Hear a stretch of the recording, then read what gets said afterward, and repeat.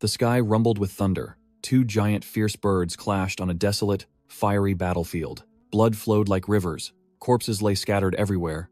A giant eye opened amidst the scene of death. A soldier screamed in utter despair, blood gushing from his mouth. The bald leader strained his neck. Young hero, we, the Ghost Smoke Valley bandits, only rob for money, we don't kill. Why must you cut off our path to survival? The blue-eyed swordsman coldly replied, You've misunderstood. I don't care if you are bandits or not. The leader's face went blank. Before he could process it, a brilliant blue sword energy tore through space. The swordsman stood amidst the rain of blood, continuing coldly. It's just that. The weak are merely prey for the strong. A truth declared amidst the petrified corpses. The scene shifted to the Azure Cloud sect, a place that appeared peaceful and majestic. A crowd gathered before the gate. A voice rang out. Taoist master, please accept me into the sect. A ragged boy clung tightly to a fat disciple, recounting how his family of 300 had been slaughtered, leaving only him and his sister to wander. The boy, with teary eyes, continued to plead. I only wish to find a master to learn the Tao. Please accept me. The fat man jutted his chin, asking, Do you have a letter of recommendation? The boy looked bewildered, replying, Uncle? I don't have any uncles. The fat man continued to press. Then do you have any treasures to offer? He then grabbed the boy's hand. Do you have any special physique? The fat man hoisted the boy onto his shoulder. The boy nonchalantly replied, I can eat a lot. The fat man growled, Kid, do you know where this is? The boy grinned widely. The Azure Cloud sect, of course. The fat disciple boasted about the Azure Cloud sect, a power that had existed for 3,000 years in the Zhou Kingdom, with an incredibly formidable background. He bragged that every disciple in the sect was a genuine, true master. Just recently, Senior Brother Xiao single-handedly wiped out the Ghost Smoke Valley bandits, beheading 9 out of 10 great villains. It turned out, the previous slaughterer was from this sect. The fat man turned back with a scornful expression.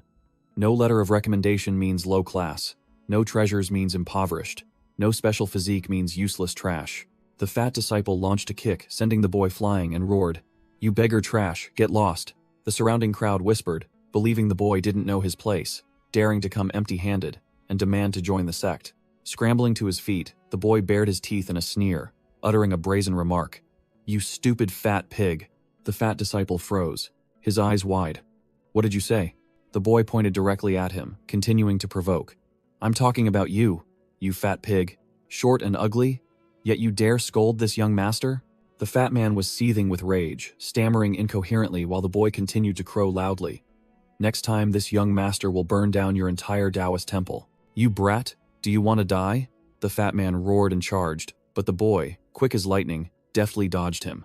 Losing his balance, the fat man remarked in his fury, Quite fast, you must be a thief. The boy stuck out his tongue in defiance, challenging, You stupid fat pig, catch me if you can. The fat disciple gnashed his teeth, his face flushed crimson from being played by a mere child.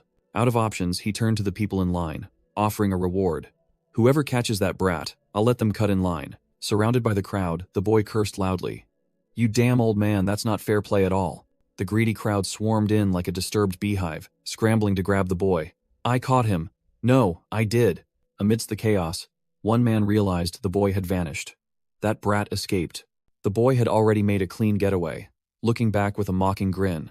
This young master is leaving now. You all can slowly queue until you die. He ran like the wind, his face full of triumph. Whoosh! A hand suddenly seized the boy's wrist, blocking his escape path. A yellow-robed master grabbed the boy's leg, hoisting him upside down, and said nonchalantly, You know a bit of martial arts, but you're still too green. The fat disciple ran over, panting, and profusely thanked him. Thank you so much, brother. The yellow-robed master introduced himself as Hu Qing, casually saying, Catching this little monkey is a trivial matter, no need for thanks. The fat disciple puffed out his chest, cracking his knuckles. Excellent. Let me teach this brat a lesson first. As he spoke, he pointed at the upside-down boy. After that, I'll take you to register. Daring to be rude to an outer sect disciple of the Azure Cloud sect. If I don't take your life today, I'll at least give you a lesson you'll never forget. Suddenly, a small figure rushed forward, shouting loudly, Don't harm my young master. It was a little girl, charging straight at the fat disciple to protect the boy. Thud. The girl was sent flying by the fat man's punch, sprawling onto the ground. The girl scrambled to her feet, tears welling in her eyes, but still trying to appear strong. Hu Qing held the boy upside down, snapping at the girl. Stupid Xiaoman, why did you run out here? I told you to hide. The girl stood up, spreading her arms to block the fat disciple, resolutely shouting, "Don't harm my young master." The fat man sneered. "Xiaoman? A beggar like you even has a servant?" Hu Qing looked at the girl, his voice icy. "Your young master is much stronger than you think. Why would he need your protection? Get lost." The girl looked stunned, saying worriedly, "Young master, if I hadn't come out, he would have hit you." Hu Qing curled his lip in a sneer. A human and a filthy hybrid, then launched a kick, sending the girl flying. The girl was flung away like a tattered doll, fresh blood gushing from her mouth as she collapsed unconscious onto the ground. The boy witnessed the scene, his eyes blazing with bloodlust, and roared at Hu Qing. "I swear I'll kill you." Hu Qing merely gave a faint, challenging smile. "Very well, I'll wait." The surrounding crowd began to murmur as they saw the girl's blood on the ground suddenly sprout green shoots. Whoosh! From the pool of blood, a giant tree grew at an unbelievable speed, reaching straight for the sky to everyone's astonishment. The fat disciple gaped, stammering, "Wood element bloodline. That girl possesses a rare wood element bloodline." In midair, a beautiful woman riding a white crane appeared, her ethereal aura like a celestial maiden descending, causing the entire crowd to look up in awe. Seeing the newcomer, the fat disciple turned pale with fright, quickly bowing deeply. Outer sect disciple Yu Sanliang respectfully greets senior sister Lingyun. Senior sister Lingyun descended from the crane's back, her overwhelming aura forcing the chubby disciple to prostrate himself. She looked at the little girl's bloodstain on her hand, her gaze showing a hint of contemplation. Without a word, senior sister Lingyun gently picked up the unconscious little girl. She gave a decisive order. "Add this girl to the list of new disciples." In her daze, the horned little girl still faintly called out, "Don't hit young master Fang Xing." Hearing the strange name, senior sister Lingyun immediately asked, "Who is young master Fang Xing?" In the distance, Hu Qing was still holding Fang Xing upside down, despite the boy's shouts to be released. Hu Qing looked annoyed and curtly said, "Let go." As soon as he was released, Fang Xing performed a cool flip and landed, striking a combat-ready pose. The boy pointed directly at himself and shouted loudly, "I am young master Fang Xing. Give me back my servant." Senior sister Lingyun threw him a bottle of spirit medicine and coldly declared, "From today, that girl is no longer your servant." A disciple in the crowd gasped in recognition. A primordial purple chi pill. The entire gossiping crowd was utterly shocked, unable to believe that an immortal maiden would bestow spirit medicine upon a beggar to redeem a servant. Fang Xing held the pill bottle in his hand, his expression a little bewildered. Suddenly the boy looked up, his voice decisive. "This young master does not need spirit medicine." Senior sister Lingyun raised an eyebrow, seemingly intrigued by the unexpected answer. Fang Xing shouted his true condition. Unless you let me join the Azure Cloud sect." Senior sister Lingyun glanced at the chubby disciple, giving an order. "Just let him in as a menial laborer, do with him as you please." Then she rode her crane and soared away. Yu Sanliang bowed deeply, his voice full of flattery. "Yes, this disciple will follow your instructions." In the sky, the conversation ended swiftly, as a voice called from afar, "It's done. We're over here." Fang Xing was thrown into a place that looked like a slum, secretly cursing. What kind of dilapidated corner is this? As soon as he landed, Fang Xing immediately took a sneak kick from the chubby disciple, angrily shouting, "Damn it, I've been sneak attacked." The boy sat dumbfounded on the ground, unable to believe his eyes. "Is this the Azure Cloud sect?" Yu Sanliang arrogantly barked. "Country bumpkin, this is the Azure Cloud sect's medicinal garden." Fang Xing immediately retorted, "A medicinal garden? Haven't I become a disciple? Why bring me here?" The fat guy smugly explained, "Of course, it's to tend to the medicinal garden. Otherwise, where would Azure Cloud sect disciples get spirit medicine to cultivate?" Fang Xing became furious, realizing he had been tricked, saying that is no different from calling me a menial laborer. Yu Sanliang threw a uniform and a book at Fang Xing, his voice full of sarcasm. "That's right. Many who wish to be a menial laborer here don't even get the chance, kid." The boy picked up the book and curiously asked, "What is this small book?" The fat guy put on an air of importance. "That is the Azure Cloud Chi forging scripture, the introductory cultivation technique that every disciple must learn." Fang Xing pouted, openly showing disdain. "Is that all? Does it even do anything?"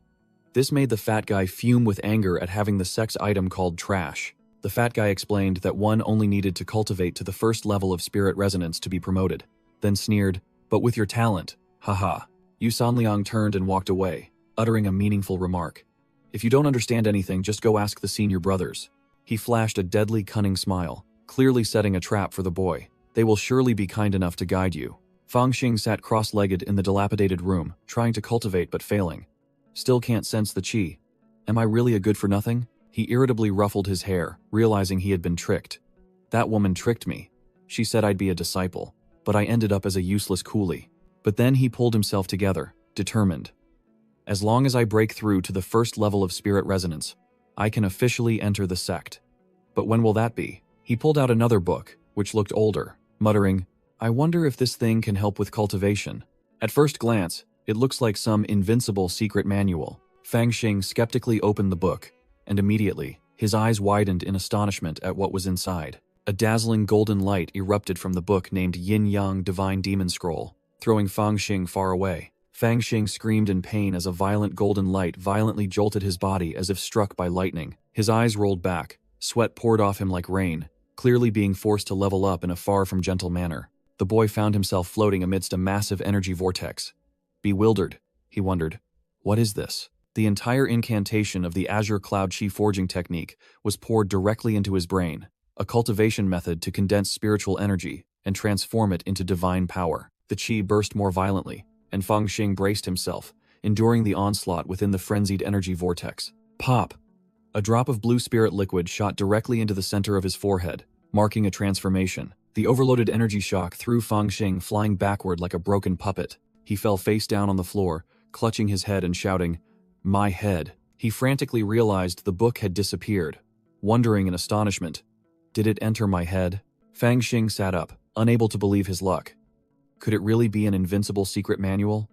Not only can I sense the qi, but the cultivation method has also been directly installed into my brain. While he was still dazed, a wooden token slid out from inside his robe. As soon as the token fell to the ground, the door burst open, and a group of fierce-looking thugs entered, clearly looking for trouble. The shirtless leader grinned maliciously. Are you Fang Xing, the kid who dared to offend Steward Yu? Let me teach you a lesson. The leader paid no attention, stepping directly on Fang Xing's token, causing the boy to speak up. You've stepped on my token. The leader immediately grabbed Fang Xing's collar and lifted him up, growling. Listen here, brat. I'll only say this once. You are not allowed to speak to me here. The subordinates behind him cheered like a bunch of small fry. Big brother is right. Big brother is right. Fang Xing looked around, immediately realizing he was being ganged up on. So you guys are planning to gang up and bully me? One of them sneered defiantly, his voice full of sarcasm. That's right. So what? What can you do to us? Fang Xing suddenly changed his demeanor, feigning weakness with teary eyes. Are you guys going to hit me? I know how to scream for help. The whole group burst into laughter. The leader scoffed. Go ahead and scream. There's no one within 10 miles. Let's see if anyone cares. Then he clenched his fist, preparing to strike. Fang Xing put on a pitiful act, whimpering. Big brothers, please don't hit me. I'll do whatever you say. The ringleader threw Fang Xing to the ground, sneering. Ha ha, turns out you're just a coward. Don't worry, I'll teach you a proper lesson. Fang Xing lay flat on the ground, thinking to himself. I've just sensed the spiritual energy. I need time to cultivate. It's best not to cause trouble right now. And so, the days of being a laborer began. Fang Xing had to toil in the scorching hot medicinal fields while the others idled away. From the fields to chopping firewood, the boy was utterly exhausted, while one of the henchmen stood guard, clearly enjoying the sight. The old bullies feasted and drank boisterously, clinking their cups loudly, while Fang Xing quietly sat in a corner, gnawing on a bowl of plain rice. But in the shadows, a wicked smile appeared on the boy's face. The real show is about to begin. Night fell, insects chirped incessantly, and a candle was lit in the bully's room. Fang Xing crept in, holding the candle, a sinister smile on his face as he saw them all sleeping soundly. It's dark now, time to pay them a visit. A henchman shook the ringleader awake. Big brother, making him wake up irritably. In the middle of the night, what are you doing? Whoosh. A dagger grazed the ringleader's cheek, embedding itself in the wall right behind him, startling everyone. The henchman trembled, holding the candle, shining it towards the darkness from where the dagger had flown. Fang Xing stood there, another dagger in hand, a smirk on his face. Oh dear, I missed. The ringleader's face turned pale, his voice trembling. You bastard. The ringleader roared furiously. Do you want to die? Then lunged forward, throwing a devastating punch. Suddenly, Fang Xing erupted with dazzling azure spiritual energy, making the small fry gape in terror. Spiritual energy. Quick as lightning, he dodged the attack and delivered a direct elbow strike to the leader's face. Bang! The impact made the ringleader lose his balance, his face contorting. Fang Xing landed as lightly as a cat, then immediately straddled the man, his eyes glowing crimson with killing intent. Slash! The dagger plunged straight into the ringleader's shoulder, making him scream miserably. While his henchmen cowered, calling out to the gods in vain, Fang Xing leaned close to his ear, his voice icy. Go ahead and scream all you want, you brat. Even if you scream until your throat rips, no one will care. The ringleader's henchmen were so scared they wet their pants, huddling in a corner. Fang Xing wiped the blood-stained dagger, sneering, My apologies. It was a bit noisy and woke you brothers up. The small fry quickly blamed everything on their big brother, crying and begging for their lives, claiming they were nothing but trash. As night fell, an unspoken agreement was established. The next morning, yesterday's bullies had transformed into genuine laborers, diligently tilling the soil to plant medicinal herbs. Meanwhile, Fang Xing sat leisurely on a chair, looking every bit like a true boss. The former ringleader now scurried over to report. Boss Fang. All the spiritual herbs I collected are over there. He was astonished to see the empty basket, his voice filled with panic. Boss Fang, you used it all up? Fang Xing flipped through a book, casually asking about their progress in cultivating the Azure Cloud Chi forging technique. The former ringleader whined, complaining that he had cultivated for 6 years and still hadn't sensed any chi. Another henchman chimed in, saying that the rest of them hadn't fared any better in 3 years, and that Fang Xing sensing chi already made him a 1 in 1,000 genius. The former ringleader gave a thumbs up, fawningly correcting, No, it must be 1 in 10,000. Fang Xing waved his hand, ordering, All right, get back to work, and remember to wash your clothes thoroughly. Alone, he thought to himself, I've eaten enough spiritual herbs, why haven't I broken through yet? Where's the problem? The former ringleader busily ran over to offer tea again, looking exactly like a loyal puppy. From a distance, Yu Sanliang, the chubby disciple who had brought Fang Xing here, stood on a rock outcrop, observing the medicinal field. He rubbed his eyes, unable to believe what he was seeing, muttering, Am I seeing things? Is that kid ordering others around? Suddenly, a shower of golden spiritual energy poured down across the medicinal field, bathing the working individuals. A green object, resembling a sprout, gently fell right beside Fang Xing's foot. The former ringleader immediately bristled, turning sharply to roar.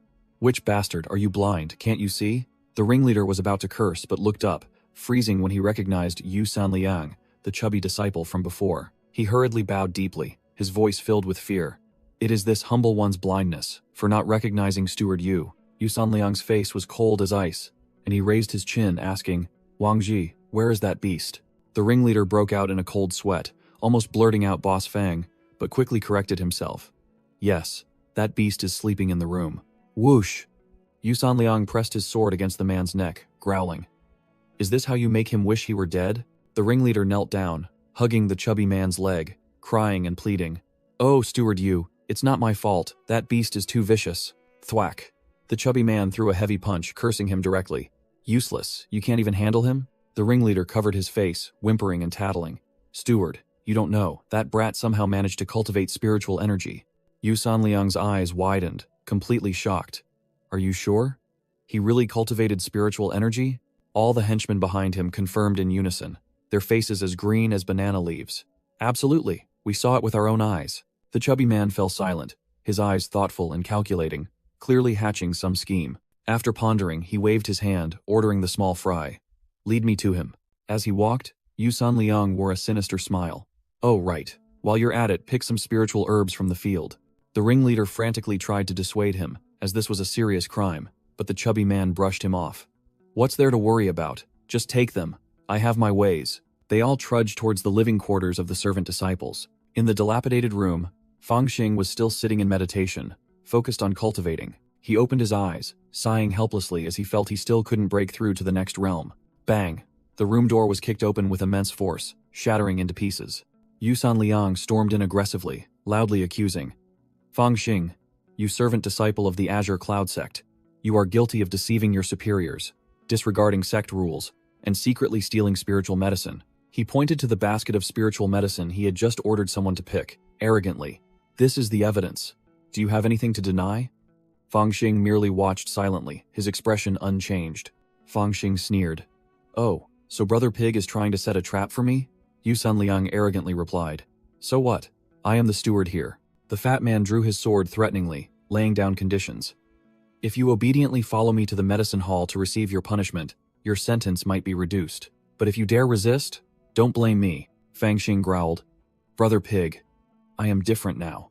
Then a brilliant golden spiritual energy erupted, enveloping his entire body. Yu Sanliang and his cronies were deeply shocked. He yelled, "You beast, don't think you're hot stuff just because you can condense spiritual energy." The fat man broke out in a cold sweat, unable to believe the terrifying cultivation speed of this servant boy. Fang Xing secretly calculated, realizing his spiritual energy was limited. He had to achieve a quick victory before it ran out. Whoosh! He shot straight towards Yu Sanliang like a golden arrow, giving his opponent no time to react. Thud! Thud! Fang Xing continuously struck, the power from his spiritual energy forcing the fat man to struggle to block, his mouth screaming, "How can he be this strong?" Another heaven-shattering punch from Fang Xing caused Yu Sanliang's sword to crack, his face turning ashen with fright. The fat man was sent flying backward, staggering, realizing this kid was using spiritual energy to enhance his body, each blow as heavy as a sledgehammer. Seeing the situation was dire, Yu Sanliang yelled, ordering his subordinates, "Everyone, get out of here." The cronies, hearing the order as if granted a great pardon, fled headlong from the battlefield. Cornered, Yu Sanliang roared, "You forced my hand, you beast," then activated his cultivation technique, summoning a series of light blue ice swords that hovered around him. Whoosh! The entire array of flying swords shot straight towards Fang Xing, forming a rain of sharp sword energy. Fang Xing remained calm, his hands quickly forming a complex hand seal. A blue defensive formation suddenly appeared, enveloping Fang Xing just as the swords were about to strike, surprising even himself. "What is this?" Yu Sanliang smirked sinisterly, explaining that this was a sword formation of the Spirit Resonance first stage, and with Fang Xing's cultivation level, he couldn't escape. The sword formation tightened. Countless illusions of Fang Xing were pierced by the energy swords, cornering him. The fat man triumphantly named his price. "How about it, you beast? Just kowtow 3 times, call me." Fang Xing roared back at the fat man. "Dream on, you stupid pig." Provoked, Yu Sanliang furiously poured all his strength into the sword formation. "You! Fine, then die." The sword formation tightened. A barrage of blue flying swords shot rapidly towards Fang Xing from all directions. Fang Xing activated his movement technique, weaving and dodging the rain of sharp sword energy. He slid across the ground, narrowly dodging a fatal sword strike. Yu Sanliang sneered smugly, believing his opponent was just a naive kid. Fang Xing looked up, his eyes revealing a clear look of astonishment at something. In his pupils, Yu Sanliang's image was replaced by a mysterious, glowing blue crystal. A flood of memories rushed back. Fang Xing wondered if he had died, as before his eyes was the scene of a devastated village trampled by soldiers. An arrogant fat official was yelling at the starving villagers. "Do you commoners think that just because there's a natural disaster, you can refuse to submit grain to the imperial court?" he cruelly declared. "Dream on. I'm telling you, even if you starve to death, you must hand over the grain." The official pointed at young Fang Xing, who was kneeling beside a sack of rice, accusing, "This beast's parents refused to hand over the grain, so they were killed, and now, he even dares to hide the rice." He raised his saber, aiming directly at the boy's tender head. "Today, I'll show you troublemakers the consequences of not handing over the grain." The saber blade slashed down, but a hand stopped it, fresh blood splattering onto young Fang Xing's face. The boy's eyes widened in horror, looking at the scene before him. A valiant hero appeared, grabbing the fat official by the throat. The official let out a miserable scream. Amidst the chaos, the villagers cried out in panic. "It's bandits! The Ghost Smoke Valley thieves are here!"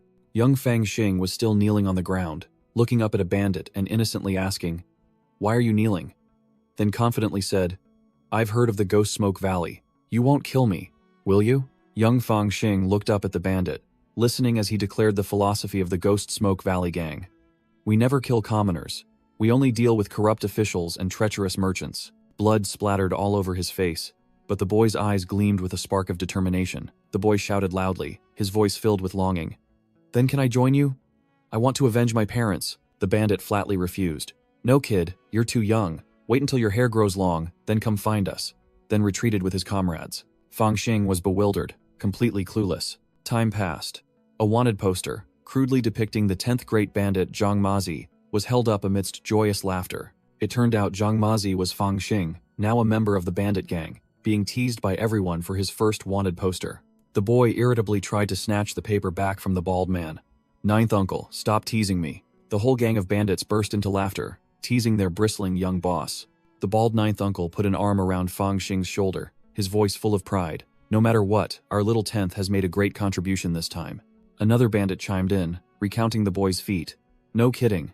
The young boss charged forward, and with one saber strike, decapitated that corrupt official. His aura was truly domineering. The entire Ghost Smoke Valley gang raised their bowls, cheering loudly to celebrate the young boss's victory. Crash! Suddenly, a giant boulder fell from the sky, smashing through the bandit stronghold's roof. The entire room plunged into chaos. Tables and chairs scattered everywhere, the bandits screaming in terror. Ninth. Uncle sprang to his feet, his face changing color. What the hell is this? Could it be the Imperial soldiers have arrived? Amidst the swirling dust, a swordsman in a black cloak and wide-brimmed hat descended as lightly as a feather, exuding bone-chilling killing intent. A bandit's jaw dropped, his voice trembling. He's alone? Ninth uncle broke out in a cold sweat, roaring a warning. This is bad, he might be an immortal cultivator. Everyone, don't act rashly. Fang Xing and the other bandits were stunned, hearing the words immortal cultivator for the first time and not understanding why such a formidable figure would come to their stronghold. Ninth uncle tried to remain calm, directly asking the stranger, "Young hero, may I ask what brings you here?" The swordsman muttered, counting lives. 301, 302, 305, then coldly declared, It seems everyone is present." Ninth uncle's face changed drastically, sensing an ill omen, and he roared, "Damn it, stop him quickly." But it was too late. The blue sword energy erupted like a storm, sweeping away everything in its path. The swordsman merely waved his hand, and the entire room shattered. The petty bandits wiped out before they could even gasp. The entire mountain stronghold shook violently, continuous explosions echoing, signaling a massacre. Amidst the chaotic scene, a terrified Fang Xing heard Ninth Uncle call his name. Fang Xing asked blankly, "Ninth Uncle, what's wrong?" Ninth Uncle, his face grim, instructed, "Fang Xing, don't say anything, listen carefully. Hide and wait for that man to leave, then go to the fourth tree by the stronghold gate. There's a package I buried for you." He emphasized his final words. "You must guard the book inside carefully. Remember, you must live." Fang Xing, tears welling in his eyes, helplessly watched Ninth Uncle's back as he advanced alone, wielding a saber to face death. The bandit leader tried to reason. "Our Ghost Smoke Valley always eliminates evil and suppresses tyranny, so why are you helping those corrupt officials destroy us?" But the swordsman simply replied, "You're mistaken. I don't care who you are." The swordsman stood amidst the shadows, overflowing with killing intent. Amidst the ruins and corpses, he declared bluntly, "I merely follow the law of the strong." Fang Xing, covered in blood, bitterly realized a harsh truth. "That's right. I should have known sooner." The boy snarled through his tears, etching the bloody lesson into his bones and heart. This is a world where the strong dominate the weak. The memory ended. Fang Xing channeled all his hatred and will to survive into the current battle, facing Yu Sanliang's sword formation. The chubby disciple roared smugly, "You beast! Do you know what power is now?" But then he immediately froze, his face turning pale with fright. Shattering the sword formation, Fang Xing stood tall amidst a brilliant golden energy, his power completely overwhelming his opponent. Yu Sanliang broke out in a cold sweat, unable to believe this kid's spiritual energy could resist the sword formation. He guessed that the boy was self-crippling his cultivation by burning his meridians, but Fang Xing didn't flinch. He gritted his teeth and firmly grabbed the incoming wooden sword. Inside his body, it wasn't burning meridians, but the yin-yang divine demon scripture, wildly boosting his power, causing his cultivation to skyrocket. Crack! The wooden sword couldn't withstand the power and began to splinter. Yu Sanliang gaped in astonishment as the wooden sword shattered, unable to believe this brat had broken through right in the middle of the fight. Fang Xing, his entire body erupting in golden light, charged straight at Yu Sanliang and delivered a devastating punch to his face. The fat man flew like a bullet, his face disfigured after the thunderous punch. Fang Xing felt the surge of new power, realizing he had just broken through to Spirit Resonance Stage 1. Yu Sanliang lay unconscious, blood streaming from his nose, completely defeated. The bully disciples watching from afar had their faces drained of all color, gaping in horror at the incredible comeback. Night fell, the bright moonlight shining in the sky. The former bully was now an errand boy, gleefully offering a giant roasted chicken leg. "Boss Fang, it's done roasting." Fang Xing sat by the fire, asking the bound Yu Sanliang, "Pig brother, so you weren't trying to kill me? Just teach me a lesson?" Yu Sanliang, his face bruised, hastily explained, "That's right, junior brother Fang. Otherwise, why would I use a wooden sword? I just wanted to put you in your place. Even if I had more guts, I wouldn't dare to kill anyone." After hearing this, Fang Xing simply raised his hand silently. His new subordinates understood, immediately swarming to untie Yu Sanliang. Yu Sanliang stood up, completely convinced and impressed, saying, "To be honest, junior brother Fang, I am thoroughly convinced. He continued to admit. Managing the medicinal garden for so many years, I've never seen anyone break through to Spirit Resonance Stage 1 as quickly as you. Fang Xing replied with magnanimity. Pig brother, if you had been more open-minded from the start, this wouldn't have happened. I'm not one to hold grudges over petty matters. Now that I've punched you, let's consider it even. Yu Sanliang, his attitude now changed, bowed, and congratulated Fang Xing on breaking through to Spirit Resonance Stage 1, also mentioning that ringing the bell tomorrow would officially make him an outer sect disciple. Fang Xing smirked and accepted, declaring he would go to the bell at sunrise tomorrow, then turned and walked away, leaving behind his newly acquired subordinates. The next morning, Fang Xing advanced alone towards the heart-cleansing bell, the bell that determined disciple qualification, brimming with vigor. The young boy, without hesitation, placed his hand on the ancient surface of the colossal bell. Boom! The sound of the heart-cleansing bell began to resonate, shaking the entire area. Its sound spread across the rolling mountain ranges, piercing through the layers of mist. The bell's chime echoed to the farthest mountain peaks, where the Grand Elders were cultivating. On a mountain peak, a white-haired youth playing Go with an elder suddenly paused upon hearing the bell. The old elder wondered, "It's just the heart-cleansing bell. Why pay it any mind?" But the white-haired youth replied cryptically, "Nothing. I'm just lamenting destiny." The old elder didn't understand, but the white-haired youth simply brushed it off and invited him to play the next game of Go. Amidst the majestic scenery, the white-haired youth philosophized, "The future is something no one can determine."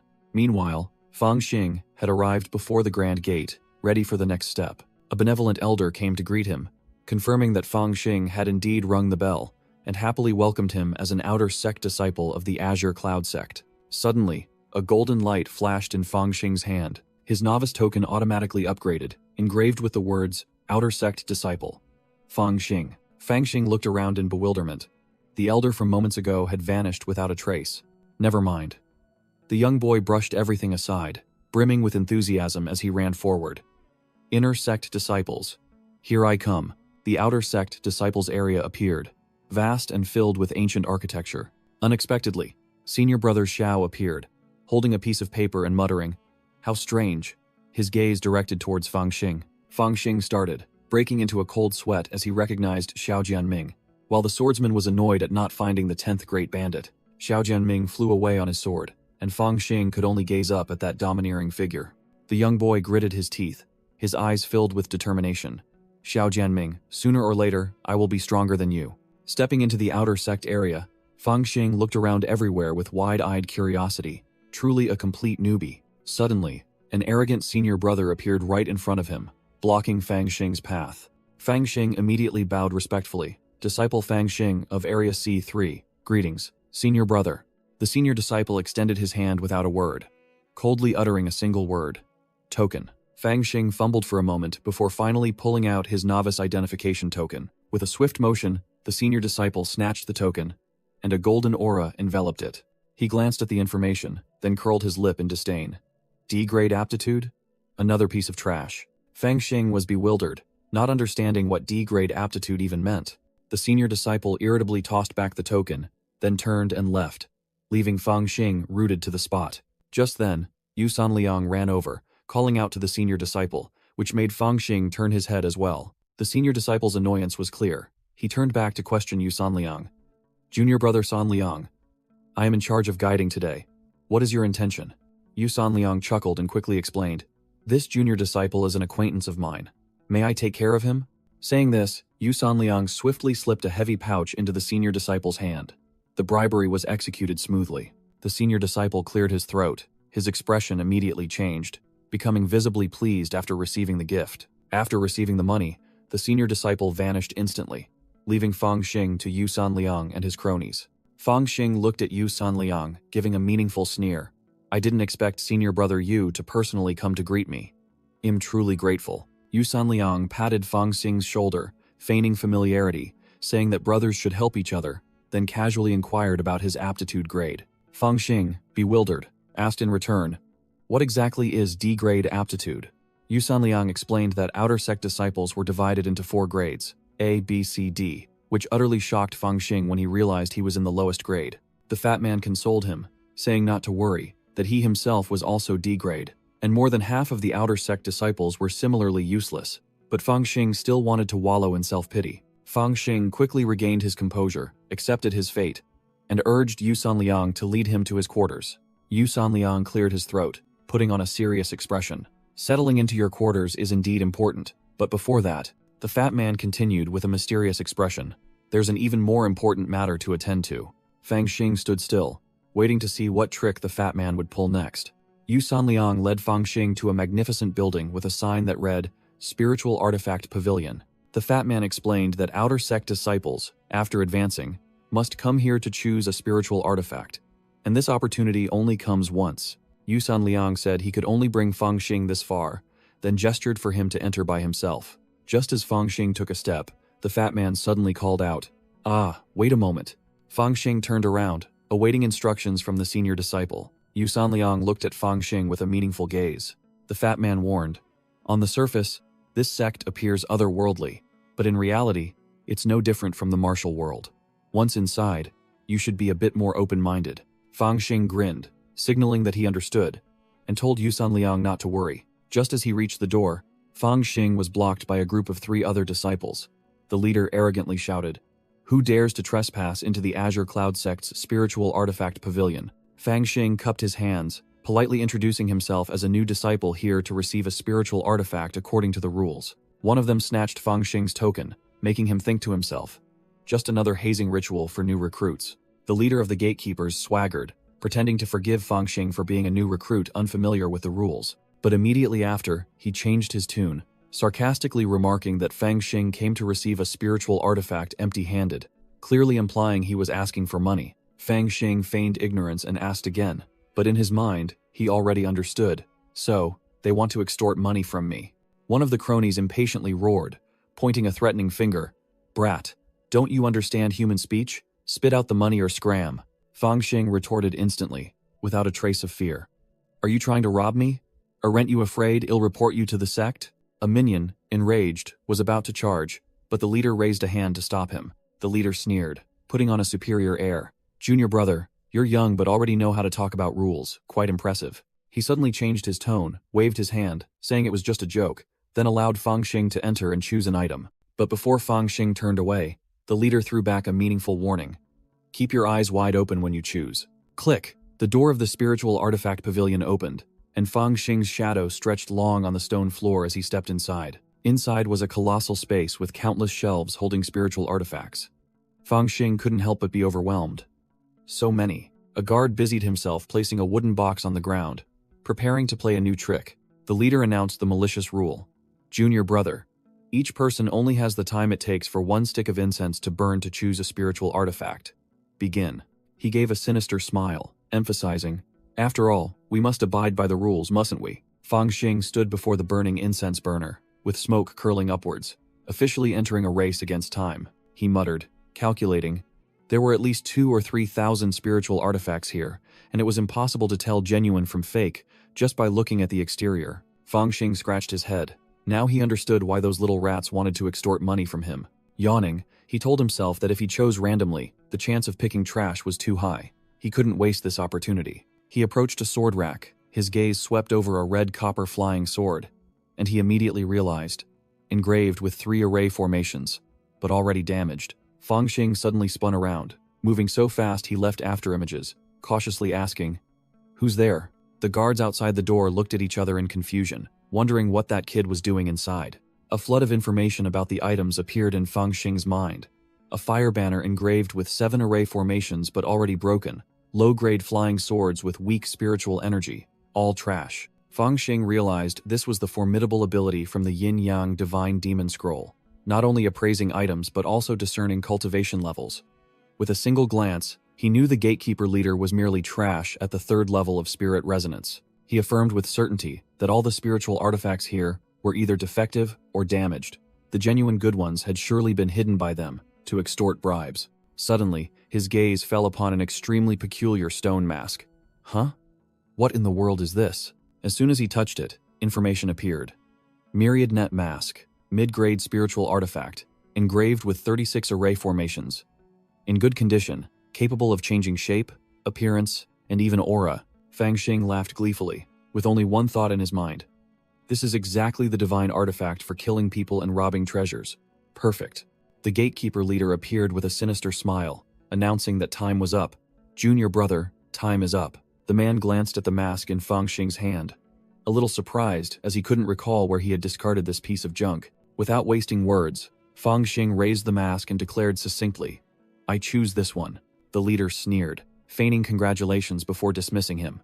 "Congratulations, junior brother, on choosing your spiritual item. You may leave now." Fang Xing calmly departed, whistling cheerfully, having snagged a great item from a bunch of fools. Behind him, the guards burst into laughter, mocking Fang Xing for choosing a worthless item and sarcastically remarking that having offended them, he shouldn't dream of getting anything good. The leader wore a sinister smile, confident that before long, that kid would have to return and beg to exchange it for something else. Once outside, Fang Xing held up the stone mask, examining his spoils. Yu Sanliang was already waiting, and upon seeing the ugly mask in Fang Xing's hand, he was speechless, unable to comprehend what this junior was thinking. The fat man pressed him, asking why he wasted time choosing such a thing, but Fang Xing confidently replied, "Don't worry, senior brother Yu, I have a plan." Yu Sanliang sighed helplessly, decided to let it be, and led the way to their living quarters, a phrase Fang Xing had been waiting for all this time. Yu Sanliang panted from exhaustion, complaining about the long distance, while Fang Xing stood beside him,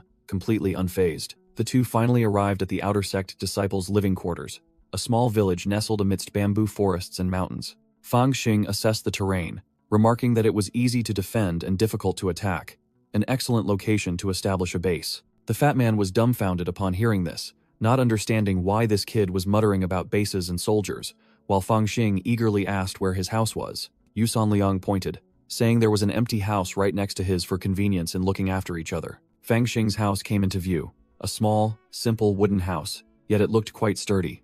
Suddenly remembering something, Yu Sanliang hastily rummaged in his robes for an item. The fat man handed Fang Xing a cultivation technique manual and a red spirit stone, explaining it was the newbie gift package. Fang Xing held up the spirit stone, examining it, and curiously asked what it was. Yu Sanliang explained that it was a spirit stone, an essential item for cultivation, and warned that D-grade aptitude disciples like them only received one every 3 months, and if lost, they were on their own. Fang Xing snapped upon hearing this, complaining that the sect was too stingy. How could anyone cultivate with just one stone every 3 months? The fat man hastily explained not to underestimate this stone. In the mortal world, it was worth hundreds of taels of gold, and it was already a great blessing for D-grade aptitude disciples to receive it for free. Hearing this, Fang Xing carefully put away the items and gleefully told senior brother Yu that he would begin cultivating immediately. Yu Sanliang waved goodbye, promising to return that evening with wine for a proper feast. Slam. Fang Xing slammed the door shut, officially taking possession of his new home. Inside, the house was quite simple, with only a set of rustic wooden table and chairs. Fang Xing joyfully leaped up and excitedly threw himself onto the bed. He lay stretched out, with his hands behind his head, contentedly admitting that this place was 1,000 times better than that damned herb garden. Wasting no time, Fang Xing immediately pulled out the Azure Cloud Qi refining art, preparing to cultivate diligently. Lying on the bed, Fang Xing flipped through the Qi refining manual, realizing it was similar to his old cultivation technique, but far more detailed. The book not only taught how to sense Qi in the meridians, but also instructed on how to use spirit stones to boost cultivation speed. Without delay, he sat up and pulled the glowing red spirit stone from his robes. Holding the stone in his hand, Fang Xing decided to test it out immediately. Following the instructions in the book, he began to meditate, and the spirit stone placed before him began to emit a brilliant light. The stone slowly floated up to Fang Xing's chest level, and pure energy began to be released. Fang Xing's entire body was enveloped in a golden aura as he focused on absorbing the spiritual energy from the stone. As night fell, he remained immersed in cultivation, the qi flow around him growing increasingly powerful. Opening his eyes, Fang Xing looked at his glowing hands and nodded in acknowledgement that using spirit stones indeed boosted cultivation speed tremendously. But good things don't last long. He was speechless looking at the remaining fragments, the stone completely depleted in just half a day. Stretching, Fang Xing decided he had to go out and ask the fat man if there was anywhere to acquire more spirit stones. Creak! As the door opened, a startled cry of, "Ah!" rang out. Yu Sanliang, secretly lurking outside the door, clutching a wine jar, was discovered and tumbled head over heels right in front of Fang Xing. The fat man scrambled to his feet, muttering with a hand over his mouth about why this kid had to open the door at just that moment. Fang Xing calmly replied that he had just finished using the spirit stone and was just about to look for senior brother Yu. What a coincidence. Yu Sanliang's eyes widened upon hearing this. Shocked, he asked again. What? You said you've already used up the spirit stone? Sitting at the table, Fang Xing casually confirmed it, even complaining that 1 stone for 3 months was too meager. He poured wine for the fat man, then got straight to the point, asking if there was any way to earn more spirit stones. Yu Sanliang was so shocked that his nose bled, thinking to himself, even I, cultivating without sleep, would take 10 days to finish one. He burned through it in just half a day? Fang Xing scratched his head and gave a dry laugh, calmly replying, Oh, I thought everyone was that fast. Yu Sanliang shook his head frantically, his face contorted, muttering that he had never heard of anyone cultivating at such an insane speed. The fat man regained his composure and began to act mysterious. There are places to get more spirit stones, but telling you would be useless. Fang Xing immediately refilled his wine cup, with a generous attitude. Senior brother, just say it, don't be shy. Yu Sanliang took a sip and began to explain. Among the outer sect, disciples, many come from powerful backgrounds and possess immense wealth. He continued. Those rich kids naturally spare no expense on cultivation resources or magic treasures. The fat man revealed the secret of a black market within the sect, where disciples wore masks to trade valuable goods without fear of revealing their identities. At the black market, as long as one has money, even spirit stones are just common goods. Yu Sanliang shot a sidelong glance, his voice full of sarcasm. But knowing that is useless. Where would you get that kind of money? Fang Xing's eyes shone brightly. He clenched his fists and pressed him. So, do you know when the black market opens? Yu Sanliang looked at his junior in surprise, wondering what on earth he was asking for. The next night, at a secret location marked with a black market sign, 2 masked guards stood watch at the entrance, highly vigilant. One of the 2 guards narrowed his eyes, noticing someone approaching. The 2 guards immediately took a defensive stance, blocking Fang Xing's path and asking, Senior brother, what brings you here? Fang Xing, now wearing the demon mask, held out his storage pouch and declared bluntly, I'm here to trade. Of course. The 2 guards exchanged glances, realizing Fang Xing's demeanor was not that of a mere nobody. One of them extended a hand in invitation, saying, It seems senior brother is one of us. Please enter. He secretly gloated. This myriad net mask was truly a high-quality item, not only concealing his face, but also altering his voice and automatically adjusting its shape to fit. Looking at the bustling black market, Fang Xing smirked. Black market, this young master has arrived. The black market bustled with buyers and sellers. All sorts of goods, from spirit stones to magic treasures, were laid out in abundance. In a hidden corner, 2 disciples were whispering, trading something that looked quite shady. Fang Xing, wearing a myriad net mask, strode through the market thinking to himself, more crowded than I expected. He had planned to use the smoke flask fourth uncle gave him to deal with the crowd, but then decided to go big, shouting, Senior brothers, I have something to say. The leader of the gatekeepers, now disguised as a merchant, began his act. Since you're here, let's get down to business quickly. He boasted that what new recruits lacked most were spirit stones, and today he brought 90 pieces, selling them at a discounted price of 80 gold per piece, compared to 100 outside. Fang Xing heard a familiar voice and immediately activated his yin-yang divine demon mirror to observe, while the crowd had already begun to stir with excitement over the bargain. A cautious disciple spoke up, his voice hesitant. I want to inspect the spirit stones first. The vendor appeared generous, spreading his hands. Go ahead. As soon as he held it, the pure spiritual energy emanating from it made the disciple's eyes light up. He stammered, confirming it was genuine, then shouted, I'll take 5 pieces. The crowd immediately rushed forward to snatch them, some demanding 3 pieces, others 2, throwing money frantically. Fang Xing's eyes flashed with a cold glint. He immediately recognized this aura as belonging to that rat-faced fellow from the spiritual artifact pavilion, who was definitely selling stolen goods. After a while, the vendor raised his money pouch, shouting loudly, Senior brothers, I apologize, but today's spirit stones are all sold out. He appeased the crowd, who hadn't managed to buy anything, promising that he would soon return with more goods. Suddenly, a calm voice echoed from within the crowd. I have an item I wish to exchange for spirit stones or spiritual energy. The mysterious masked man stepped out, sneering, I just wonder if any of you senior brothers can afford it. Whoosh! He raised his hand, the jade ring on his finger flashed, and a powerful surge of energy burst forth. A blazing golden light sword slowly materialized in his palm, its domineering aura spreading in all directions. The crowd gasped. One person pointed at the sword in astonishment. He took the sword out of a storage ring. This sword possesses astonishing spiritual energy. It's at least a mid-grade flying sword. The mysterious man proudly introduced it. This is the mid-grade flying sword. 9 serpent golden flame sword. I no longer use it, so I've brought it out to see if any senior brothers are interested. The masked swordsman, putting on airs, shouted the price of his sword, This item cost tens of thousands of gold to acquire. Now it's worth at least 100 spirit stones. The small fry in the crowd, hearing the price, could only lament, 100 pieces, who can afford that? A fat man in the crowd tried to haggle, claiming the price was too steep and no one could afford it. The swordsman sneered, displaying a superior attitude. I just came to try my luck, knowing full well you clueless novices wouldn't stand a chance. Just as that fellow was boasting prematurely, Fang Xing, wearing a demon mask, stepped out to interrupt him.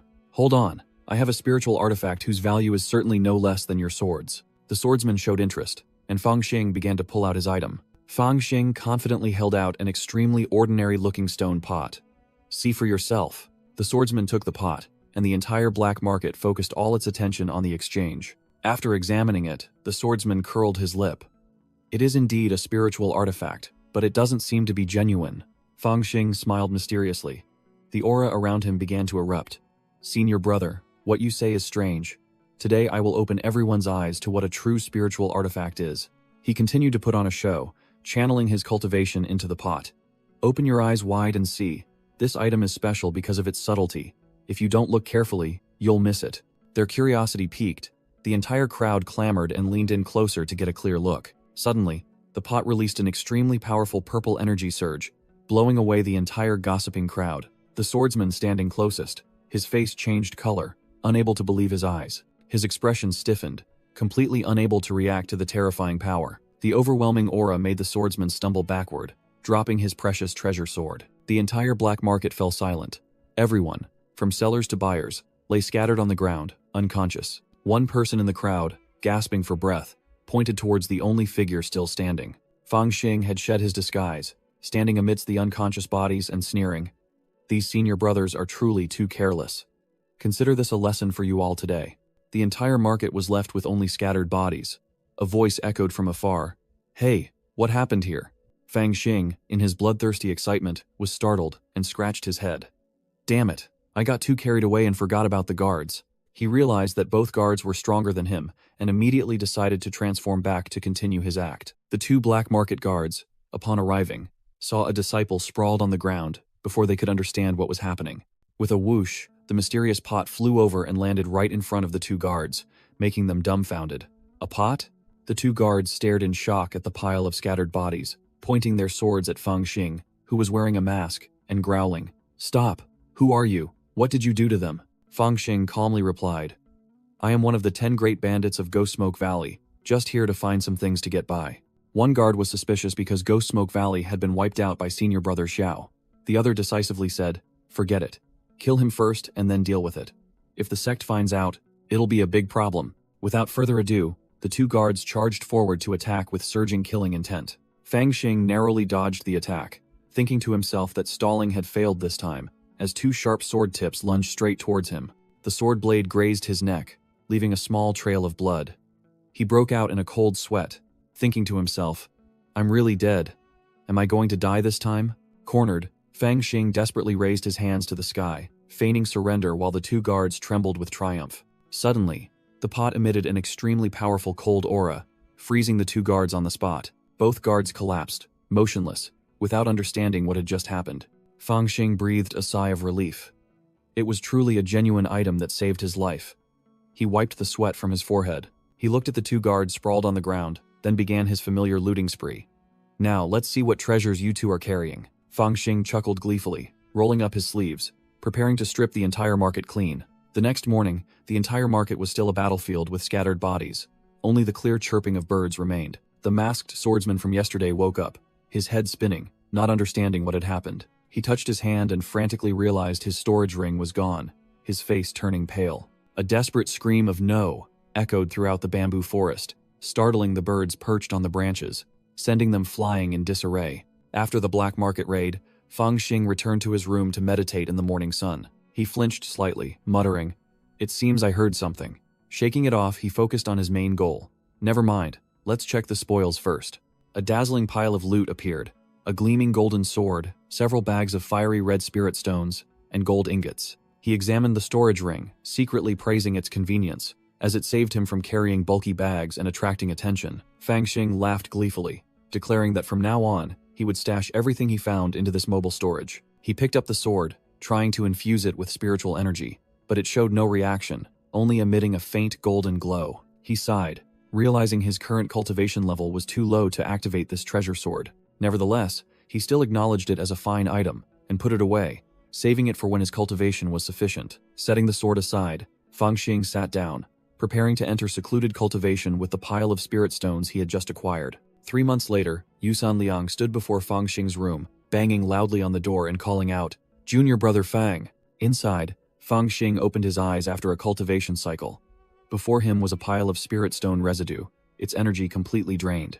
He muttered that his cultivation speed was slowing down, having been stuck at the peak of Spirit Resonance Stage 1 for a month, without being able to break through. While Yusan Liang was still shouting his name outside, Fangxing decided he had to find a way to return to the black market to acquire more spirit stones. Fangxing opened the door, feigning sleepiness. "Senior brother Yu, stop shouting.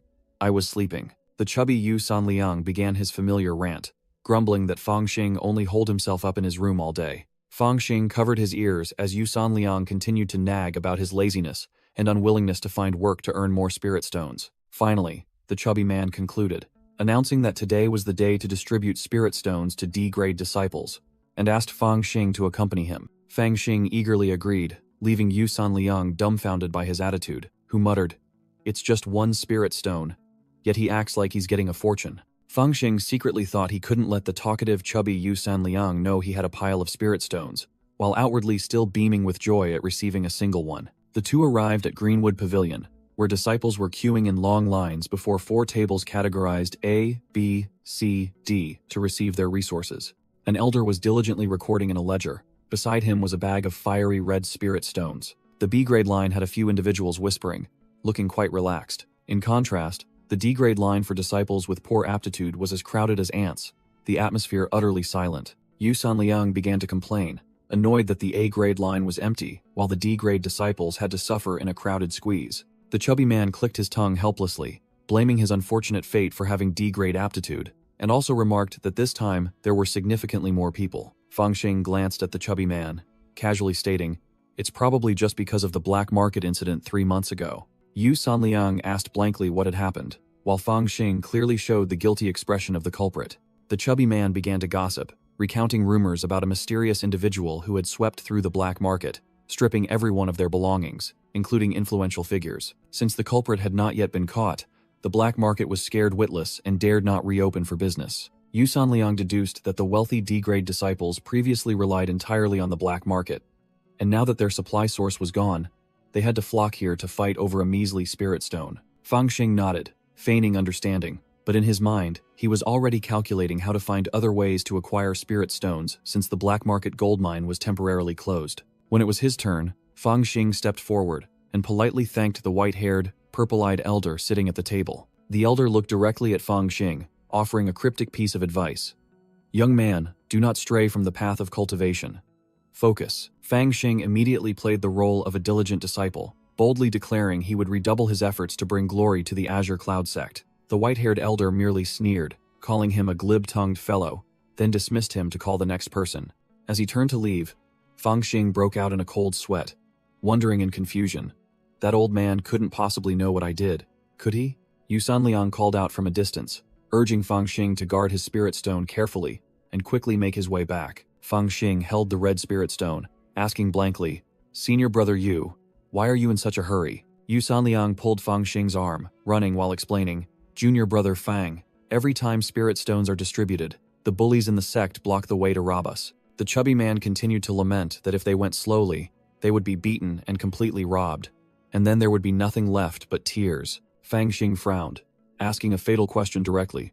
"Doesn't the sect care?" Yusan Liang helplessly explained that outwardly it was forbidden, but in reality, no one paid attention. The elders only regarded it as trivial squabbles among disciples. He even recounted a horrifying incident. A new disciple without backing was beaten to death, and in the end, the elder merely ruled it an accident and sentenced the killer to only 1 year in prison. Upon hearing the brutal law of the jungle, Fangxing showed no fear but instead flashed a cunning smile, thinking to himself, "How terrifying. This is exactly what I need." Before he could finish speaking, an arrogant senior disciple blocked their path, making Yusan Liang jump in fright. Yusan Liang immediately switched to fawning mode, bowing his head and greeting, "Good morning, Senior Brother Liu." Yusan Liang offers his respects. The man named Liu didn't bother with pleasantries, getting straight to the point. Where is your tribute? Yusanliang whimpered and pleaded, saying he had already handed over all his spirit stones to the steward, begging senior brother Liu to spare him and leave him 1 stone. The man named Liu narrowed his eyes menacingly, his voice icy. Are you bargaining with me? Terrified, his face pale, Yu Sanliang hastily offered the red spirit stone he had just received, his voice trembling. This junior wouldn't dare. The man named Liu snatched the spirit stone, sneering contemptuously. At least you know your place. He let out a cold snort, then turned his back, ignoring Yu Sanliang, who was bowing his head in resignation. Immediately after, the bully turned to Fang Xing, jerking his chin. Hey kid, it's your turn. Where are your spirit stones? Fang Xing stood still, his hands clenched tightly. His entire body began to tremble, but not from fear. Seeing Fang Xing didn't respond, the man named Liu growled. Kid, I'm talking to you. Yu Sanliang hastily ran forward to interject with an appeasing smile. Senior brother Liu, this junior just joined the sect and doesn't understand the rules. Yu Sanliang tried to mediate. Flattering. Please give this junior some face this time. But the man named Liu kicked the chubby man squarely in the face, snarling, Your face is that big? Not worth it. With a thud, Yu Sanliang hit the ground, lying flat on the spot. Suddenly, Fang Xing held out a red spirit stone in front of senior brother Liu. He looked up, his voice full of sincerity. Senior brother Liu, one look tells me you are a master. This junior disciple, new to the sect, wishes to make your acquaintance. Senior brother Liu was stunned by Fang Xing's sensible attitude. He openly gloated, sneering. You're even more sensible than that fat pig. The bully reached out to take the spirit stone, but just as his hand was about to touch it, Fang Xing suddenly let go, allowing the spirit stone to fall. Clink! The spirit stone bounced on the stone ground. Fang Xing quickly knelt, feigning panic. Oh, I hope it didn't break. Senior brother Liu burst out laughing, mocking the country bumpkin. This is the first time I've heard of a spirit stone breaking. Seizing the moment of his carelessness, Fang Xing swiftly drew the dagger hidden in his clothes, his eyes sharp, while Yu Sanliang behind him watched in wide-eyed horror. Without another word, he charged straight forward, dagger in hand. Slash. The dagger plunged straight into senior brother Liu's abdomen before he could react. The enraged bully swung his fist, but Fang Xing dodged the attack with lightning speed. Thwack! He forcefully pulled out the dagger, fresh blood splattering everywhere. Senior brother Liu gritted his teeth, his face contorted in extreme pain. Fang Xing immediately leaped backward, maintaining a safe distance, and readying himself for the second round. Senior brother Liu gritted his teeth, bitter at being tricked by the rookie. You bastard, you dared to ambush me. Fang Xing shrugged, calmly provoking him. Senior brother Liu, with such poor vigilance, do you really think you can be a robber? Senior brother Liu clutched his stomach, growling. You brat, do you really think you can take advantage of me? Fang Xing gestured for him to look down at his chest. Take a look. Senior brother Liu quickly pulled open his robes to check, and his face instantly changed color. Fang Xing held up a small flying sword, smirking. A low-grade flying sword engraved with 7 layers of formations. Were you looking for this? My apologies, senior brother. I found it pretty, so I conveniently snatched it. Senior brother Liu was furious, his blood boiling, only able to grit his teeth. You! Without giving his opponent time to recover, Fang Xing shot forward like an arrow. Thud!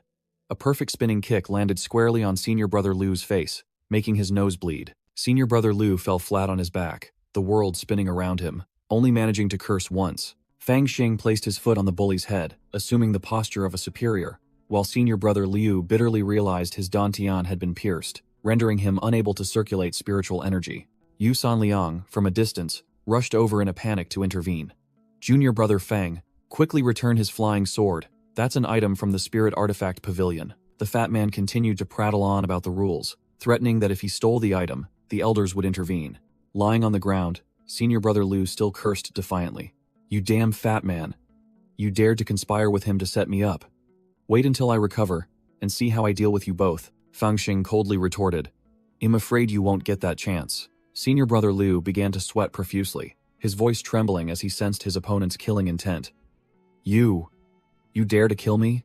He was utterly terrified, stammering as he used the sect as a shield. Don't act recklessly, this is a cultivation sect.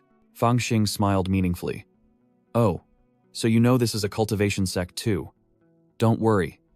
I'll be very careful not to kill you. A tragic scream echoed everywhere, signaling that the retaliation had begun. Fang Xing casually juggled the spirit stones he had just plundered, pouting. This scoundrel is so poor. I stripped him clean and only got 5 stones. That flying sword was good too. A pity I couldn't snatch it.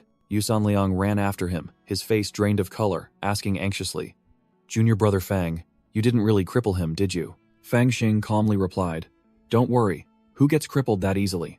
I just gave his Dantian a light stab to slow its recovery, about 3 to 5 months at most." The fat man turned pale, startled. "Then won't he come back for revenge in 3 to 5 months? Fang Xing smirked, giving a confident thumbs up. 3 to 5 months later? Even if he comes, it'll just be a one-sided beating. He stands no chance. He tossed a few spirit stones to Yusan Liang. "Take these. We're friends after all. I can't let you suffer a loss." Fang Xing stretched, realizing the true nature of this sect. "I get it now. This is basically a den of bandits. If you're capable, you bully others. If you're not, you get bullied. A true world where the strong prey on the weak." Yusan Liang walked along, muttering in acknowledgement. Ever since that day at the medicinal field, senior brother knew you were no ordinary person. The majestic scenery of the Azure Cloud sect appeared in the distance, a towering snow-capped mountain amidst the clouds. On another mountain peak, a white-haired elder was playing chess and asked the white-haired youth, "I heard you went down the mountain today to distribute spirit stones to the outer sect disciples?" The white-haired youth calmly replied, "I've been on the mountain for too long, so I just took a stroll." The elder placed a chess piece, his gaze sharp. Was it to meet that disciple? The white-haired youth evaded the question, coldly commanding, "Enough. Let's continue playing chess." Both continued their game, but the white-haired youth suddenly looked up as if sensing something. His gaze sharpened, focusing on an indeterminate direction. His purple eyes gleamed with a strange light, seemingly seeing through all things. Within his pupils, a vast universe reflected with shining treasures, signaling a significant event. At the same time, Fang Xing was meditating, his entire body enveloped in golden light, the 5 spirit stones having turned to dust at his feet. He slowly opened his eyes, his pupils blazing, declaring with certainty, "Finally, I've broken through to Spirit Resonance Stage 2. After the breakthrough, Fang Xing felt his body light and incredibly refreshed, even without circulating spiritual energy. He mused to himself, "Good thing I ambushed senior brother Liu's Dantian last time, sealing his spiritual energy. Otherwise, I would have been utterly defeated. Next time, that guy will definitely return for revenge, and it will be a direct, bloody battle. No more sneak attacks. Before that, I must cultivate my level."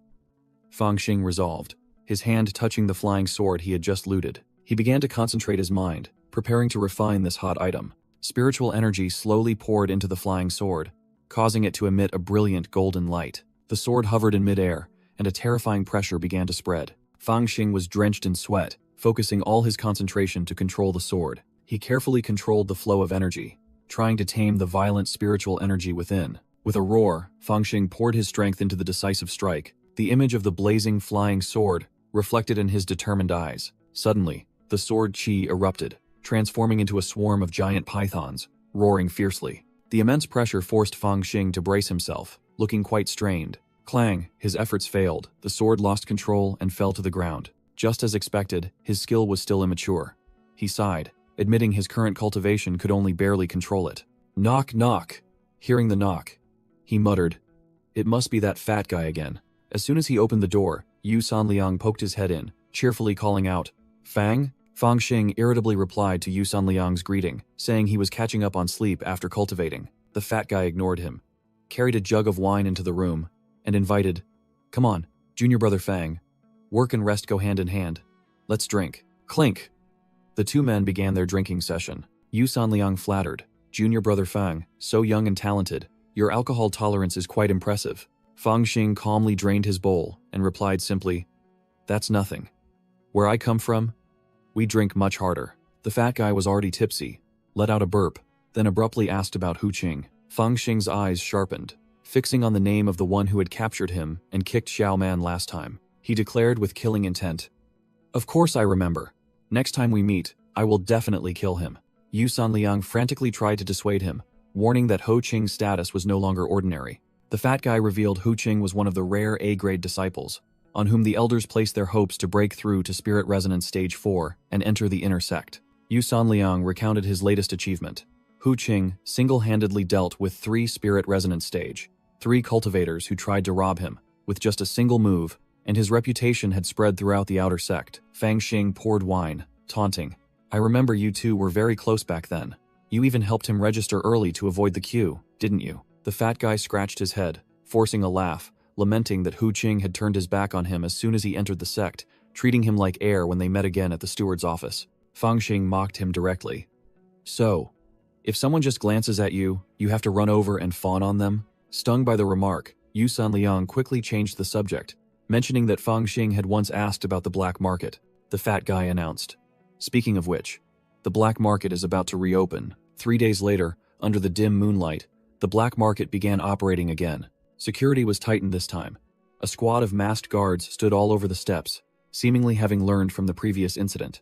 A mysterious woman in a dignified blue-purple dress calmly walked forward, remarking that the guards seemed to have learned their lesson after the previous incident. A guard blocked her path, asking for the senior sister's identity, but she replied with an air of superiority. Of course, I'm here to find cultivation items. What a redundant question. The guard explained that because the black market was robbed 3 months ago, security had to be tightened, and asked her to show her belongings. The mysterious woman appeared cooperative, but her tone was full of challenge. Since I'm here, I'll follow your rules, but you'd best take a good look at what Eve brought. While the guards were still bewildered, she flung open her bag, causing them to widen their eyes in shock. Inside was a sack full of dazzling gold ingots, and she declared bluntly, "Look here. I'm here to buy flying swords, so I brought a lot of gold." The guard immediately changed his attitude, hastily reminding her, "Senior sister, quickly put away your gold, lest thieves eye it." The guard respectfully invited her inside, blaming some wretched thief for the tightened security. The 2 guards watched the mysterious woman's retreating figure and couldn't help but click their tongues. This senior sister's figure is quite something. Inside the black market, a vendor was hawking all sorts of components and magical artifacts on a cloth spread on the ground. The guards continued their patrol, keeping an eye on the woman who had just entered the market. Fang Xing, in the guise of a woman, secretly noted that the black market was much more crowded this time, filled with influential figures from Spirit Resonance Stage 2 and above. The clueless newbies must have been scared witless after the previous robbery. He scanned the stalls, concluding that this venture would not be as easy as before. Fang Xing's eyes, even in the guise of a woman, still gleamed with sharpness and determination. Another masked vendor was loudly hawking his wares, inviting the crowd in black attire. The vendor successfully closed a deal with a customer. Total 30 gold. Have a safe journey, senior brother. Fang Xing squatted down in front of a stall, immediately eyeing a flying sword, causing the vendor to immediately blurt out, "Senior sister truly has an eye for quality. This flying sword has a balanced formation, and its power is formidable." Fang Xing asked a deadly direct question. "Is this sword genuine?" The vendor, startled, tried to explain that he ran an honest business, but he still pressed him with a low voice. Cornered, the vendor could only stammer, not daring to confirm if the sword was genuine or fake. Fang Xing picked up the sword and declared bluntly, "This flying sword's formation, though complete, is damaged. It's only been temporarily patched up with a special trick." He pointed directly at the fake item, asserting that if someone bought it and tried it, it would work perfectly at first, but would break after just 1 or 2 uses. Then, he glanced at the pile of spirit stones and elixirs, exposing them as fakes as well, crafted so skillfully that their color and scent seemed even more genuine than the real thing. Fang Xing, in the guise of a beautiful woman, questioned the vendor directly. "In this demonic market, you dare to swindle with fake goods? Do you know what your end will be?" The vendor was drenched in sweat, muttering in admission, "Senior sister is truly the real deal. I've run into an expert today." The vendor immediately bowed deeply, pleading, "Senior sister, this junior was momentarily foolish. Please forgive me this once." Fang Xing adopted a profound air and declared, "Actually, I also value talent. Your skill in making fakes is too wasted on crafting these trivial items." He laid out his conditions bluntly. "Give me your real name, and help me with something, and I will consider this matter closed." Seeing the vendor about to hand over a fake item, Fang Xing pointed directly at him. "Not that card, the real one you're hiding." The vendor had no choice and had to pull out a genuine token from his person, obediently handing it to Fang Xing. He took the token from the vendor's trembling hand. Fang Xing took the card, on which was clearly written, "Outer Sect Disciple, Grade B, Hua Qianji." Hua Qianji accepted his fate, asking what Fang Xing wanted him to do, but Fang Xing nonchalantly replied, "Actually, I haven't thought of anything yet. I'll let you know when I do." After speaking, Fang Xing's gaze flickered towards a distant crowd that had gathered. He stood up, leaving Hua Qianji with a remark, "I have other matters to attend to. Just wait for my word." Hua Qianji could only watch in silence, muttering, "Then this junior will await your good news." Fang Xing leisurely departed, leaving Hua Qianji sitting dazed amidst his ruined stall. Drawing closer, Fang Xing heard the crowd buzzing about a mysterious vendor hawking demon spirit pills. Someone in the crowd exclaimed, asserting that it was genuine. a single demon spirit pill worth over 100 spirit stones. However, the deal was extremely peculiar. The vendor insisted on trading only for stone essence powder, a rare and hard-to-find ingredient. Upon hearing the 3 words, stone essence powder, Fang Xing immediately paid attention, his gaze fixed on the glowing purple pill. Stone essence powder, an essence refined from a large quantity of spirit stones using a special cultivation technique, was a core ingredient for crafting breakthrough pills. Cultivators faced extremely difficult power thresholds to overcome, especially from spirit movement stage 3 to stage 4, with many getting stuck there for life. But with a breakthrough pill, everything became as easy as pie. However, both the pill and its main ingredient, stone essence powder, were forbidden items, strictly controlled by the various sects. Fang Xing secretly analyzed. This pill vendor was clearly stuck at spirit movement stage 3. But if stone essence powder were revealed here, it was likely the entire black market would be shut down. Suddenly realizing something, Fang Xing muttered, "Wait, so eager to break through to stage 4. Could it be him?" The mysterious vendor, Ho Qing, was still meditating, completely unaware that he had been noticed. Ho Qing lifted his head, his gaze sharp as he sensed someone approaching. Fang Xing, in the guise of a beautiful woman, closed in and imperiously commanded, "Don't say a word, follow me." Taken aback by the aura of the unfamiliar senior sister, Ho Qing could only silently follow her into a secluded bamboo forest. Stopping, Fang Xing confirmed his suspicion after hearing the other party's voice. It really is him. This voice belongs to Ho Qing. On the deserted stone path, Fang Xing turned to face Ho Qing, who was approaching. Ho Qing didn't beat around the bush, asking directly, "Senior sister, do you have stone essence powder?" Slap. A resounding slap landed squarely on Ho Qing's face from Fang Xing's hand. Ho Qing was stunned, clutching his still-burning cheek, unable to comprehend what was happening. Fang Xing began his tirade. "Are you insane?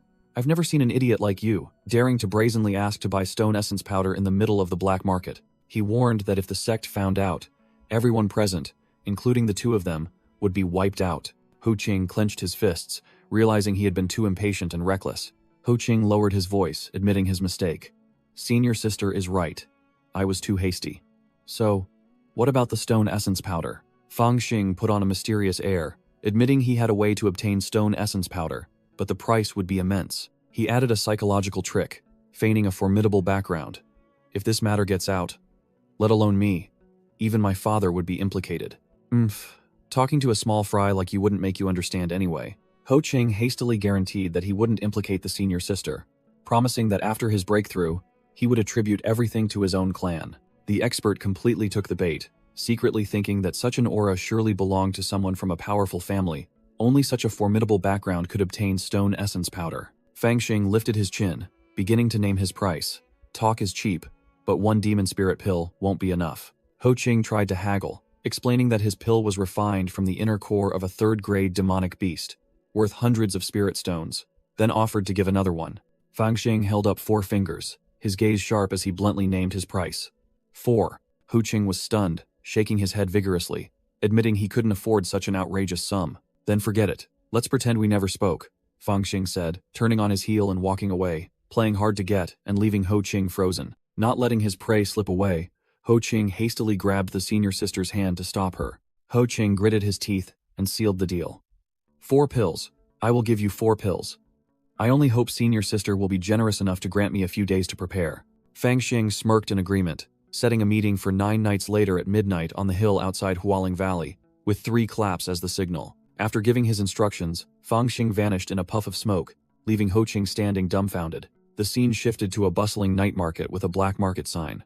Fang Xing, still in the guise of a beautiful woman, glided past Hua Qianji, causing the fake goods vendor to snap his head up in astonishment. "Junior brother Hua, tomorrow I will send someone to assign you tasks," Fang Xing said, standing before the stall, giving orders with a superior attitude, and promising not to treat him unfairly. Hua Qianji asked blankly, not understanding what this beautiful senior sister wanted him to do. Fang Xing merely replied with a mysterious phrase, "You'll know when the time comes," then turned and walked away. The fake goods vendor blushed crimson, completely captivated by the senior sister's beauty and aura. As he departed, the black market guards, who had once been arrogant, now bowed respectfully to Fang Xing. Fang Xing glanced back with a triumphant smile, casually replying to the guards, "Indeed, I've bought what I wanted after all." Night fell upon the Azure Cloud sect's outer sect area, quiet but with hidden undercurrents. In a dilapidated room, Hua Tianji sat restlessly, clearly waiting for something. He listened intently, his face visibly tense. Click. A small sound outside the door made him jump, sweat pouring down him like rain. He cautiously called out, "Who's there?" A nimble young disciple poked his head in and called out loudly, "Senior brother." The boy held out a letter. "Someone asked me to bring this to you." Hua Tianji took the letter, then quickly looked outside, but saw no one else. After delivering the item, the boy immediately turned and vanished. Whoosh! Hua Tianji snatched the boy, grabbed him by the collar and lifted him up, growling, "What's that woman's name? Where is she? Spill everything, or don't blame me." The boy cried out in fear, stammering that he knew nothing. He was just fetching water when a strange senior sister asked him to deliver the letter. He added tearfully, "She also said you'd reward me with money after receiving the letter," and then was so scared he wet his pants. Hua Tianji was speechless, realizing he was wasting his time with a useless kid. He roared, "So you're just an errand boy who knows nothing? Money? Get lost." Then unceremoniously threw him out. The boy was thrown sprawling, quickly scrambled up and ran away. He ran a few steps, then stopped, turned his head and said, "Oh, right, senior brother." The boy relayed the final threat. "That senior sister told me to tell you that if the matter in the letter succeeds, there will be no shortage of benefits, but if it doesn't, shall tell others." Having said that, the boy took off running, leaving Hua Tianji frozen in place. He watched him go, muttering, "That brat runs fast." Cold sweat streamed down him. He sighed, his eyes filled with resignation. Given the situation, I can only do my best to help that woman. Then began to open the letter. After reading the letter, Hua Tianji broke out in a cold sweat, his face changing color. Stone essence powder. What exactly is this woman planning? 9 days later, Fang Xing, disguised as a beautiful woman, held a bag of glowing powder in her hand and remarked with satisfaction, "Not bad. It seems choosing you was the right decision." He examined the finished product, secretly assessing that this fake, though just ordinary spirit stones soaked in spiritual liquid, was identical to the real thing, in both color and scent. Hua Tianji stood beside him, confidently boasting of his achievement. "I once worked in an alchemy workshop, and was fortunate enough to see genuine stone essence powder a few times, which is why I was able to imitate it, and produce this item ahead of schedule." He flattered openly, his cheeks flushed. "Only a sharp-eyed senior sister like you could recognize my craftsmanship." Fang Xing didn't say much, directly threw him a money pouch. "Take it, I keep my promises." Hua Tianji opened the pouch, his eyes gleaming at the sparkling gold inside, and stammered out profuse thanks. But when he looked up, the senior sister had vanished without a trace, leaving him bewildered and wondering, why does everyone leave so quickly? Meanwhile, Fang Xing was swiftly moving through a bamboo forest, a dagger ready in his hand. Rustling sounds echoed in the bushes as he glided past. He cautiously advanced through the night, ready for the transaction. A black cat with a heart-shaped white spot on its back suddenly appeared and glided past. Fang Xing stopped, let out a breath, seemingly having reached the rendezvous point. Suddenly, Ho Qing appeared right behind him, his voice full of annoyance. "Senior sister, you've made me wait for 2 hours." Fang Xing coldly retorted, "I never said E'd arrive at midnight," secretly thinking that this guy's cultivation was higher than he'd imagined, and he needed to be more careful. Ho Qing lost patience, getting straight to the point with sharp eyes. "Where's the stone essence powder?" Fang Xing was no pushover either, extending his hand and asking in return, "Where's my demonic spirit pill?" Ho Qing growled. Blue spiritual energy erupted as numerous flying swords appeared, hovering around him. He brazenly showed off his power. "Senior sister, this isn't the black market. With your cultivation, do you think you can withstand a few of my moves?" Fang Xing narrowed his eyes, cursing inwardly. "This bastard Ho Qing, he actually plans to rob me outright." Threatened by Ho Qing, Fang Xing nonchalantly retorted, "So what? Once I leave here, there are thousands of disciples in the sect. If you want to find me, go ahead and try." Ho Qing lost patience, growling a warning. "Senior sister, I advise you to be sensible. Hand over the stone essence powder, and I won't harm you." Fang Xing narrowed his eyes, silently assessing the situation, a plan to turn the tables already formed in his mind. Without further ado, Fang Xing summoned the bag of fake stone essence powder. The dazzling golden light from the fake item immediately drew attention. Ho Qing reached out his hand, intending to snatch the bag, his eyes clearly revealing greed. Just as Ho Qing was about to touch it, Fang Xing uttered a deeply provocative remark. "Ho Qing, do you really not know who I am?" Fang Xing lightly kicked a pebble, while Ho Qing was still frozen, having been called by his full name. Ho Qing was enraged, realizing he had been tricked.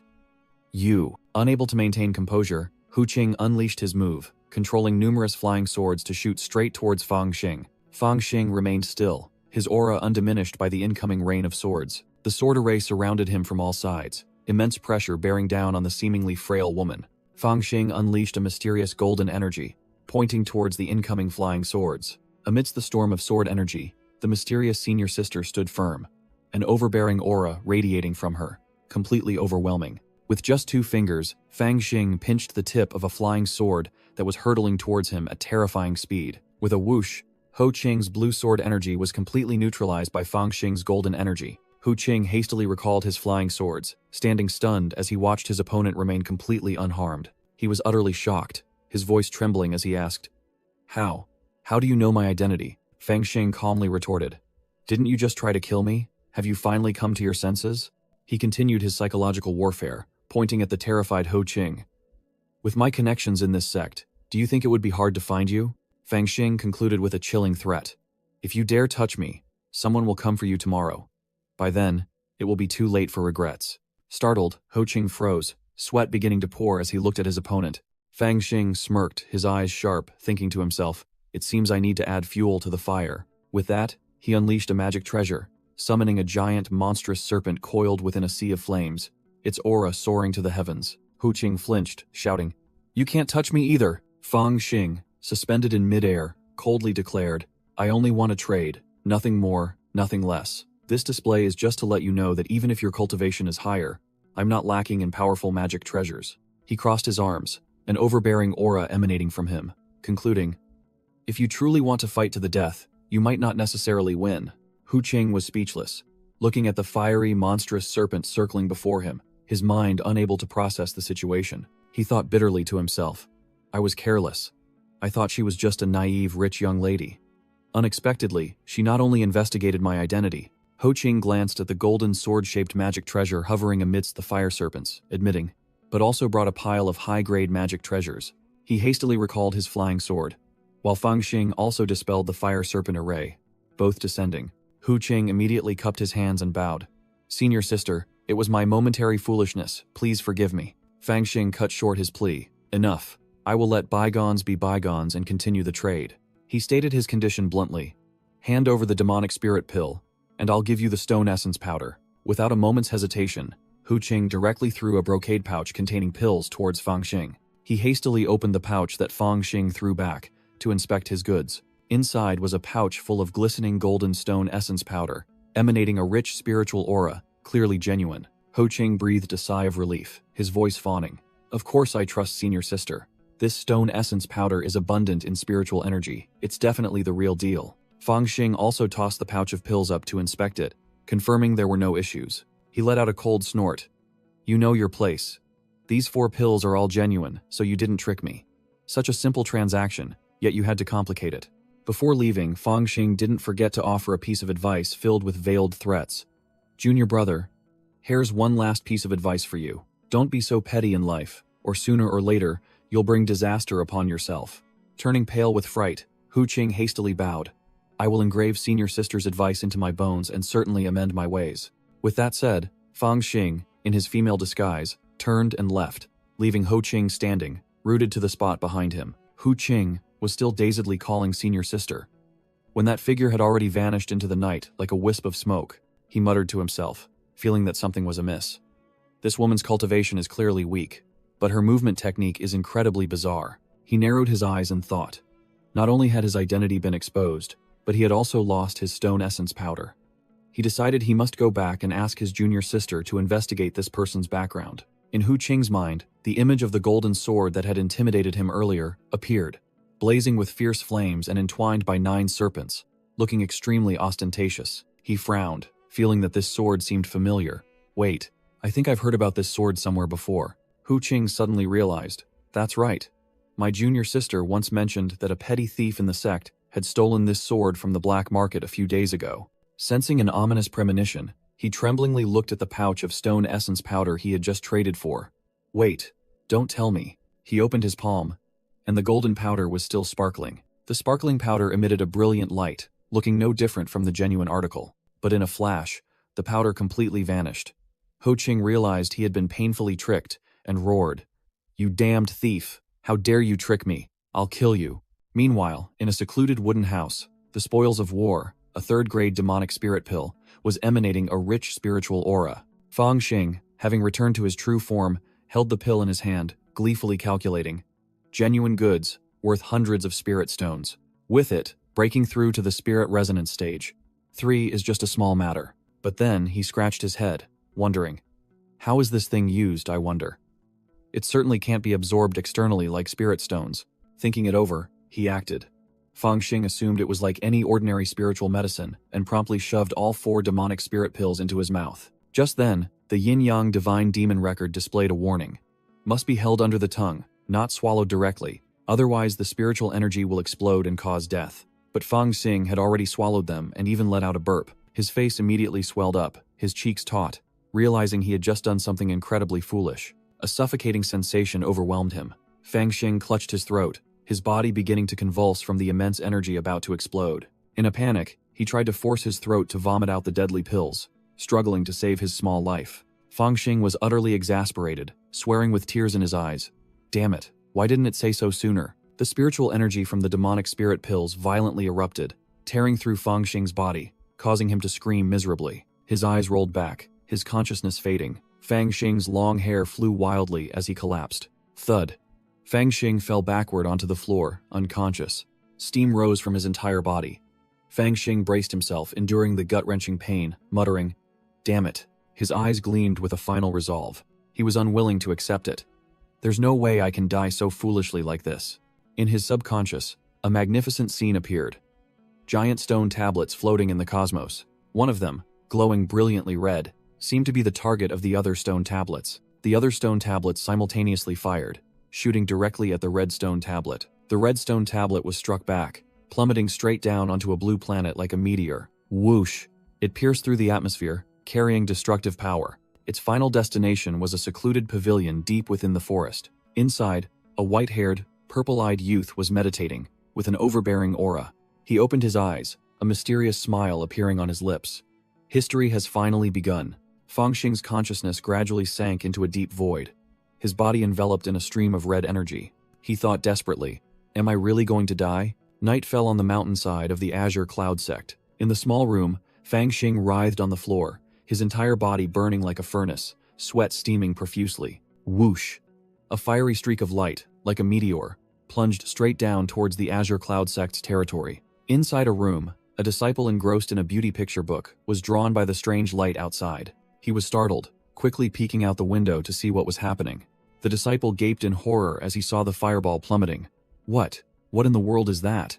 Meanwhile, Fang Xing was still writhing in a sea of spiritual energy flames, his body feeling as if it was about to explode. He gritted his teeth, enduring the skin-rending pain, sweat pouring off him like rain. Just as his consciousness was about to fade, a gentle hand suddenly reached out in the hazy space. Fang Xing found himself lying beneath a colossal peach blossom tree, the scene as beautiful as a dream. A beautiful woman was gently stroking his head, letting him rest peacefully on her lap. He slowly opened his eyes, feeling an unprecedented warmth. The mysterious woman whispered about a heaven-defying cultivation technique. 3,000 white hairs, reversing the Tao God scripture to refine spiritual energy, seizing the creation of heaven and earth. Fang Xing vaguely heard, only a few words remaining in his mind. Reversing the Tao God scripture? He jolted awake. He sprang up in the room, his eyes wide with astonishment. Fang Xing sat up abruptly, drenched in sweat, unconsciously calling out, "Mother." He looked around, touched himself, then bewilderedly wondered, "Mother? Am I still alive?" A powerful surge of true qi suddenly erupted within his body. He was astonished. This feeling. I've reached the peak of spirit movement stage 2. Fang Xing slumped onto the floor, muttering, "It seems I didn't explode, but absorbed all 4 demonic spirit pills. Could it be thanks to the yin-yang divine demon tome?" He was still bewildered by the woman in the illusion. Why did I call that person mother? Just then, Yusan Liang's booming voice echoed from outside. "Junior brother Fang. Junior brother Fang. Still sleeping? I've brought wine." Fang Xing got up from the partially scorched bed, irritably shouting back, Coming, stop yelling." Fang Xing opened the door, frowning as he asked Yusan Liang, "Senior brother Yu, why are you here again? We just drank yesterday, didn't we?" The chubby man replied blankly. "Yesterday? You've been sleeping for days without coming out. Are you muddled from sleep?" Fang Xing scratched his head to cover up, vaguely claiming he was so engrossed in cultivation that he lost track of time. As Yusan Liang stepped into the room, he immediately covered his nose, his face scrunched up like a monkey's. "It stinks." Junior brother Fang, did you wet the bed? The pungent smell of marrow cleansing rushed straight into Yu Sanliang's nose, making him unbearable, and he vomited a rainbow. Fang Xing, however, calmly sniffed, wondering, stinks where? I don't smell anything. Before he finished speaking, the scent permeated, and both of them simultaneously vomited rainbows everywhere. The scene shifted to a clear stream, surrounded by lush green mountains and sparkling blue water. The wind rustled through the bamboo forest, signaling an impending purification. Fang Xing immersed himself in the cool water, stretching with a feeling of utter refreshment. He realized that the terrible smell was the impurities expelled after his cultivation level advanced too quickly. Fang Xing pondered, confirming that the Divine Demon Dao scripture cultivation technique, transmitted by the Yin-Yang Divine Demon Tome, was what saved his life. From the bank, Yu Sanliang called out loudly, announcing that he had cleaned the room and washed the clothes, urging him to hurry up. Coming, Fang Xing replied. Naked, he shot straight onto the bank to grab his clothes. Clink. 2 broken bowls were put back together, signaling the start of their meal and gossip session. Yu Sanliang chuckled mischievously. I never thought a little rascal like you would wet the bed. It's fine. When I was your age, I wet it every day. The chubby man, stuffing food into his mouth, promised firmly, Don't worry, my lips are sealed, I won't tell anyone. Fang Xing shot him a sharp glare, his eyes clearly conveying, Do you think I believe you? Yu Sanliang quickly changed the subject, probing, Oh, by the way, you've been sleeping for a few days, so you might not know about the big news. Don't tell me it's related to Hu Qing? The chubby man feigned surprise. Exactly. Good guess. Yu Sanliang began gossiping. Rumor has it that a few days ago, a victim of the black market robbery ran to Hu Qing to report that the thief was hiding among the outer sect disciples. The chubby man continued, saying that Hu Qing, upon hearing this, felt a surge of heroic spirit and decided to spend his own money to hunt down the thief. Fang Xing listened, only able to curl his lip. For justice, huh? This Ho Qing really puts on a show. Yu Sanliang continued the drama. Ho Qing had 2 versions of the thief's portrait drawn, one male and one female, because he heard the thief was skilled at disguise, perhaps even a woman. The chubby man recounted that Hu Qing even suspected the thief was good at cross-dressing, so he led people to search every house in the valley for clues. Oh, right, junior brother Fang, Yu Sanliang suddenly remembered. Your house was also searched, but you were sleeping like a log then, so you probably didn't know anything. Fang Xing flinched, his mind racing. Wait a minute, I know what's missing, he realized in shock. The pouch. The pouch containing the demonic spirit pills. The scene shifted back to Fang Xing's small, simple house amidst the bamboo forest. Inside, clothes were strewn everywhere, and Fang Xing was frantically tearing apart the bed, searching in vain. It's not under the bed either. Fang Xing broke out in a cold sweat, his face pale. I'm screwed. This is a huge mistake. Don't tell me they actually found it. Meanwhile, in another location, Hu Qing was holding that very red pouch, veins bulging on his forehead, roaring, Trash. All of you are a bunch of trash. He furiously yelled at his subordinates. How many times have I told you to search thoroughly? The 3 subordinates could only hang their heads, enduring Hu Qing's continued scolding. Now that we've found a clue, you're telling me you forgot which building you picked it up from? One of the lackeys trembled as he explained. Young master, before, you only told us that finding the flying sword was most important. You didn't mention this pouch at all. The disciple continued to explain hesitantly. Besides, I just casually picked up this pouch. The group of lackeys looked at Ho Qing, wondering, it was just something mixed in with a pile of suspicious spiritual items we found. We don't understand why young master values it so much. Ho Qing let out a piercing roar, cutting them off. Enough. He rubbed his forehead, trying to suppress his anger, and waved his hand. Forget it. All of you get out. The subordinates mumbled their assent and quickly turned to flee. But after only a few steps, Ho Qing called them back. Stop. Hu Qing ordered his subordinates to address him as senior brother from now on, to maintain his prestige within the sect. The 3 lackeys stared blankly, speechless at their boss's sudden display of authority. The disciples mumbled their agreement, correcting their address, and Ho Qing waved his hand, dismissing them from his sight. A sweet female voice echoed from behind, asking Hu Qing why he was in such a furious rage. It turned out to be a beautiful woman with a fiery figure named Qing Shui, who wondered, isn't he just a mere tool to you, senior brother? Ho Qing turned, revealing a shocking piece of news. Qing Shui, you truly understand me. In fact, I've received this year's summoning edict. Qing Shui paled, frantically reminding him of the mission's danger, especially when facing this type of monster. Hu Qing coldly replied that he knew well, but this was the only way to obtain the breakthrough pill. Qing Shui worriedly placed her hand on his forehead, trying to persuade him that there must be another way. He gripped her hand tightly, his gaze firm. "The clan won't give me any more time." Hu Qing squeezed Qing Shui's hand, asserting that he had to achieve a breakthrough as soon as possible for both their futures. Qing Shui lowered her face, her voice filled with remorse. "I'm sorry, it's all my fault." Hu Qing smiled confidently, reassuring her that he had his own methods and would surely return safely. Meanwhile, in another place, Fang Xing was sitting on the floor, irritably throwing things around. Suddenly, there was a knock at the door.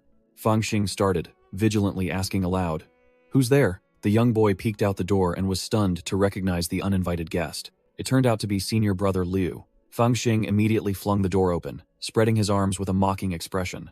Fang Xing sneered sarcastically. "Senior brother Liu, your wounds haven't even healed, and you're already here for revenge?" Senior brother Liu pointed inside, grinning sinisterly. "I'm not looking for you. This senior brother has something to say." Another unfamiliar senior brother stepped forward, looking down at Fang Xing with disdain. "So you are Fang Xing?" Fang Xing was startled, realizing the newcomer was Hu Qing. He thought to himself, "He found me so quickly?" His hand unconsciously tightened around the dagger's hilt. Hu Qing stood with his arms crossed, his gaze arrogant as he directly asked, "What cultivation stage are you at?" Senior brother Liu spoke with an overbearing tone. "Brat, the senior brother is asking you."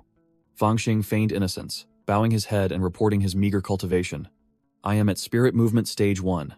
Hu Qing narrowed his eyes, secretly assessing Fang Xing's level as merely insignificant. Senior brother Liu leaned in and whispered to Hu Qing, offering a suggestion. "Senior brother Hu, if it's to lend a hand, he's indeed a bit weak. But if it's for that task, then..." Hu Qing smirked cunningly, agreeing with his subordinate's plan. "You're not wrong. Then let him join the group." Hu Qing tossed a pouch to Fang Xing, ordering, "Kid, I've already obtained this year's demon extermination token. We depart tomorrow morning, so make sure you follow." He added a tempting remark. "Don't worry, you'll gain many benefits. Besides the sex rewards, it'll also give you a personal reward." Fang Xing thought to himself, his hand still gripping the dagger's hilt. "It seems Ho Qing doesn't recognize me. He even forgot our encounter at the sect gate." He feigned refusal. "Many thanks for senior brother's kindness. It's just that I am too weak. It's best not to trouble you all." His mind was still full of doubts about their intentions. Senior brother Liu immediately grabbed Fang Xing's shoulder, his voice fawning. "Junior brother Fang, you're incredibly lucky to receive senior brother Ho's attention." Hu Qing coldly warned, "I advise you not to be disrespectful." Senior brother Liu secretly thought the brat wouldn't dare to defy them this time, while Fang Xing grinned widely, feigning obedience. A glint flashed in Fang Xing's eyes as he decisively agreed. "Then of course, I am willing to go." Fang Xing stood upright, facing the two with a smile full of hidden meaning. Fang Xing's 180-degree change in attitude left senior brother Liu dumbfounded, not understanding what was happening. Hu Qing, however, seemed satisfied, nodding, "Very good."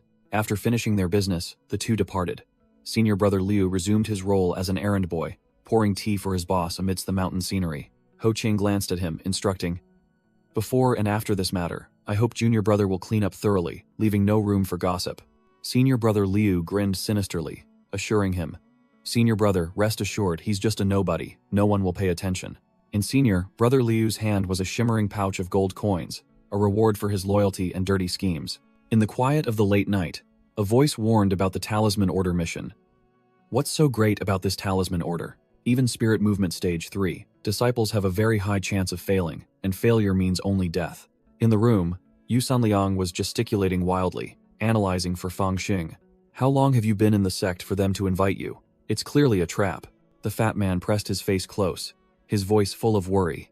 "Listen to me, you absolutely must not go this time, or you'll only encounter misfortune." Fang Xing stood up, his gaze sharp. "I know this is Ho Qing's trick, but whether I go or not depends on my own capabilities and background." He sighed, recalling the image of a tragically deceased blue-haired disciple. Fang Xing turned and asked directly, "Does the sect really ignore matters of forcing people to accept such talisman orders?" Yu Sanliang sneered, exposing the harsh truth. "The sect is precisely the one that wants more people to accept talisman orders. They want to force all disciples to risk their lives competing outside." He continued to expose. "Even if you die outside, the sect will just say you voluntarily undertook the mission. Insignificant figures like us, no one cares if we die." Fang Xing looked down at his bowl of rice, muttering, "Ah, so that's how it is." Yu Sanliang suddenly leaned in, whispering with a sly expression, "Actually, there's another way to sneak out of the sect. If they can't find you, they'll have no choice but to give up." Fang Xing snapped his head up, his eyes wide with surprise. "Sneak away? How?" The fat man revealed a shocking secret. He knew a hidden trail on the western slope of the valley, guaranteed to be unknown to Ho Ching and senior brother Liu. Fang Xing was silent for a moment, then bowed his head. Senior brother Yu, thank you. But then the young boy looked up, a challenging smile on his face. But I won't run. Yu Sanliang panicked, shouting, Junior brother Fang, this is no time for false pride. Fang Xing calmly explained. Senior brother Yu, you and I come from different backgrounds. You wouldn't understand. His gaze became resolute. In this world where the strong prey on the weak, fleeing is useless. A giant white vulture circled above the sect's rooftops, while Fang Xing's thoughts echoed. The only way to survive is to face it head-on. The vulture spread its wings across the night sky, and from the shadows, the eye of a mysterious beast silently observed everything. The next morning, horses galloped, kicking up clouds of dust on the mountain road. Fang Xing led the group of horses, along with Hu Qing, senior brother Liu, and another subordinate, officially setting off on the death mission. 2 disciples stood watching curiously, marveling as Hu Qing, the top outer sect disciple, received this year's command talisman, wondering which lucky weakling would get to tag along. Fang Xing gripped the reins, his gaze sharp, his aura completely different from a new recruit. Creak! The door to Fang Xing's room swung open. Hu Qing and his retinue arrived by horse in the courtyard. Seeing Fang Xing, already waiting, the young Fang Xing smirked slightly, his eyes showing not a trace of fear. Hu Qing ordered, Junior brother, if you're ready, mount your horse. But in his mind he found it strange. Why does this kid look so different today? Hu Qing's eyes narrowed, scrutinizing the young man before him. Fang Xing stood alone, facing a formidable lineup, yet his imposing presence was not diminished. The surrounding disciples continued to whisper, not understanding why senior brother Ho brought a child along. He must be some privileged offspring. Yu Sanliang and several other disciples watched from afar, the fat man's face filled with worry for his sworn brother. Seeing Fang Xing disappear from sight, senior brother Liu immediately turned to taunt Yu Sanliang. Fatty, he's gone. You're next. Don't worry, he'll take good care of you. Along the way, another disciple stopped his horse and respectfully handed Ho Qing something. The disciple bowed his head. Junior brother wishes senior brother Ho swift success, as he presented a yellow brocade pouch. Fang Xing, sitting on his horse, replied on behalf of the group with confidence. That's a given. The entire group galloped swiftly, dust flying everywhere, officially beginning their hunting expedition. While galloping, Fang Xing turned and asked Ho Qing directly. Senior brother Hu, what exactly are we doing? Ho Qing scoffed, replying in a seemingly dangerous tone. We're hunting down demonic creatures. Scared yet? He thought to himself. Truly a child. I must have overestimated him. Fang Xing not only wasn't scared but also curiously asked further, Oh, what kind of demonic creatures? Senior brother Liu interjected, his voice full of mockery. Do you know why no one dared to accept this year's command talisman? Senior brother Liu explained why no one dared to accept the mission. Because the target was a level 4 demonic beast, the toad python. The group stopped to set up camp in a gloomy forest under the moonlight, preparing for the hunt. The campfire flickered, signaling a restless night. A bearded man in the group, Liu San, gulped down wine. Liu San turned to look at Fang Xing, his face full of scrutiny. The bearded man taunted. What's wrong? Knowing you're about to battle the toad python, are you scared now? Fang Xing clenched his fists, braced himself, and declared, The greater the danger, the greater the opportunity. I am not afraid. The young man looked bewildered as Liu San offered him a wineskin. Liu San chuckled, coaxing, Wine is wonderful. A few sips will make all fear disappear. Fang Xing appeared hesitant, holding the wineskin but his eyes remaining thoughtful. Finally, he decided to tilt his head back and drain it in one gulp. Fang Xing collapsed on the spot, while Hu Qing and senior brother Liu burst into triumphant laughter. Ho Qing ordered, Tomorrow we will enter the mountain. Don't drink too much, get some rest. The group obeyed, while Fang Xing lay motionless by the fire. Senior brother Liu asked Ho Qing, his voice full of worry. Young master, is there no other way? Thought to be dead drunk, Fang Xing suddenly opened his eyes, wide awake. Liu San also spoke up, seemingly having developed some sympathy for the young man.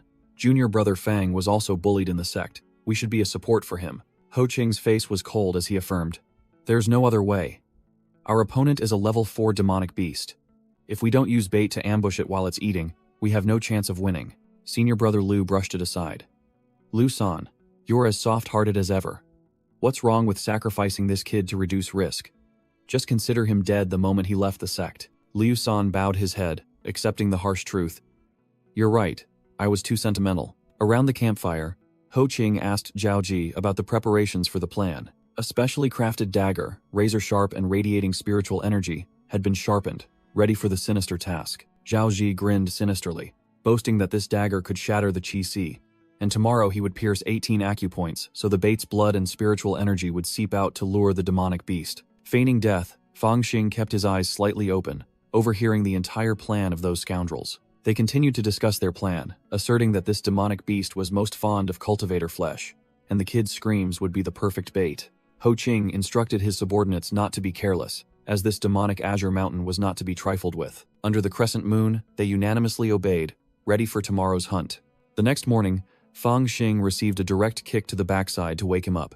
"Kid, get up, it's time." Groggily getting up, Fang Xing mumbled, "Yes," while the entire team was already ready to depart. Fang Xing innocently asked Liu San, "Aren't we riding horses anymore?" and was explained that riding horses in Demonic Azure Mountain was suicide. Hearing the name Demonic Azure Mountain, Fang Xing feigned surprise as if hearing it for the first time.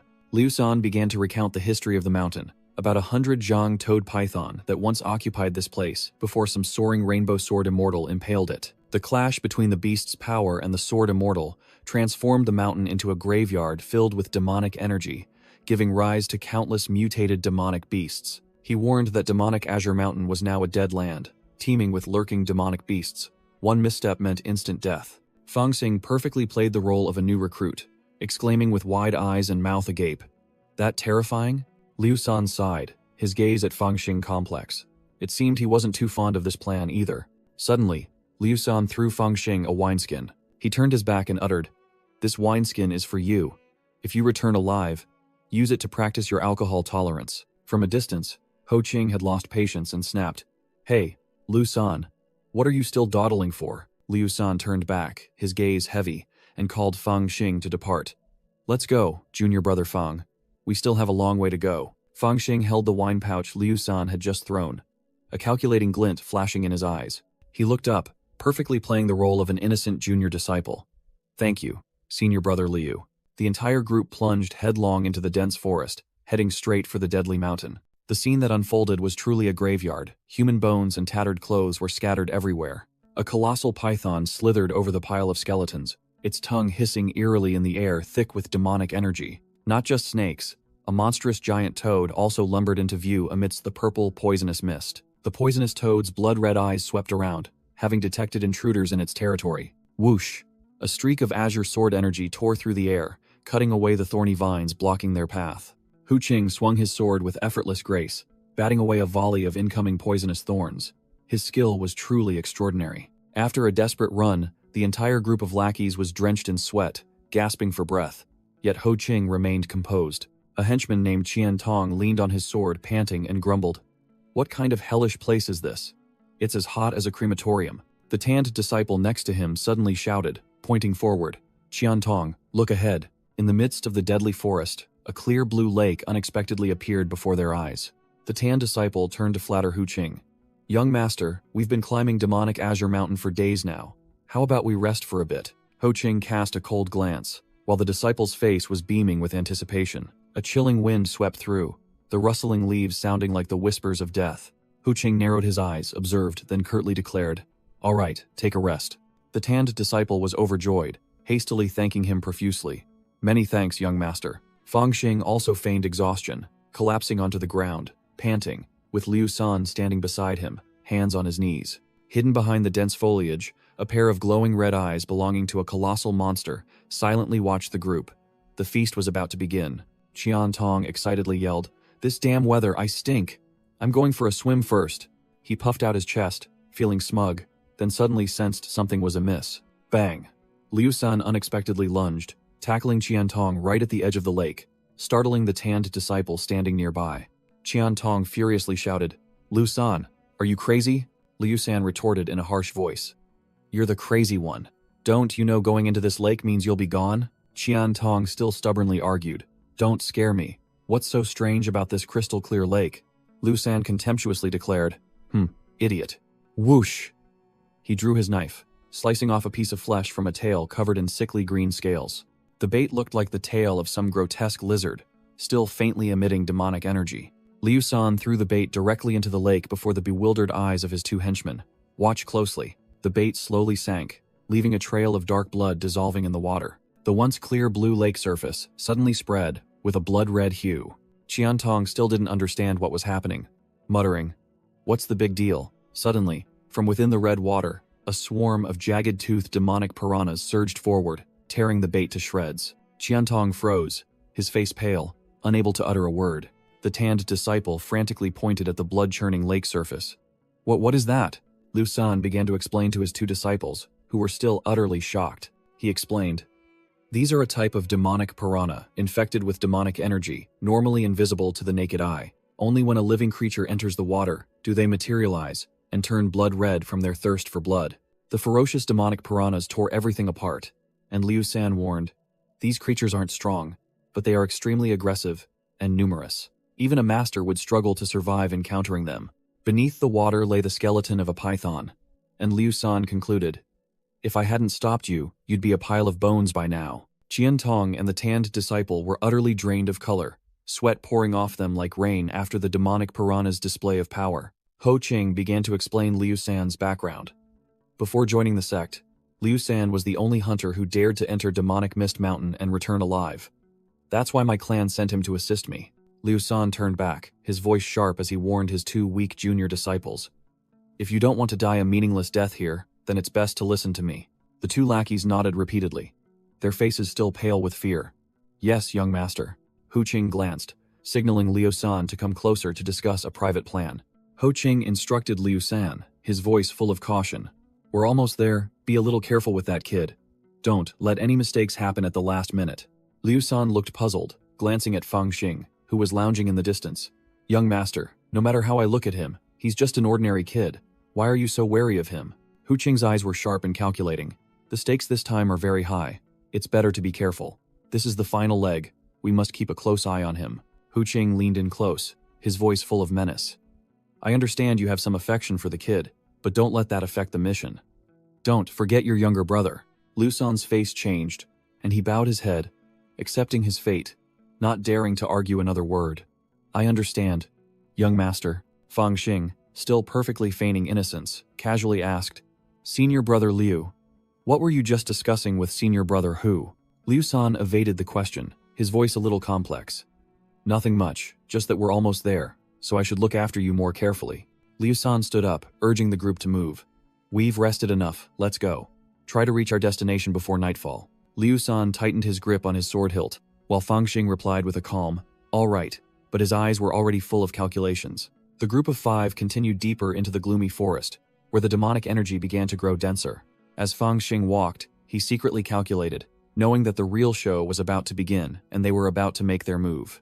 Fang Xing's eyes gleamed with determination, devoid of any innocence. "I must find a way to escape as soon as possible." The entire formation moved, Hu Qing leading the way, with Fang Xing trapped in the middle, completely surrounded by the enemy. Hu Qing suddenly stopped, giving an order with a cold, emotionless expression.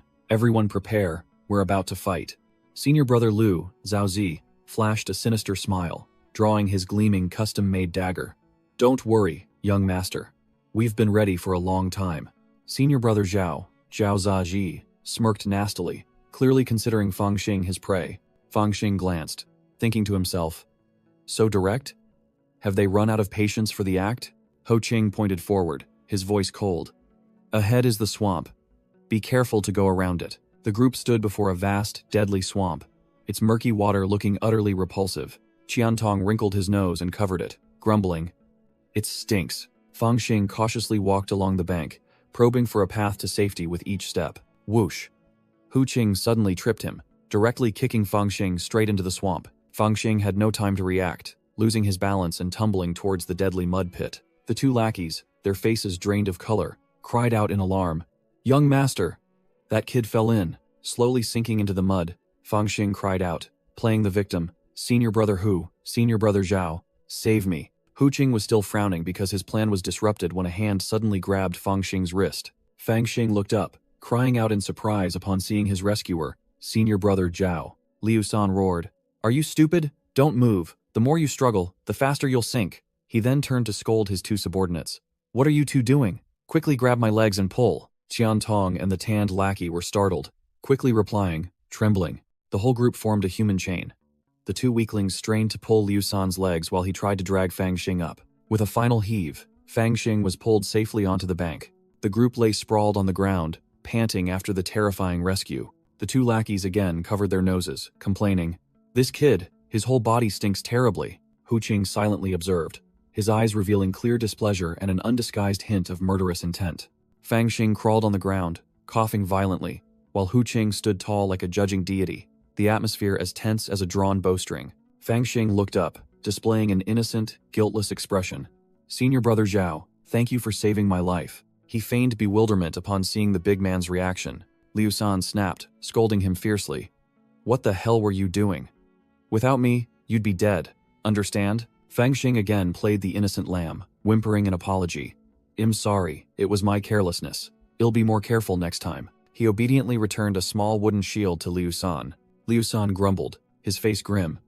"There won't be a next time." While Fang Xing quietly walked behind him, the two useless lackeys sat slumped on the ground, breathing as if on the verge of death, while Hu Qing stood alone in a corner, clearly showing his disgust. Hu Qing lost all patience, coldly ordering, "Enough. Keep going, there's still a ways to go." The group approached a clear blue lake, but its banks were littered with white bones, signaling it was a graveyard. Hu Qing narrowed his eyes, his voice firm. "We've arrived." He turned to signal his companions, his gaze sharp. "Zhao Ji, it's your turn to act." Just then, Fang Xing interjected, his face scrunched up. "Senior brothers, I need to relieve myself for a moment. Could you wait for me?" Hu Qing sneered, feigning understanding. "It's natural to be scared facing demonic beasts for the first time. Just relieve yourself by the lake, but be careful not to fall in and become fish food." Fang Xing grinned widely again, feigning gratitude. "Thank you, senior brother Ho. I'll be right back." Hu Qing added another sentence, setting a cunning trap. "Oh, right. Senior brother Zhao here also needs to relieve himself. You two go together." Hu Qing's eyes turned cold, giving a secret order. "It's time to deal with him. Make it quick and clean, understand?" Zhao Ji turned away, displaying a deadly, sinister smile. "No problem, young master." Zhao Ji began to strike up a conversation, feigning friendliness.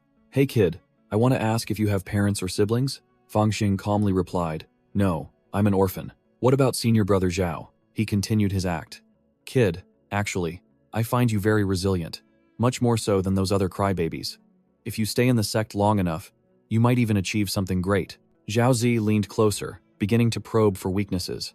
"And that senior brother Liu San, he seems to be very fond of you. Do you know why?" Fang Xing calmly gave a curt reply.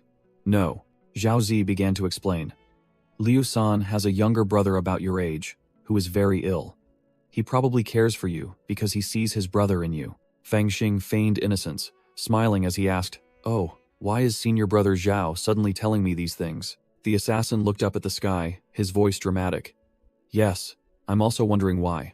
Zhao Ji dropped his facade, his smile turning vicious as he drew a dagger. "Perhaps it's because I want you to know a little more before you die." He smirked sinisterly, thinking his prey was already in his grasp, but Fang Xing's figure before him suddenly vanished. Zhao Ji was still bewildered when a sharp blade pierced his hip from behind. The assassin was stunned, sweat pouring down, unable to believe he was outsmarted by a mere kid.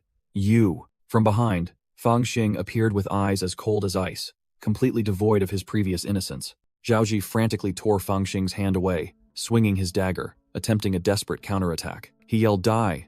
and lunged forward, but Fang Xing effortlessly blocked his wrist with just one hand. Crack! Fang Xing broke his arm without the slightest hesitation, the dry sound of bone shattering echoing. Zhao Ji let out a miserable scream, the pain contorting his face. Fang Xing coldly finished him off, leaving the corpse of the weak assassin to collapse into a pool of blood. Back at the lakeside, Liu San impatiently demanded to go search for Fang Xing, but Ho Qing remained calmly with his arms crossed, acting like the boss. Liu San growled, losing patience. "That kid." He was clearly extremely worried. Hu Qing lost patience, clicked his tongue, then unleashed a volley of lightning-fast flying swords directly at Liu San. Just as the swords were about to strike, Liu San Fang Xing suddenly appeared, placing his foot on Zhao Ji's corpse, which he had just dragged back. Fang Xing's eyes were sharp. He merely stood still, yet his aura alone blocked all the flying swords. Hu Qing gaped, unable to believe his eyes. "He dodged my flying swords? Impossible." Fang Xing not only parried the attack, he charged forward with terrifying speed, his eyes resolute.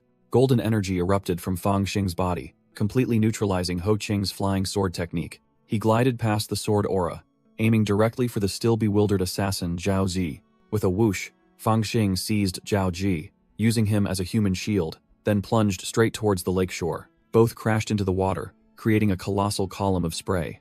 The tanned lackey and Liu San gaped in horror. He jumped into the river. Is he trying to drag senior brother Zhao down with him? Beneath the surface, Zhao Ji panicked as blood began to spread, attracting something in the darkness. The invisible demonic piranhas began to materialize, rushing in from all directions, their razor-sharp teeth ready. Zhao Ji screamed in despair as the hungry swarm of demonic piranhas began their gruesome feast.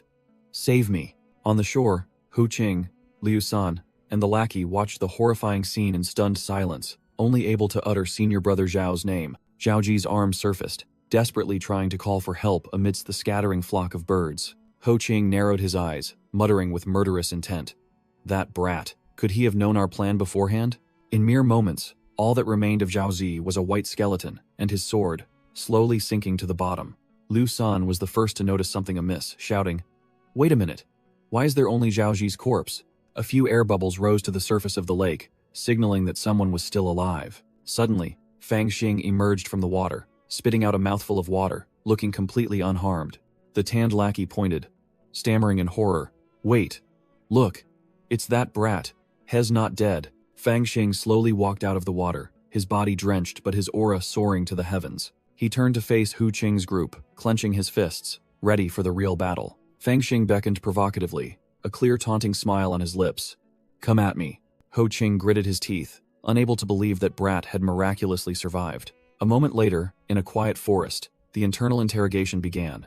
Liu San was tied tightly to a tree trunk, a sharp sword tip pressed against his face, his situation precarious. The tanned lackey roared, questioning why the demonic piranhas hadn't devoured that brat, and how he knew their plan. He pointed directly at Liu San. "You definitely told him." But the bearded man argued vehemently. "I might sympathize with Fang Xing, but I would never betray the clan." Liu San yelled, asserting that he also had no idea why that brat was immune to the fish. The lackey lost patience, screaming, "Shut up! Do you think young master will believe your words?" Then swung his sword straight down. Clang! A surge of blue energy blocked the sword strike right in front of Liu San. Hu Qing intervened, his entire body enveloped in blue sword aura, causing Liu San to ask in terror, "Young master, what is this?" Liu San froze, watching the sword held suspended in midair by an unimaginable power. Ho Qing retracted his aura, calmly stating, "Indeed, Liu San did not betray the clan. We simply underestimated that brat too much." He pointed to the ground, where strange tracks of a colossal reptile were visible, drawing everyone's attention. In Ho Qing's hand were a few ordinary-looking clumps of dirt, nothing special about them. He explained, "I found this where that brat jumped into the lake. As he infused spiritual energy into them, the clumps of dirt immediately emitted an eerie purple light." The tanned lackey startled, realizing, "This is demonic energy." Ho Qing confirmed it was mud containing the demonic energy of a demonic python toad, an energy hidden within the earth, making it difficult to detect without activation. It turned out Fang Xing had smeared this mud all over himself, using the aura of a rank 4 demonic beast to scare away the low-level demonic piranhas. Liu San suddenly understood, muttering, "Wait. When Fang Xing fell into the swamp, his body was covered in mud. Could it be?" Ho Qing gritted his teeth, confirming that swamp was indeed the demonic python toad's waste ground. He analyzed, that brat must have known there was demonic energy in the swamp, which is why he deliberately jumped in.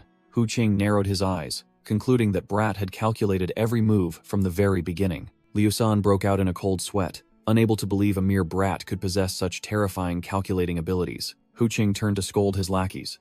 "All of you were deceived by his appearance, completely letting your guard down." The tanned lackey fell silent, unable to retort a single word. He could only silently place his hand on his shield, feeling utterly foolish. Both Liu San and the tanned lackey stood silently, enduring the scolding, not daring to utter a sound. Liu San asked anxiously, "Young master, I'm afraid that Brat has escaped. Without him as bait, what should we do?" Hu Qing smirked, calmly stating, "Escaped?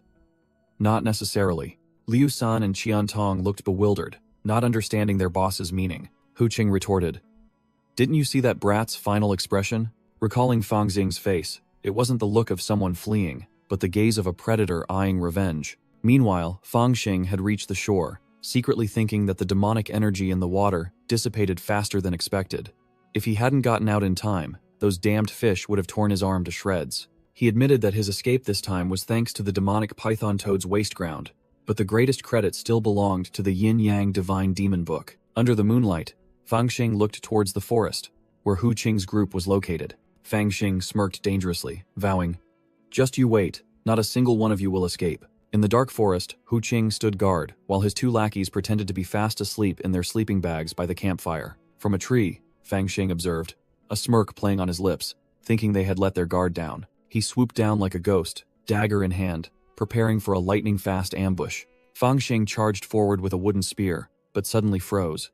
Realizing something was amiss, he cursed under his breath, realizing he had fallen into a trap, as an invisible force knocked him back. Fangxing was sent flying, blood splattering from his face, bitterly admitting his carelessness. He angrily looked back at the scene, realizing the 2 sleeping bags were mere dummies, and Hu Qing had been waiting for him all along. Hu Qing exuded an overwhelming aura, blue sword chi swirling around him, and ordered his subordinates, "Block his escape route, I'll handle him."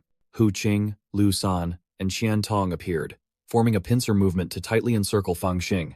The lackeys gleefully obeyed, mocking Fangxing as a young brat seeking his own demise. Hu Qing said little, merely pointed a finger, and countless flying swords hovered behind him, ready to launch at any moment. Fangxing calculated in his mind, realizing that if he fled, all 3 would pin him down. His only path to survival was to break through head-on. Without a moment's hesitation, Fangxing employed his movement technique to evade Hu Qing's sharp sword strikes. He successfully closed the distance, his body erupting with a dazzling golden energy, using his bare hands to block a sword chi attack. Fangxing's golden energy and Hu Qing's blue sword chi clashed fiercely. Fangxing unleashed a heaven-shattering punch, shattering Hu Qing's defense. Crack! Hu Qing's sword shattered into pieces before the might of the punch. Though blood trickled from his mouth, Fangxing gritted his teeth, enduring, astonished by his own strength. However, the disparity in cultivation levels was real. The recoil force sent Fangxing tumbling to the ground. Hu Qing stood there, radiating an imposing aura, realizing Fangxing had hidden his true cultivation level and secretly admiring the young brat's potential. "If I let you stay in the sect for a few more years, who knows how formidable you would become," Hu Qing coldly declared. "Unfortunately, you no longer have that chance." Fangxing lay sprawled on the ground, bitterly realizing the immense gap in cultivation levels, while Hu Qing ordered, "Qian Tong, tie him up, but not too tightly. He's about to become bait." Completely overwhelmed, Fangxing gritted his teeth and endured. The lackey Qian Tong pinned Fangxing down, sneering triumphantly. "Heh heh, little brat, don't worry. You're about to become a pile of minced meat." Even when tightly restrained, Fangxing's gaze remained unwavering, silently biding his time. Suddenly, Fangxing pulled out a hidden dagger, a flash of light appearing as he prepared for a swift counterattack. Qian Tong hadn't even fully grasped what was happening when he felt something was wrong. Slash! Fangxing plunged the dagger straight into Qian Tong's chest, making him scream in agony. Blood gushed from Qian Tong's mouth. He stared in horror at the young brat who had just stabbed him. Liu San and Hu Qing froze, utterly shocked by this unbelievable turn of events. Seizing the opportunity, Fangxing sprang up, sending the injured lackey flying with a kick. Without a second's hesitation, Fangxing sprinted deep into the forest, vanishing into the darkness. Hu Qing was stunned, unable to believe the young brat's recklessness and cunning. Where did that little rascal even come from? Hu Qing quickly used spiritual energy to staunch Qian Tong's bleeding, noting that the wound was only inches from a vital point. Qian Tong, despite his pain and severely injured arm, still cried out, "Young master, that brat is heavily wounded. Don't worry about me. Go after him quickly." Hu Qing ordered everyone to stop, admitting that the young brat was too cunning to be underestimated, and decided to tend to Qian Tong's wound first. After stabilizing, Qian Tong collapsed by the campfire, drenched in sweat from the agony. Hu Qing sat down to inquire about Qian Tong's condition, and Liu San reported that he hadn't been hit in a vital spot, and his life was secured. Hu Qing's gaze suddenly paused. He realized something familiar. He picked up the blood-stained dagger and immediately recognized it. "Is this Zhao Ji's dagger?" Liu San held the blood-stained dagger, analyzing. "I pulled it from Qian Tong's neck. This type, once it pierces the body, will seal off the spiritual acupoints." Hu Qing's expression changed upon hearing this. Realizing the problem was far from simple, Liu San confirmed the situation. Indeed, for at least the next half-month, Qian Tong will be crippled, unable to use spiritual energy. Lying in agony on the ground, Qian Tong gnashed his teeth. "That dog dared to stab me with Zhao Ji's dagger. Once I recover, I'll flay him alive." Liu San expressed concern, suggesting, Young master, the bait is gone, and Qian Tong is severely injured. How about we return to the sect to regroup and then plan? Ho Qing brushed him off, his eyes sharp and cold. If we return now, the sect will deem us failures, and there will never be a second chance. Liu San continued to worry. But now without bait, how can we hunt that python toad? Ho Qing turned and asked directly. Liu San, do you have any way to find that brat? Liu San replied helplessly. In this demonic mist forest, the demonic energy is chaotic. If he's hidden himself, it's impossible to find him. Qian Tong, despite his pain, tried to reassure. It's all right, young master, that rascal will have to return to the sect eventually. Then we can deal with him as we please. Ho Qing angrily grabbed Liu San by the collar, growling as he questioned again about the inability to track the brat. Liu San firmly asserted, yes, it's the truth. Ho Qing fell silent, his eyes thoughtful, clearly calculating another move. He began to play psychological games, reminding Liu San of the agreement with his family regarding the treatment of his younger brother's consumption. Liu San admitted, yes, thanks to the family's medicine, my younger brother can live day by day. But consumption is an incurable disease. Ho Qing coldly replied concisely. Indeed. He delivered a direct, fatal blow. If this mission fails, the family will terminate its contract with you. Liu San was heavily shocked, his eyes wide as he screamed, impossible. He hastily argued, reiterating the agreement that as long as he obeyed orders, medicine for his younger brother would always be provided. Ho Qing ruthlessly crushed his hope. The family only recruited you for this mission. If you fail, you'll be worthless. Swish. Ho Qing, without a word of warning, plunged his sword straight into Qian Tong's leg, making him scream in pain. Qian Tong collapsed, blood gushing out profusely, while Ho Qing watched coldly, and Liu San stood frozen stiff. Liu San frantically grabbed Ho Qing, yelling, young master, what in the world are you doing? Ho Qing's expression remained unchanged as he calmly explained, we need bait, and Qian Tong is the only one who can do it. I crippled his left leg so he can't run away. Having been turned into a sacrifice, Qian Tong screamed in despair. Ho Qing, how could you cruelly use such a scheme against me? Liu San also couldn't believe it, stammering, young master, Eve worked for you like a slave, and this is how you treat us? Ho Qing snarled, cutting off his sentimentality. Liu San, haven't you figured it out yet? Liu San broke out in a cold sweat, finally realizing his own perilous situation. Ho Qing asserted firmly, cutting off all his escape routes. Like me, you can no longer turn back now. Cornered, Liu San gritted his teeth, his eyes reflecting resignation and determination. He bowed his head and heavily complied. Yes, young master. The next morning, Ho Qing calmly sat on a high branch, awaiting the outcome. Qian Tong was tied up tightly like an animal, gagged, and left in the misty forest to serve as bait for demonic beasts. Liu San ventured deep into the forest alone, with a heavy demeanor, clearly on a dirty mission. He stopped in a clearing and called out loudly into the air. Come out, Fang Xing. I know you're there. From a tree branch, Fang Xing jumped down and calmly asked, Indeed, senior brother Liu, how did you know I was here? Liu San circulated his cultivation, his entire body radiating a blazing red aura, ready for battle. He pointed at Fang Xing's wine gourd and explained, that wine gourd was tainted with tracking powder that I used when I was a hunter. Liu San confidently declared, as long as you're still in these demonic azure mountains, I can follow the scent to find you. After hearing this, Fang Xing's expression showed no panic. He only replied with a concise sentence.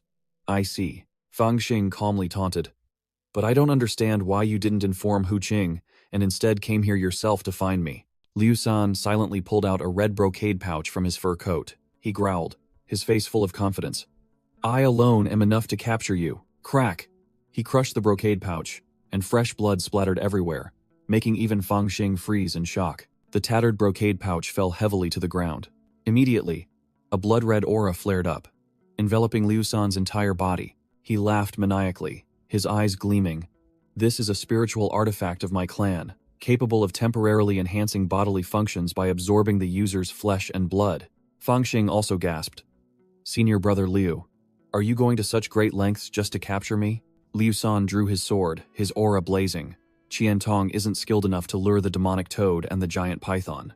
The mission might fail. Fang Xing took a defensive stance, ready to meet the challenge, as a dazzling golden sword energy surged towards him. Die! Liu San roared, swinging his sword down with all his enhanced strength. A gigantic sword energy tore through the air, aimed directly at Fang Xing's position. You want me dead just for that worthless talisman? Fang Xing yelled, as he charged in for a direct confrontation. Clang! Even though he used his dagger to block the attack, The terrifying shockwave sent Fang Xing flying like a ball, creating a huge explosion. After the collision, Fang Xing landed, a golden aura enveloping his body, clearly having activated his defensive ability. Liu San hovered in the air, his entire body still blazing, and coldly declared, "I have my own reasons." Fang Xing gritted his teeth, his face darkened, realizing a serious problem. "My right arm is completely paralyzed." Seeing his opponent injured, Liu San gave him no time to breathe, continuing to charge forward, attacking like a storm. Boom! The two streams of power collided again, creating an even larger explosion than before. This time, Fang Xing used his movement technique to dodge the sword slash, slid across the ground, and launched a dangerous strike at Liu San's flank. Fang Xing cursed as Liu San, in a frenzied state with blazing eyes, swung his sword to strike. Ho Qing's subordinate unleashed a fiery slash with terrifying speed. The power of the slash tore through an entire row of trees, proving his enhanced strength had reached a new level. Fang Xing couldn't dodge in time, took the full force of the blow, and spat out a mouthful of blood. The protagonist was sent flying, dragging his battered body to a tree trunk, looking miserable. Thinking it was over, Fang Xing unexpectedly smirked, a nosebleed streaming down, but his eyes full of calculation. "This is my chance." Liu San was in a bloodthirsty frenzy when he was suddenly startled, sensing danger. Whoosh! A dazzling golden light, which was Fang Xing's flying sword, shot straight towards Liu San. Boom! The flying sword exploded the moment it hit its target, creating a huge explosion. Fang Xing held his breath and watched, wondering if this sneak attack could finish off his opponent. As the smoke cleared, Liu San still stood firm, his clothes tattered, heavily shocked. "You even have a flying sword. Who exactly are you?" It turned out that the flying sword was lodged directly in Liu San's right bicep, rendering him unable to move it. Fang Xing summoned another golden sword and began his verbal assault. "Senior brother Liu, your right arm is crippled. Stop now. I don't want to kill you and then be burdened on my way to find Ho Qing." Liu San gritted his teeth, his eyes spitting fire, and growled, "My apologies, Fang Xing." Unexpectedly, Liu San spat out a strange object from his mouth. Fang Xing's eyes widened in horror, realizing his opponent was playing dirty. A hidden weapon, a blazing red needle shot towards Fang Xing with incredible speed, even while that big fellow was still injured. Two weapons, a golden flying sword and a red hidden weapon, clashed in midair. The scene suddenly shifted to a vast expanse of white snow. A solitary figure walking amidst a desolate village. It turned out to be Liu San's memory, when his innocent younger brother asked him if he was going to work for the Ho clan, those who had seized their land and beaten the villagers. In the memory, Liu San's younger brother innocently asked, "You won't do anything bad when you work for them, will you?" Liu San admitted that the Hu family were scum, but he enticed his younger brother, saying only they could cure his illness. The boy sadly replied that he wanted to recover, but he didn't want his brother to become a bad person because of him. Liu San was stunned by his younger brother's understanding. He gave a forced laugh, patted his brother's head, and blatantly lied. "What are you thinking, kid? I'm just helping them hunt. I won't do anything bad." The boy believed him, and the two brothers walked hand in hand through the snow-covered landscape. Liu San's eyes in the past clearly showed his torment at having to deceive his own younger brother. To change the subject, Liu San invited his brother to a snowball fight, challenging him to see if the boy's skills had improved. He grinned, rolled a snowball, and declared that this time he wouldn't hold back. Liu San laughed heartily, praising his younger brother for learning a sneak attack. Back in reality, Fang Xing's golden flying sword and Liu San's red poison needle clashed fiercely. In the memory, the younger brother burst into tears, pressing a memento into Liu San's hand. The present, Liu San, covered in blood, clutched his chest, and bitterly admitted, "That's right, I was never good at lying." Fang Xing panted after the clash, still in a state of high alert. Thud. Liu San fell backward onto the ground, his poison needle embedding itself into a tree trunk behind him, completely missing its target. Fang Xing froze, unable to believe his eyes, and wondered, he missed?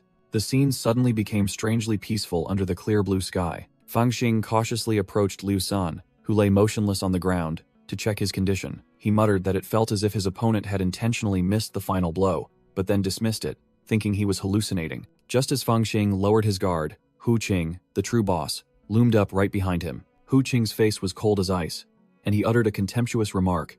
"It seems that trash Liu San has failed." Losing patience, Ho Qing pressed his sword against the bound Qian Tong, coldly declaring, "I can't wait any longer, Qian Tong. My apologies." Slash. A stream of azure sword energy struck Qian Tong directly, causing him to scream miserably before collapsing, covered in blood. Suddenly, Hu Qing spun around, as if he had detected something. Fang Xing appeared, sword in hand, his voice full of sarcasm. Yo, young master Hu. So you're finally attacking your own people, huh? Hu Qing stared directly at Fang Xing, glancing at Liu San's corpse. As expected, you didn't run. Where's Liu San? You must have killed him. Fang Xing calmly replied. I didn't want to kill him, but he was stubborn. Hu Qing admitted he had guessed Liu San knew Fang Xing's location, but he hadn't expected the man to be foolish enough to go alone. Hu Qing scoffed. It's good that he's dead. His weakness was useless to me. Fang Xing immediately retorted. Really? I think he was much better than a young master who only knows how to attack his own people. Hu Qing lost all patience, his entire body erupting with azure spiritual energy. Pointless chatter. Where do you get the courage to stand alone before me? Do you think you can defeat me? Fang Xing smirked, gesturing mysteriously. Are you sure I'm alone? Hu Qing was startled, his eyes revealing astonishment as he sensed killing intent from behind. Unexpectedly, Qian Tong, who was thought to be crippled, lunged from behind Hu Qing, ready for a fatal blow. Clang! Hu Qing reacted incredibly fast, raising his hand to neatly block Qian Tong's stab. Qian Tong clicked his tongue, annoyed that his surprise attack had been thwarted. Hu Qing turned around, roaring in disbelief. Qian Tong. Why would you lie? Qian Tong stood firm, dagger clutched in his hand. Hu Qing stared in shock at the man's leg. He couldn't believe it. The wound had healed rapidly. How can this be? Your wound, your spiritual energy has recovered? From a distance, Fang Xing spoke up to explain, his tone as if he knew everything. I guess Zhao Ji didn't have time to tell you everything about his dagger. It turned out that the dagger could seal spiritual energy when it pierced the body, temporarily nullifying the victim's cultivation. That was why Liu San and Fang Xing had chosen Qian Tong, whose spiritual energy was sealed, as bait. But there was a fatal flaw Hu Qing didn't know. The sealing only worked while the body was still bleeding. Once the wound stopped bleeding, spiritual energy would recover immediately. And Qian Tong had now regained his full strength. Hu Qing broke out in a cold sweat, his mind starting to process an unbelievable scenario. Don't tell me, Qian Tong confirmed, his voice full of resentment. That's right. Last night, once the bleeding stopped, my spiritual energy recovered. But I was tied up then. So how could I tell you? Hu Qing was speechless, recalling the scene of the young Fang Xing secretly giving the dagger to Qian Tong. Realizing he had been led by the nose from the start, still trying to salvage the situation, Hu Qing roared. Qian Tong, the perfect bait has delivered itself, and your power has recovered, so why not side with me? Hu Qing's killing intent flared, realizing Fang Xing's thinking was too terrifying. I cannot let this brat return to the sect alive. I must silence him right here. Qian Tong roared back without reservation. Shut your mouth, Hu Qing. Do you think I'd have a chance to live after he dies, if I cooperated with you to kill him? Hu Qing was speechless, unable to refute that brutal logic. Hu Qing's face darkened, accepting the bitter truth. Yes, you're right. Pointless chatter. Hu Qing placed his hand on his sword hilt, preparing for a bloody battle. Hu Qing erupted with azure spiritual energy, growling. Fang Xing, I admit I regret it, but now it's too late for words. Qian Tong saw the real deal make a move, his face turning pale as he cursed. Damn it. Amidst the storm of sword energy, Qian Tong shouted a warning. Kid, be careful of his azure wind sword, it's a genuine treasure. Let's go. Fang Xing threw a blazing golden saber towards his ally. Catch! With a whoosh, Qian Tong snatched the golden saber, his new weapon in hand, his aura soaring. With a combined sword attack, Fang Xing and Qian Tong charged at Hu Qing from two sides, forming a pincer movement. A streak of azure sword energy tore through their combined attack, sending Fang Xing flying backward. Thud! A spray of blood erupted as Qian Tong took a fatal blow through the chest. Qian Tong's eyes widened in horror, drenched in blood, unable to believe what had just happened. The henchman collapsed, impaled by the very golden saber Fang Xing had given him, while Fang Xing stood there, looking down coldly. A drop of blood dripped from the tip of Hu Qing's azure wind sword. The recent battle was clearly not without consequence. Fang Xing fled headlong, leaving Qian Tong's corpse sprawled on the grass, while Hu Qing still stood tall in the distance. Fang Xing's face changed drastically, and he frantically admitted in his mind.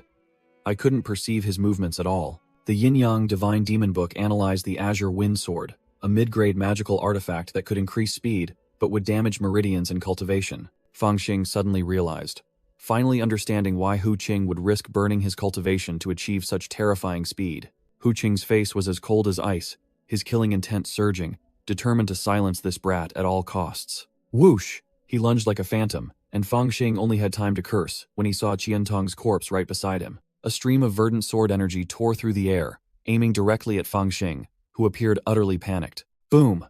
An earth-shattering explosion erupted from beneath the ground, engulfing Hu Qing in a sea of flames. Fang Xing was already standing at a safe distance, calmly admitting that he had deliberately lured Hu Qing into a trap to escape.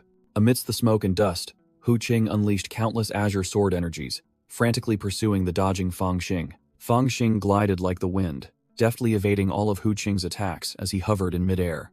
Done with the cat-and-mouse game, Fang Xing formed a hand seal, summoning his trump card, the 9-serpent golden flame blade.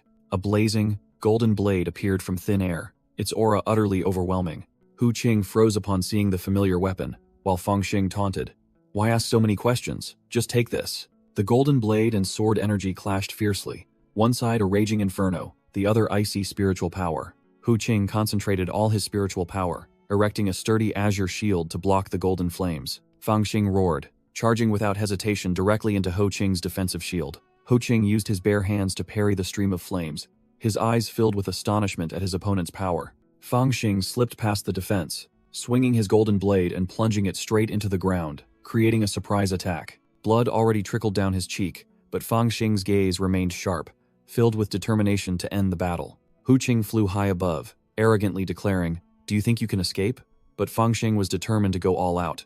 There's no turning back now. Without a moment's hesitation, Fang Xing drew a dagger and slashed a sharp line across his palm. Fresh blood splattered across the ground, a deliberate act of self-harm. Hu Qing froze, unable to comprehend what trick this brat was pulling. Fang Xing growled, his eyes blazing. "If I can't escape, then we'll die together." His palm flared with a dazzling golden light as spiritual energy merged with his blood. Hu Qing finally processed what was happening, realizing this brat had mixed highly concentrated spiritual energy into his blood to create bait. He confidently swooped down, sneering, "Trying to lure out the demonic python toad? You're helping me. I'll deal with you first, then the demonic beast." Fang Xing smirked, taunting. "Young Master Hu, I suppose you've never gone toad hunting, have you?" Hu Qing ignored him, believing toads were merely fast predators, nothing to worry about. Suddenly, a terrifying surge of killing intent erupted from right beneath his feet, startling Hu Qing. Boom! The ground exploded in a sea of flames, sending the unfortunate Hu Qing flying. From within the purple poisonous mist, a colossal demonic toad with dozens of blood-red eyes slowly emerged. The eyes in the darkness earlier belonged to it. The gigantic monster obscured the sky, its imposing aura making both Fang Xing and Hu Qing seem like mere ants. Information about the formidable creature appeared. Demonic python toad, a level 4 demonic beast, a hybrid of python and toad, capable of spitting poisonous mist, with tough hide, rendering ordinary weapons useless. Fang Xing crossed his arms, continuing his taunt. "So, young Master Ho, do you still wish to kill me before dealing with this demonic python toad?" Hu Qing was furious, but still tried to act superior. "Your calculations are decent, but have you considered that you are its prey?" He retreated, ready to reap the benefits. "It's a pity I can't kill you myself, but letting it swallow you first, then I clean up, isn't bad either. I have enough patience to wait." Hu Qing mockingly bid farewell, certain that Fang Xing was about to meet his end. His face shrouded in shadow, he curled his lips into a malicious smile, completely unaware that he had been tricked. Fang Xing merely glanced, his sharp gaze seeming to say, "You fool, things have only just begun."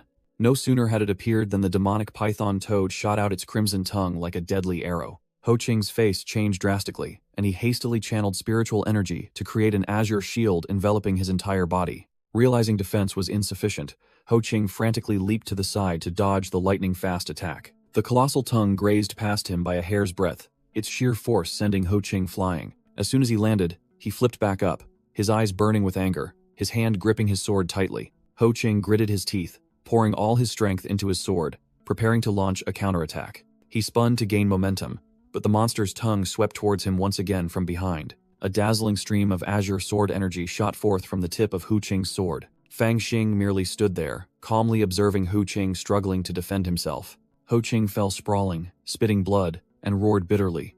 "Why am I the target? That brat is clearly bleeding, yet he's still standing there motionless." He glared at Fang Xing, who stood still as a statue, his mind filled with questions. What in the world did this scoundrel do? Fang Xing smirked, thinking to himself. The gamble paid off. It's indeed a level 4 demonic beast, but it still retains the habits of its original species. He analyzed the strategy in his mind. Its eyes are exactly like a python's. They only perceive moving objects, while stationary targets are automatically invisible. Hu Qing lost all his arrogance, pointing at Fang Xing and yelling, "Hey, you monster! That bastard is bleeding right next to you, quickly eat him." The demonic python toad completely ignored Hu Qing's shouts, continuing to swing its tongue at the only moving target. Realizing he couldn't just sit there and wait for death, Hu Qing gritted his teeth, his eyes filled with killing intent. "Because you're a brainless beast," he frantically swung his sword, creating countless sharp sword energies that slashed towards the monster. Hu Qing actively charged forward, gliding past the attacking tongue of the demonic python toad. He leaped into the air, pouring all his spiritual power into his sword, and roared, "Then I'll carve you up first." Thud. A full-force sword strike plunged straight into the colossal demonic beast's head. Hu Qing's sword strike hit its target, but the monster's poisonous blood splattered all over him. Thinking he had finished off his prey, he never expected the demonic toad to let out an ear-splitting roar that shook heaven and earth. The sound waves spread with immense power, forcing Fang Xing, who was watching from afar, to clutch his head in pain. Hu Qing, who bore the full brunt of the attack, was blown backward like a leaf by the immense pressure. He struggled to land, horrified to see the monster still standing tall, completely unharmed after his full power strike. His azure wind sword began to emit green smoke, its blade severely corroded by the poisonous blood. Hu Qing broke out in a cold sweat, bitterly admitting, "This beast is truly tough to deal with. My sword can barely hold on." He glanced at Fang Xing, surprised to see the young man still standing firm after the soundwave attack. Fang Xing was also covering his mouth, sensing a strange odor spreading through the air. The demonic toad puffed out its gills and spewed a thick, purple, poisonous mist that enveloped the entire forest. Hu Qing quickly covered his nose and mouth, trying to hold his breath against the deadly toxic gas. Amidst the mist, the monster's silhouette appeared even more sinister and terrifying. It gradually faded into the shadows, leaving only its glowing red eyes like two ghostly lanterns. Hu Qing thought the monster had run out of tricks, but Fang Xing had a bad premonition, his face turning pale. Suddenly, the demonic toad opened its mouth wide, preparing to unleash another attack. Fang Xing was scared out of his wits, hastily waving his hands to explain, "Big brother demonic toad, I'm not with him." At that very moment, Hu Qing unexpectedly made his move, unleashing a fiery chain from his sleeve, a potent spiritual artifact he had kept hidden. Fang Xing was stunned, realizing he had been tricked. This scoundrel still has another trick up his sleeve. Hu Qing's chain wasn't aimed at the monster. Instead, it wrapped tightly around a nearby tree, clearly intended as an escape route. Hu Qing sneered triumphantly, using the chain to bind Fang Xing as bait before making a swift escape. "Farewell, junior brother Fang." Fang Xing cursed bitterly as he was swallowed by the demonic toad, his flying sword falling uselessly. The demonic toad closed its eyes, appearing satisfied after devouring its prey. From a distance, Hu Qing sighed in relief, muttering that the troublesome brat had finally met his end. He turned back to face the monster, his eyes filled with killing intent. "Now it's your turn, beast." Inside the monster's stomach, Fang Xing was still alive, enveloped by a thin layer of golden spiritual energy amidst a sea of green acid. He realized he had been swallowed, intending to break out from within, but bitterly admitted his spiritual energy was depleted, unable to even use his ultimate technique. Corrosive acid dripped down, and his defensive layer was slowly disintegrating. Fang Xing broke into a cold sweat, knowing that his protective spiritual energy was about to run out, and he would be instantly dissolved by the digestive fluids. He desperately wished for a rapid spiritual energy recovery pill to turn the tables. Suddenly, Fang Xing remembered something, his eyes lighting up as if he had found a lifeline. Wait, a medicinal pill. All of a sudden, an earth-shattering explosion erupted from the demonic toad. Hu Qing was thrown backward, his clothes tattered, covered in blood, looking utterly miserable. He looked at his azure wind sword. It had been corroded by the toxins to the point of becoming almost scrap metal. Hu Qing played his trump card, a blazing red spiritual energy chain burning in his hand, ready for a fight to the death. He roared, admitting that his spiritual energy had reached its limit, and this monster was beyond his capabilities. He couldn't handle it alone. Thinking of the girl named Qing Shui, Hu Qing tightened his grip on the chain, determined to pour out all his remaining strength. He gritted his teeth, growling madly. All or nothing, the chain in his hand erupted with fierce spiritual energy flames, ready for the decisive strike. Opposite him, the demonic toad also opened its mouth wide, filled with killing intent, preparing for a life-or-death clash. Seizing the opportunity, Hu Qing roared and swung the blazing red chain, charging straight at the demonic toad. Whoosh! The chain wrapped tightly around the monster, but he was also thrown back by an incredibly powerful recoil force. Hu Qing coughed up blood, flying backward like a kite with a broken string after the collision. He couldn't even crawl on the ground, his entire body severely injured, his eyes filled with resentment. The demonic toad lumbered forward, its bloodshot eyes staring at him as if he were a meal already served. Suddenly, the monster froze, and smoke and fire began to billow from its throat. Hu Qing was stunned, then his face lit up with joy. thinking his attack had been effective. It worked, but the demonic toad didn't look externally injured. It staggered as if intoxicated, its entire body convulsing. The monster threw its head back and let out a tragic roar as a swirling energy burst forth from within its belly. A terrifying explosion echoed throughout the forest, scattering birds in all directions. After the dust settled, the giant demonic toad lay collapsed, no longer moving. Smoke and fire still billowed from its hill-sized corpse. Ho Ching froze, completely bewildered by what had just happened. He suddenly snapped out of it, realizing that the corpse of this demonic beast was a valuable trove of alchemy resources. Perched atop the corpse, Fang Xing was leisurely gnawing on a piece of golden brown roasted meat, greeting him. "Young Master Ho, we meet again." Ho Ching was dumbfounded, staring at the brat he thought was dead, now sitting proudly on his spoils. He yelled, unable to believe it. "Did you kill this demonic beast? You ate its flesh without being blown apart by its spiritual energy? Who exactly are you?" Fang Xing waved his hand dismissively. "Young Master Ho, aren't you tired of asking so many questions? If I'm not mistaken, your spiritual energy is completely depleted, isn't it?" He smirked meaningfully. "Don't worry, I'll take good care of you. Of course, if you kneel and kowtow, perhaps I'll spare you." Thud. Hu Qing, who had proclaimed himself a genius, knelt prostrate on the ground without the slightest hesitation. Fang Xing froze, not expecting his opponent to endure such humiliation so quickly. Hu Qing bowed his head, offering a pouch of medicinal herbs. "Junior brother Fang, I was wrong. Please forgive me. This is a small token of my sincerity." Fang Xing thought to himself. I didn't expect a pampered young master like him to be so sensible. But in Ho Qing's mind, a different thought emerged, filled with disdain. In the end, he's just a greedy bandit. He already had a plan. Once that brat gets close, I'll swallow this chi ignition pill to recover, then stab him to death. Whoosh! Before he could finish his act, a sword pierced straight through Hu Qing's chest, fresh blood splattering everywhere. Ho Qing collapsed, his voice trembling in disbelief. "Didn't you say you would spare me?" Fang Xing sneered, pointing to his own head. "Do you think I'm so foolish that I can't read your thoughts?" Ho Qing was stunned, recalling the warning from a mysterious woman in the past. "Don't be too merciful, or you'll bring disaster upon yourself sooner or later." In the flashback, the veiled woman continued to advise him, and he had firmly promised to change. The memory faded, and Hu Qing returned to the harsh reality. He screamed in despair, finally realizing, "It's you. You tricked me out of my demonic spirit pill and forced me to accept that damned Taoist law edict." Fang Xing coldly retorted, "I don't care how much you suffered. The moment you kicked Xiao Man in front of the sect gate, you were already a dead man." Ho Qing looked bewildered, muttering, "Kicked the sect gate?" Finally, he recognized that the young boy in front of him was the beggar from back then. His breath weakening, Hu Qing gasped in regret. "If only I had known sooner." He drew his last breath, collapsing to the ground. In his final moments, Hu Qing only wished he had waited in line like a normal person that day. His task complete, Fang Xing silently gazed at Ho Qing's corpse, the sword still embedded in him. He looked up, his eyes devoid of regret, only relief after avenging himself. In the vast expanse, only Fang Xing stood beside the defeated foe, whose role was now over. Suddenly, a surge of energy erupted from the corpse of the demonic python toad, leaving behind a glowing gem. Fang Xing held the glowing gem in his hand, immediately recognizing it as the demonic spirit pill of the python toad.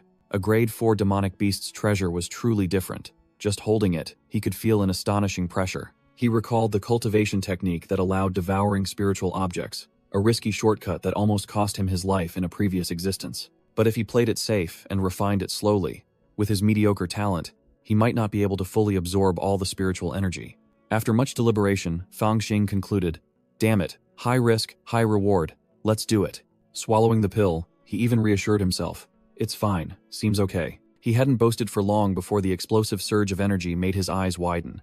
A piercing scream tore through the forest, sending birds scattering in chaos. In the quiet forest, a nimble black cat leaped onto a branch, perking its ears to listen. It spotted Fang Xing lying unconscious on the ground and cautiously approached. The cat tilted its head, letting out a curious meow as it pressed its face close to the strange young man. Suddenly, Fang Xing opened his eyes, startling the black cat, its tail fur standing on end. He slowly floated into the air, a black silk band covering his eyes, his entire being exuding a completely different aura. Fang Xing landed on the ground, the black cat fearfully hiding behind a bush to observe. He felt the new surge of power, exclaiming, "Finally, a breakthrough." This is the feeling of Spirit Movement Stage 3. Fang Xing excitedly stretched, feeling the new power after leveling up, and realized it was time to return to the sect. But just as he thought about having to fabricate a story to explain to the elders, he froze before two giant vultures. He pondered deeply, and a cunning plan began to form in his mind.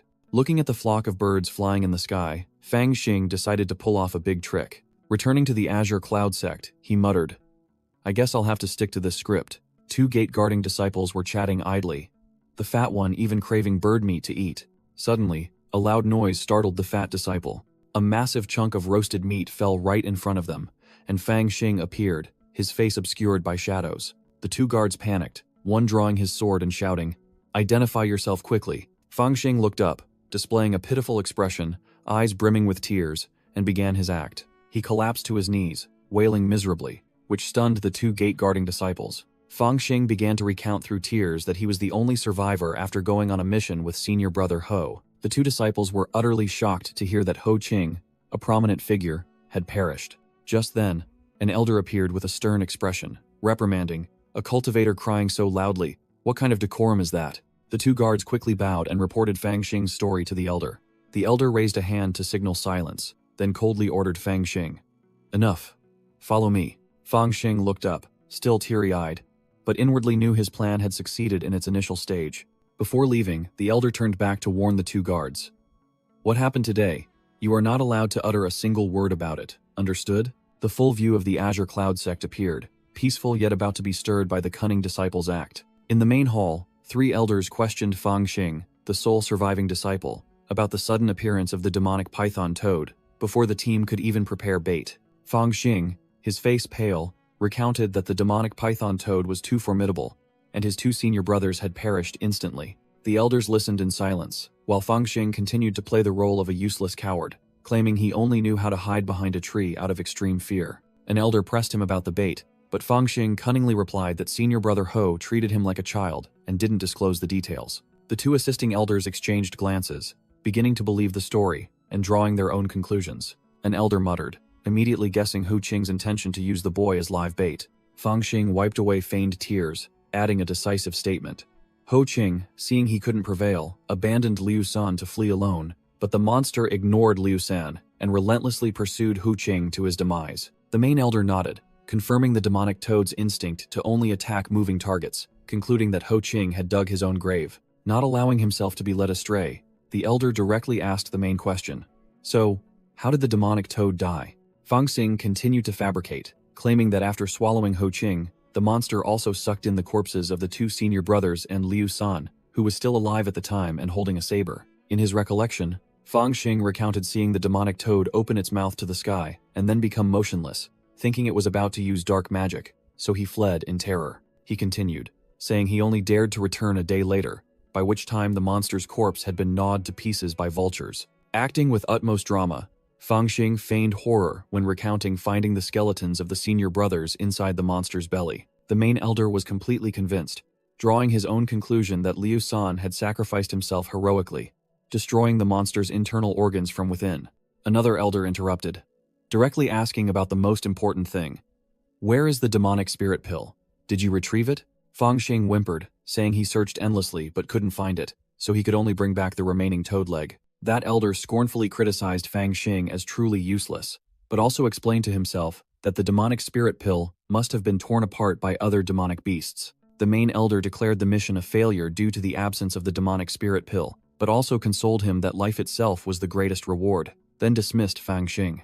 Fang Xing bowed his head in compliance, departing with a dejected appearance, officially concluding his perfect act.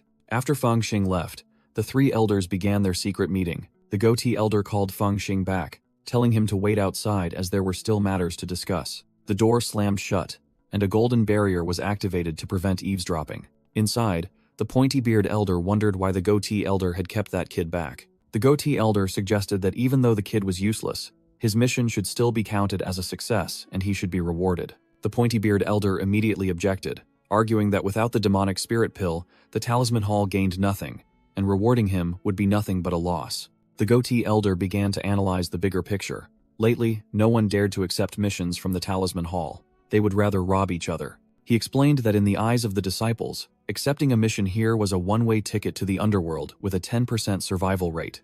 And even if they survived, a reward wasn't guaranteed. The only thing the disciples couldn't obtain elsewhere was stone essence powder. This was the only bait to force them into a death trap. The presiding elder grew impatient and got straight to the point. What exactly are you trying to say? The goatee elder revealed his trump card. Just acknowledge that this kid completed the mission. Reward him with stone essence powder. Suppress the news of Ho Qing's demise, and publicize this story everywhere. Meanwhile, Fang Xing was pressing his ear to the door, eavesdropping, secretly wondering what those old men were plotting, fearing his own scheme would be exposed. Just as he peeked through the crack in the door, it swung open. Boom! A surge of energy from the door flung Fang Xing, sending him sprawling face first. The goatee elder stepped out, staring intently at the kid lying on the ground. He had been caught red-handed. Fang Xing changed his tune instantly, quickly making excuses. I've been waiting too long, I was just about to knock, the goatee elder declared nonchalantly. Kid, congratulations, your mission is deemed successful. Follow me to claim your reward, leaving Fang Xing stunned.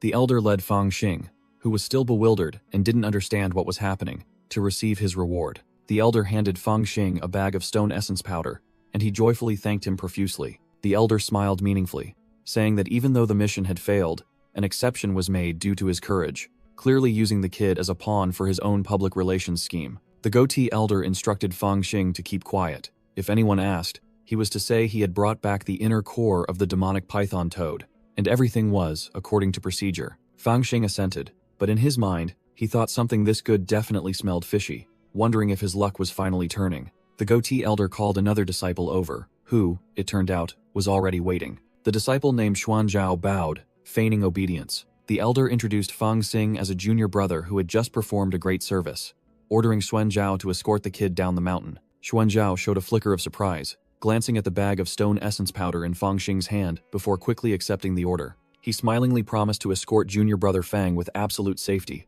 appearing overly enthusiastic. Fang Xing immediately refused, saying he wouldn't dare trouble senior brother Xuanzhao, clearly suspicious. But Xuanzhao had already slung an arm around the kid's shoulder, forcing a smile as he said the path down the mountain wasn't as safe as he thought, and he would see him off for a bit. The two walked shoulder to shoulder, appearing close, while the goatee elder stood behind them with a cunning gaze. The elder thought sinisterly to himself, "Kid, don't blame me." Xuanzhao led Fang Xing through the sect's main courtyard, heading towards the path down the mountain. Reaching a wooden bridge, Xuanzhao pointed the way for Fang Xing, telling him to just go straight, and he would reach the valley where he lived. Fang Xing played the role of an innocent fool, profusely thanking his senior brother for showing him the way and offering cultivation guidance along the path. Xuanzhao started making small talk, praising Fang Xing's boundless future, then got straight to the point.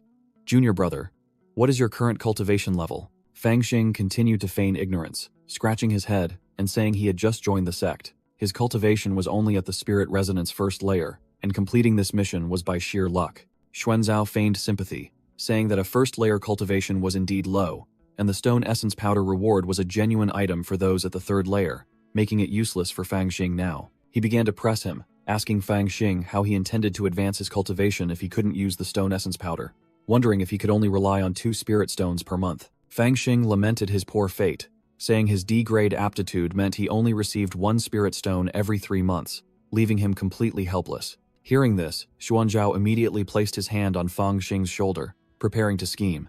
Xuanzhao began his trickery, feigning closeness. "It's all right, we've hit it off talking just now, so senior brother will lend you a hand."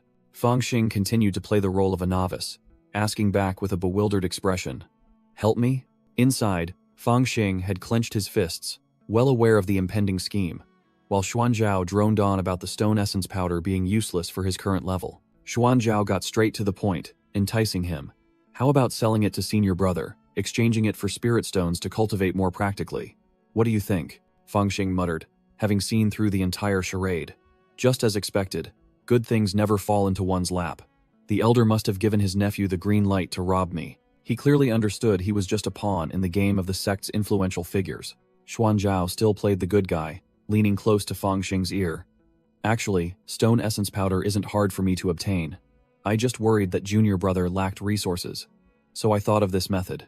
He pulled out a money pouch, settling on a ridiculously low price. "How about this? 30 spirit stones for the stone essence powder. Isn't that more than enough?" Fang Xing grinned widely, laying his cards on the table. "Haha, senior brother Xuanzhao, you must be joking again. Even this foolish junior brother knows that stone essence powder in the black market costs at least 100 spirit stones." As soon as he finished speaking, Xuanzhao's expression changed. He grabbed Fang Xing's arm tightly, no longer bothering to act. The difference in strength was clear. Xuanzhao lifted Fang Xing up like a chick, his face as cold as ice. He growled, revealing his thuggish nature. "You brat, do you think you have the right to bargain with me?" Thud. Fang Xing was thrown mercilessly onto the wooden bridge floor. Xuanzhao raised his foot threateningly, issuing a deadly warning. "I could kill you here and say you slipped and fell to your death. My uncle will take care of everything. 30 spirit stones is me being generous to you. Don't be ungrateful." Crushed, Fang Xing gritted his teeth and endured, secretly thinking he couldn't reveal his trump card now, or the sect would suspect his origins. It was a scene of the strong, completely suppressing the weak, leaving no room for resistance. Fang Xing immediately changed his tone, feigning fear. "Senior brother Xuanzhao." This junior brother was unreasonable.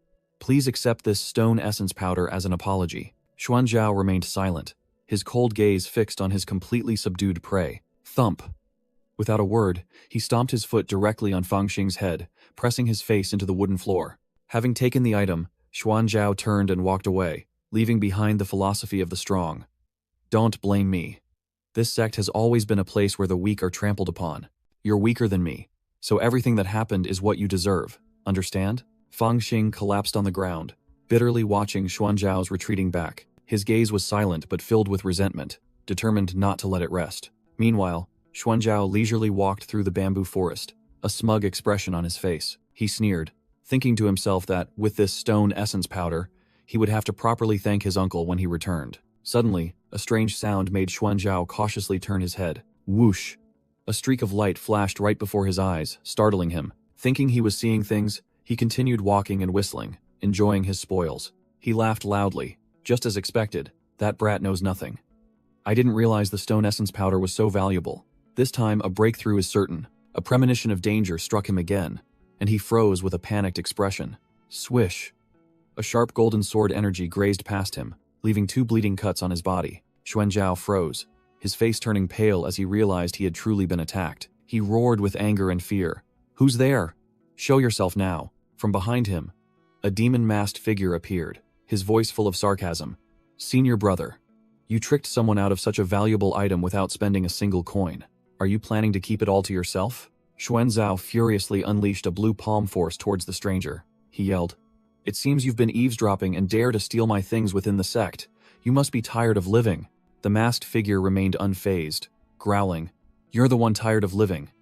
Then unleashed a punch enveloped in brilliant golden radiance. The 2 streams of power clashed fiercely. Xuanzhao braced himself to resist, realizing in horror, "Damn it, this guy's cultivation is higher than mine." The masked figure clenched his fist, and the jade-green storage ring on his hand flashed. Whoosh! A small bottle flew out from the ring, making Xuanzhao dumbfounded. "A bottle?" Boom! The bottle exploded, creating a massive purple energy blast that engulfed both of them. As the purple smoke dissipated, Xuanzhao realized he had fallen into a trap, and a different person lay slumped at his feet. The masked figure stood above, looking down, thinking to himself, "Good thing Liu Feng reported the information in time. I'll have to thank him later." Xuanzhao lay sprawled on the ground, gritting his teeth as he called out the traitor's name, Liu Feng. Night fell, ending a day full of turmoil. The next morning, Xuanzhao woke up on the stone-paved path, his head still spinning. He frantically searched himself, his face changing color as he realized he had been stripped clean. Xuanzhao's face darkened, his eyes spitting fire from having been dealt such a painful blow. Bang! He furiously punched and shattered the stone ground to vent his anger. He muttered resentfully, "Who was that bastard, daring to steal my things? It must be that thieving brat who just joined the sect not long ago." He deduced confidently, "Ah, that's right.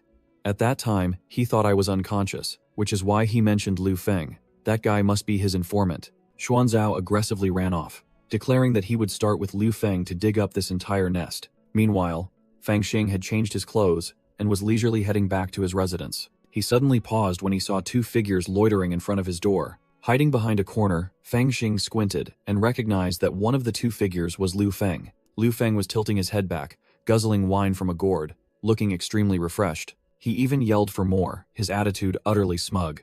A chubby disciple was pouring wine for him and asked, "I heard people from the Talisman Hall say that Ho Qing's mission token was successful. Do you know what that means, senior brother?" The chubby disciple broke into a sweat, his voice trembling as he replied that he didn't know. Liu Feng sneered, explaining, "Successful means that brat has turned to dust, never to return again." With that, He kicked the chubby disciple squarely to assert his authority. Lu Feng roared, blaming Yu Sanliang for deliberately spilling his wine. Yu Sanliang lay sprawled on the ground, begging for his life, vehemently denying that he did it on purpose. Without another word, Lu Feng swung the wine gourd directly at Yu Sanliang's face, cursing loudly. Blood gushed from Yu Sanliang's forehead, his face bruised and battered after the devastating blow. Lu Feng grabbed the chubby guy's hair and pulled him up, his face full of ferocity. He growled, venting all his frustration over not being able to kill Fang Xing himself onto Yu Sanliang, blaming him for choosing the wrong side. With a sinister smile, Lu Feng set a condition: kowtow 100 times, and each time he must curse Fang Xing as a son of a bitch, then his life would be spared. Yu Sanliang's face turned ashen, sweat pouring off him like rain. As he stammered his agreement in fear, the chubby guy began to kowtow to the ground, blood oozing from his wound. But as he prepared to curse, Yu Sanliang froze, a look of internal struggle on his face. In his mind, an image of Fang Xing, who had once treated him well and considered him a friend, suddenly appeared. Yu Sanliang was stunned, only able to utter the two words, friends. Seeing his subordinate hesitate, Lu Feng sat with his legs crossed on the table, yelling loudly, urging him to shout quickly. Yu Sanliang remained motionless, the blood from his head forming a small puddle. Losing all patience, Lu Feng summoned a flying sword radiating blue light, growling, "It seems you're still attached to that brat, so don't blame me." Yu Sanliang closed his eyes, awaiting death, gritting his teeth in resignation. Lu Feng was stunned, his pupils contracting in shock. Suddenly, a golden radiance flashed, shattering the flying sword right in front of Yu Sanliang, and Fang Xing had appeared, grabbing the sword hilt with his bare hand. Lu Feng was utterly shocked, unable to believe his eyes. That brat isn't dead? He even used spiritual energy to shatter my flying sword? Fang Xing turned to look at Yu Sanliang, sneering, "You're really stupid, fatty. It's just cursing. If it were me, I would have cursed his entire ancestry." Yu Sanliang's eyes welled up, unable to believe his eyes. "Is it really you? You're not dead." Fang Xing smirked, his voice full of sarcasm. "Or did you think a ghost was standing before you?" The fat guy joyfully hugged Fang Xing's leg, only to be kicked away by him bluntly. "Damn it, that's disgusting. Don't wipe your nose on my leg." Lu Feng was still in shock, stammering, "How are you still alive? Where is senior brother Hu? Why did he spare you?" Fang Xing casually slung his arm over Yu Sanliang's shoulder and replied, "Oh, Hu Qing, He's dead, and all 3 of his disciples are gone too." Lu Feng didn't believe him and roared, "Don't spout nonsense. You must have been scared witless and ran back here, right?" He activated his cultivation, and blue spiritual energy flared up, declaring he would send Fang Xing to join senior brother Hu. Before he could finish speaking, Fang Xing lunged forward and unleashed a heaven-shattering punch wrapped in golden light directly at Lu Feng's face. Wham! The incredibly powerful punch sent Lu Feng flying backward, blood gushing from his mouth and nose like a fountain. Lu Feng lay flattened on the ground, his face swollen, hastily kowtowing an apology. "Junior brother Fang, I was wrong." He was terrified, realizing this brat's cultivation was at least at the 3rd level of spirit resonance. Fang Xing didn't bother listening, effortlessly grabbing Lu Feng by the collar and lifting him off the ground with one hand. He pressed his face close to the terrified man, his voice as cold as ice. "Today, you're definitely dead. Not even the heavens descending can save you." After speaking, Fang Xing released Lu Feng and leisurely departed into the night with Yu Sanliang, leaving his trembling enemy behind. Along the way, Yu Sanliang was still trembling. "Junior brother Fang, earlier you said you wanted to kill Lu Feng. I was truly scared. Luckily, you stopped in time." Fang Xing clasped his hands behind his head and sneered, "I'm not stupid. Those old geezers in this sect, though they turn a blind eye, if we go too far, they definitely won't let it slide." Yu Sanliang still wondered. "But..." Fang Xing turned back with sharp eyes, his voice full of hidden meaning. "Don't worry. I'm not one to make empty threats." At Lu Feng's residence, everything was silent. Fang Xing asserted, "Just wait and see. Someone will take care of him for us." Meanwhile, Lu Feng lay slumped on the floor, blood pooling around him.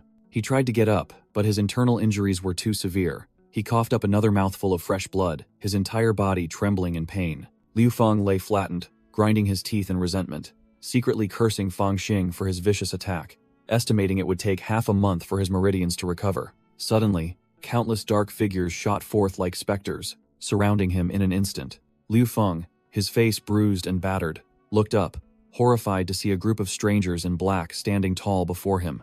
A masked figure sat down and asked directly, "Are you Lu Feng?"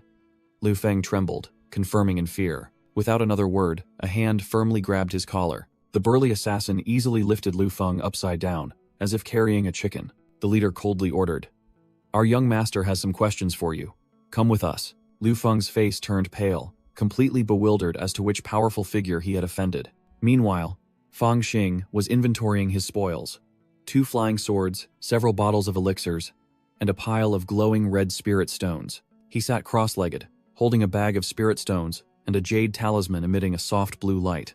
The jade talisman was identified as a genuine item, an earth-shrinking talisman, a high-grade auxiliary magic treasure that allows instant teleportation when infused with spiritual energy. Fang Xing secretly praised, acknowledging Hu Qing's possessions. As a young master from a well-off family, all his items were of high quality. He pulled out a martial arts manual from his bag, titled The Dragon Seizing Crane Controlling Art. Fang Xing's eyes widened in surprise. He hadn't expected to stumble upon such a treasure. He was overjoyed, as if he had struck gold. Although it was only a basic cultivation technique, this was a unique item, only taught within the inner sect. This manual allowed its practitioner to control invisible gravity, a formidable skill with limitless applications. Fang Xing didn't hesitate, deciding to try it out immediately. He began meditating and cultivating, golden light enveloping his entire body. Back at the scene, an assassin was checking the breath of Lu Feng, who lay motionless on the ground. The assassin turned to report to the leader, "Young master, he's no longer breathing." The assassin stood around Lu Feng's corpse, and the leader grumbled, "Damn it, he was too stubborn, couldn't get anything out of him. Or did we capture the wrong person?" Xuan Zhao, the mastermind, coldly ordered, "Forget it, just dispose of his body somewhere discreetly." The assassin reported an important detail. "Young master, actually, before we brought Lu Feng back, he had already been severely injured by someone." Xuan Zhao raised an eyebrow, showing interest. "Oh? Did he say who beat him up?" The assassin bowed and replied, "He said it was someone named Fang Xing." Hearing the familiar name, Xuan Zhao's eyes widened in complete shock. Fang Xing? Meanwhile, Fang Xing had completed his cultivation of the new technique, golden light enveloping his entire body, his aura soaring to the heavens. Fang Xing grumbled as he opened the door, thinking it was some fat guy coming to bother him early. But standing at the door was a fiery beauty who introduced herself as Lin Qing, a friend of Ho Qing, here to inquire about the mission decree and why Fang Xing was the only survivor. Fang Xing suddenly remembered several elixir bottles engraved with the character Shui among Hu Qing's belongings, immediately guessing that this woman was the alchemist who had assisted him. Lin Qing stated her purpose directly. "I came here to ask you about Ho Qing's matter. I hope I am not disturbing you." Fang Xing immediately played the role of a well-behaved junior disciple, warmly inviting her in. "Greetings, senior sister Lin. Since you are senior brother Ho's friend, it is naturally my responsibility to explain everything. Please, come in." He politely gestured for Lin Qingxue to enter the room. Fang Xing was startled, breaking out in a cold sweat as he realized he had left the dragon-seizing crane-controlling art manual on the table. In his frantic rush to hide the incriminating evidence, Fang Xing tripped and face-planted onto the floor. He looked up with extreme embarrassment, trying to salvage the situation. "Ah, senior sister Lin, about this." Lin Qingxue had already picked up the book, covering her mouth as she chuckled, teasing, "Junior brother, at your age, you should be diligently cultivating. Why are you reading these kinds of books?" Fang Xing quickly put on a convincing act, scratching his head with an awkward smile. "This was forced upon me by the other senior brothers. I don't quite understand it myself. Please, senior sister, have a seat, and I will recount everything from the journey." Lin Qingxue smiled contentedly, seemingly having completely believed his act. "Then I've troubled you, junior brother," Fang Xing muttered, realizing that the demonic python toad was a level 4 demonic beast. It was no wonder Hu Qing was doomed, not understanding its habits. After hearing the fabricated story, Lin Qingxue thanked Fang Xing for his detailed explanation. Fang Xing continued to play the innocent lamb, expressing his sorrow. "Senior brother Hu was a good person. I never expected things to turn out this way. Please, senior sister, restrain your grief." Lin Qingxue offered a bottle of medicinal pills as a thank you gift, but Fang Xing feigned refusal. The moment he took it, he realized the bottle was completely empty. Before he could react, a wave of killing intent surged forth, and Fang Xing quickly tilted his body to dodge the attack. Whoosh! Lin Qingxue drew her sword and slashed past him, causing the pill bottle to fall and shatter. She landed, her eyes sharp and cold, making Fang Xing pressingly ask, "Senior sister, what are you doing?" Lin Qingxue revealed her hand. "The book you're hiding is the dragon-capturing crane-controlling art I gave to Hu Qing. Your words might fool those old men, but they won't deceive me. His death is definitely related to you." Fang Xing dropped his act. his face cold as he retorted. His death was self-inflicted. If you dare, go report it to the sect and see if they believe you. She sneered, raising her hand. Report? No need, I will personally avenge him.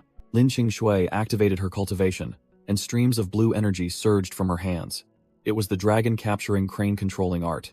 The energy converged into an extremely powerful vortex, aimed directly at Fang Xing. But Fang Xing was no pushover. He used his bare hand to block the incoming sword tip. He growled, and brilliant golden energy erupted from his body, enveloping the sword. The dazzling golden sword energy easily shattered Lin Qingxue's attack. Blocked, Lin Qingxue unleashed an even more powerful blue-purple energy orb. Fang Xing was fearless, swinging his sword directly at the energy orb. Boom! The two streams of power collided, creating a terrifying explosion. Two patrolling disciples were startled by the loud explosion. One panicked. What's happening? Is someone fighting? The other ordered, quickly report to the elder. Amidst the thick smoke and dust, a blurry figure emerged, appearing somewhat exhausted.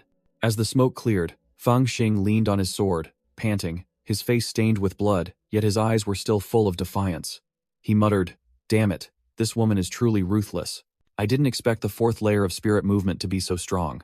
Lin Qingxue hovered in the air, her killing intent soaring, coldly declaring, "Now, go die." She swung her sword down, forcing Fang Xing into a desperate situation.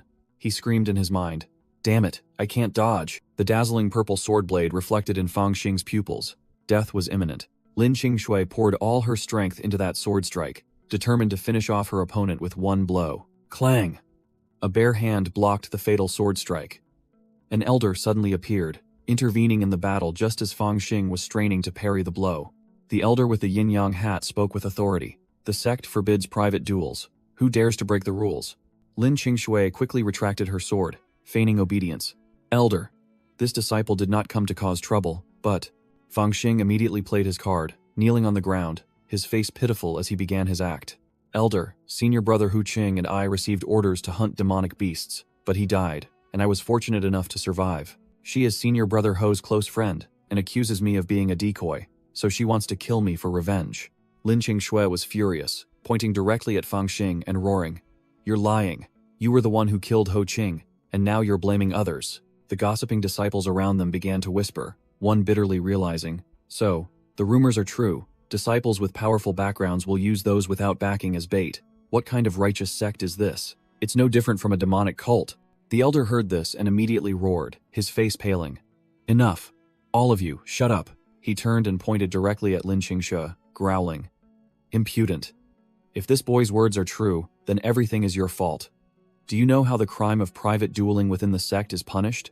Lin Qingxue showed no fear, raising her chin to argue, "Elder, even if I attacked first, it was because this boy plotted against Hu Qing. Furthermore, I am a disciple of Shihe Valley. Only an elder of Shihe Valley has the right to punish me." The elder was speechless at her unreasonable argument. Just then, a refined voice echoed from behind.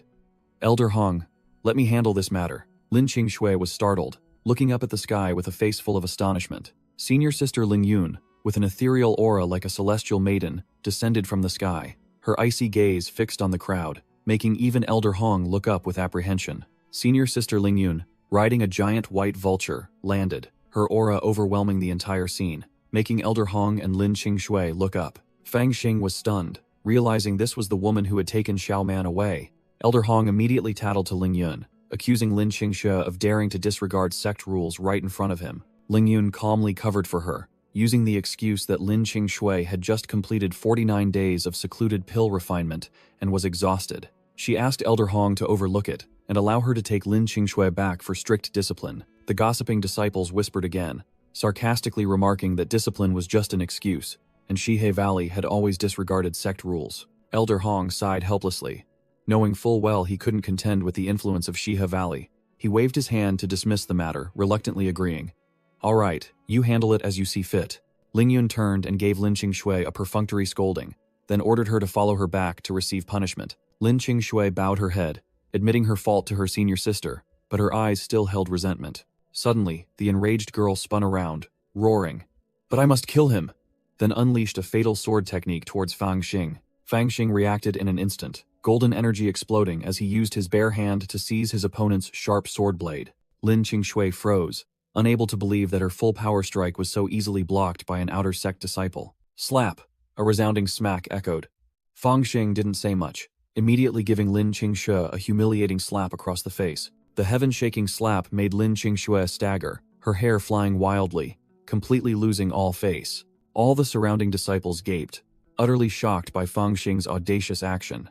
Ling Yun became furious, grabbing Fang Xing's wrist and shouting, "Impudent! How dare you harm a disciple of Shihe Valley?" Fang Xing didn't flinch, retorting sharply, "Senior sister Ling Yun, you saw me slap her. But did you not see her sword pointed at me? Are the lives of outer sect disciples cheap, while the dignity of inner sect disciples cannot be touched?" Ling Yun was speechless, her face changing color as she was hit where it hurt, unable to retort a single word. The crowd began to agree with Fang Xing, asserting that inner sect disciples, especially those from Shihe Valley, were always lawless and arrogant. Elder Hong spoke up to mediate, admitting that Fang Xing had merely acted in self-defense but also reminded Ling Yun that Shihe Valley could not be too overbearing, lest they lose the goodwill of the public. Ling Yun released Fang Xing's hand, her expression still resentful. To save face, Ling Yun promised Elder Hong that she would confine Lin Qingxue for half a year to properly discipline her. She threw a bag of items to Fang Xing, declaring it compensation from Shihe Valley. Ling Yun and Lin Qingxue flew away on the giant white vulture, not forgetting to leave a condescending remark. "If you want to find me, just bring this to Shihe Valley, and I will refine pills for you for free." Fang Xing held the bag of compensation, remaining silent. Yu Sanliang secretly hid in the shadows, curiously observing Boss Fang's movements. Suddenly, Fang Xing turned around and was stunned to see a magnificent golden giant sword firmly planted in front of a house. Bang! Xuanzhao slammed the table, his face darkening. Inside the room, a disciple was reporting to Xuanzhao while the masked assassin stood silently, awaiting orders. Xuanzhao's eyes widened, disbelieving. "Are you sure you didn't see wrong?" The disciple hastily confirmed it was indeed the Nine Serpents golden flame sword, stolen from the black market, asserting that Fang Xing was definitely involved with the thief. Xuanzhao gritted his teeth, deducing that Fang Xing had colluded with the thief to frame Liu Feng. The masked assassin spoke up, requesting instructions from the young master. "Bring it here to me," Xuanzhao growled, his eyes blazing with fury. The scene shifted to a majestic mountainous region, where an ancient tower stood. Fang Xing climbed the stone steps leading to Lingyun Valley alone, secretly thinking that core disciples truly enjoyed privileges, even having their own private valley. Suddenly, he sensed killing intent, and his gaze sharpened. Whoosh! A sword unexpectedly shot towards him, and Fang Xing hastily leaned back, narrowly dodging the attack. As soon as he set foot in Lingyun Valley, Fang Xing sensed killing intent and shouted, "Who's there?" There was no reply. Instead, Fang Xing unleashed a burst of golden energy, assuming a combat stance. His gaze darted quickly from side to side, scrutinizing every movement around him. Whoosh! Several emerald flying swords shot forth, but Fang Xing channeled his golden energy, swatting them away with his bare hands. He leaped into the air, gracefully dodging the barrage of swords plunging into the ground like rain. Fang Xing landed lightly on the rooftop, sat down to observe, and realized this was a long-range attack. He muttered, "Flying swords can only be controlled within sight, yet there's no one around."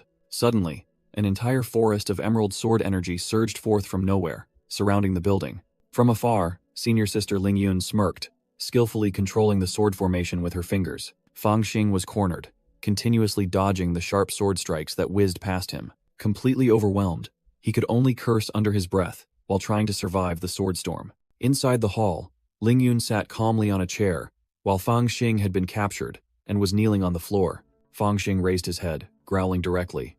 "So, you're behind this? Planning to silence me with flying swords?" Ling Yun feigned innocence, explaining that it was an automatic sword formation at the gate which she had hastily forgotten to mention, but also praised him for having some skill to pass through it. Fang Xing narrowed his eyes, staring silently, clearly not believing a single word. Seeing his opponent's silence, Ling Yun asked in a challenging tone, "What's wrong? Don't you believe me?" Fang Xing suddenly changed his demeanor, smiling as he replied, "Since senior sister Ling Yun said so, of course I believe you. But I have something to ask. How has Xiao Man been lately?" Ling Yun flinched, slamming the table as she stood up, her voice stammering in shock. "You! How do you know Xiao Man?" A blurry image of the past appeared as Fang Xing recalled their previous encounter. He calmly confirmed, "That's right, I met you back then." Fang Xing feigned humility, saying he was always grateful and wanted to visit Ling Yun and Xiao Man, but hadn't been able to because he wasn't familiar with the way. Clang!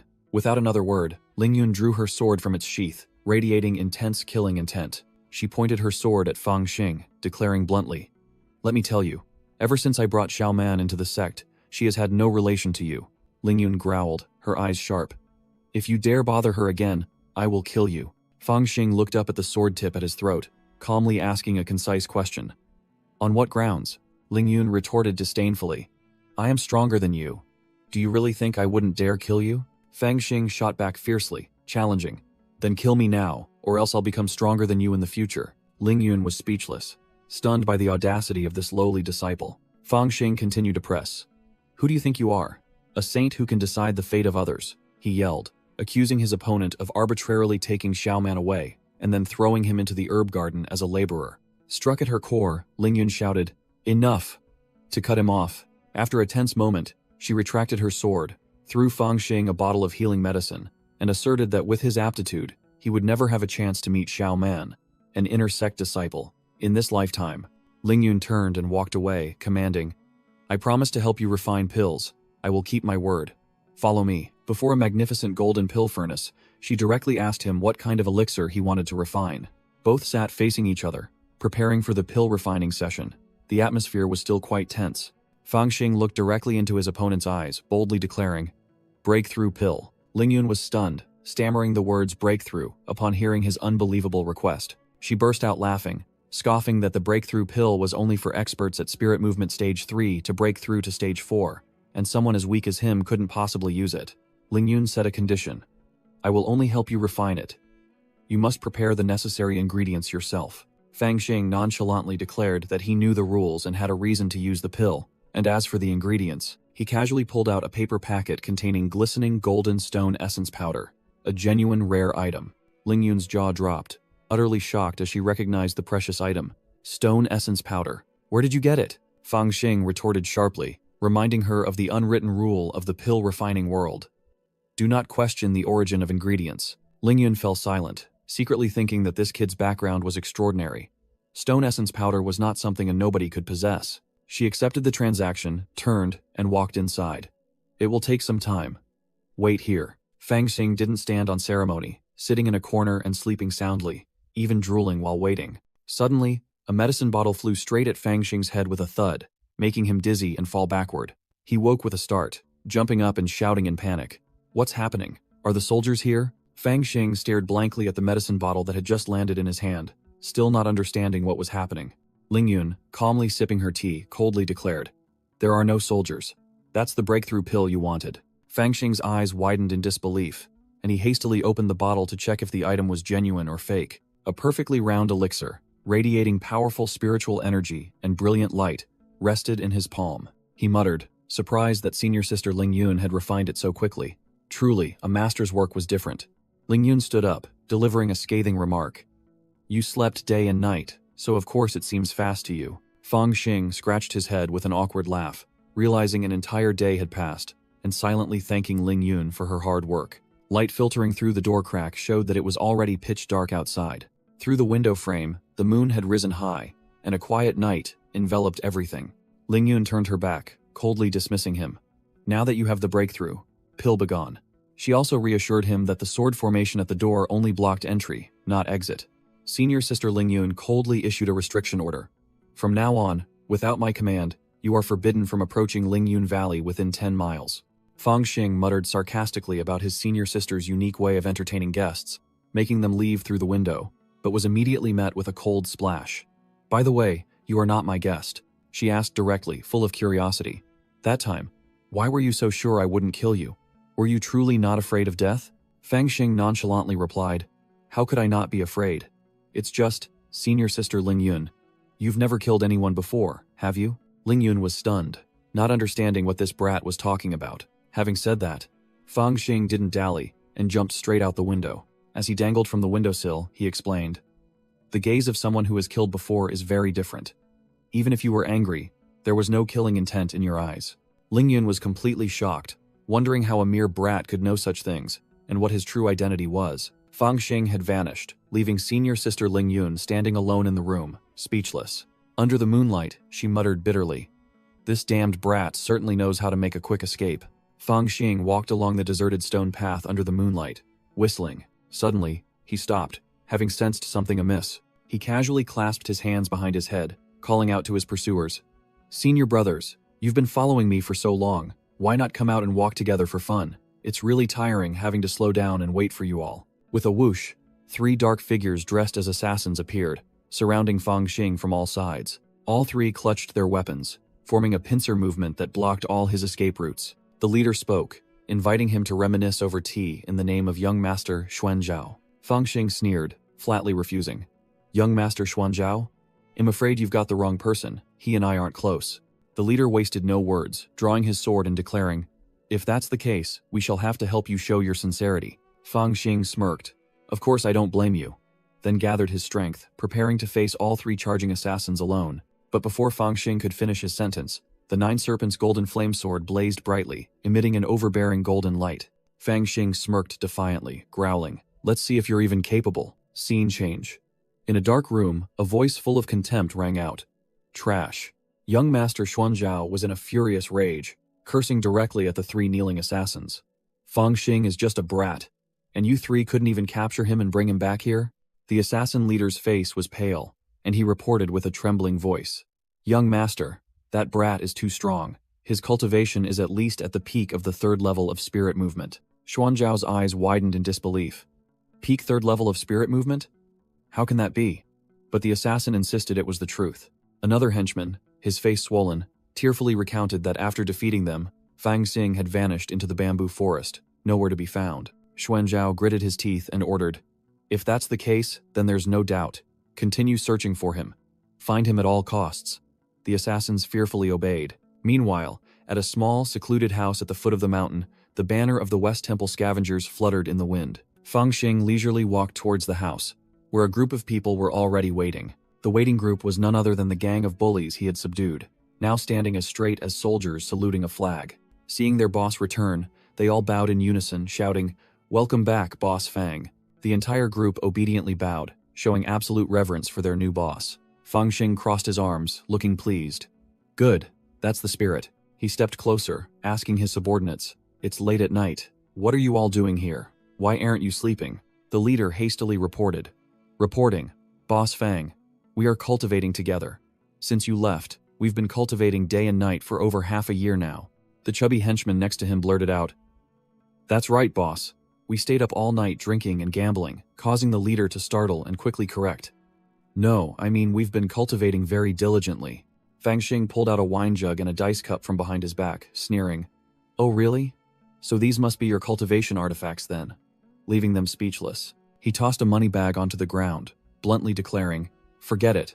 I don't expect you to cultivate seriously anyway. There are 20 taels of gold in here. Take it, go down the mountain, and spend it all, then come back. I need this house tonight." The henchmen's eyes widened, and mouths gaped, as they looked at the bag Fang Xing handed over. Inside was a mountain of glittering gold ingots, dazzling them all. Fang Xing shot them a sharp glance, warning, "I don't want anyone to know I've been to the medicinal field. If any of you utter a single word, you'll know the consequences." The leader and his lackeys hastily nodded repeatedly, profusely thanking Boss Fang and promising to keep silent. After receiving the money, they joyfully linked arms and headed down the mountain to feast and play, leaving the house to their boss. After sending the subordinates away, Fang Xing stood alone. Realizing this place wouldn't be safe for long, he had to break through quickly. He sat in the dilapidated wooden house, the first place he had sensed spiritual energy. Nearly a year had passed, and the house was as run down as ever, but now it was the perfect location for his secluded cultivation. He pulled out the glowing elixir Ling Yun had given him, preparing for his level up through pill consumption. After swallowing the pill, he boldly declared, "4th level of spirit movement, here I come." He braced himself and waited, but remained silent, as absolutely no reaction occurred. He frowned in doubt. His body was completely still, showing no signs of a breakthrough. He wondered in confusion, "Damn it, didn't they say the breakthrough pill would burn my meridians? Why don't I feel anything?" He cursed inwardly, furious. "That woman, Ling Yun, don't tell me she swapped a fake for me while I was asleep?" Suddenly, a torrent of energy swept through his body, shocking him to his core. His entire body convulsed, his eyes wide with the tearing pain, as if the medicinal power was taking effect belatedly. The pain struck too quickly and dangerously, leaving him no time to react. Unable to bear it, Fang Xing collapsed onto the floor, losing consciousness. When he awoke, he was on a sky-piercing mountain peak, facing a muscular bald old man meditating like a statue. In his mind, a young Fang Xing sat beside a muscular man, asking, "Ninth uncle, what are you looking at?" The bald man pointed down into the abyss. "The place where I found you." Fang Xing curiously peered down, but only saw a vast sea of white clouds, nothing else. The man stood up, his voice deepening. "That place has been destroyed."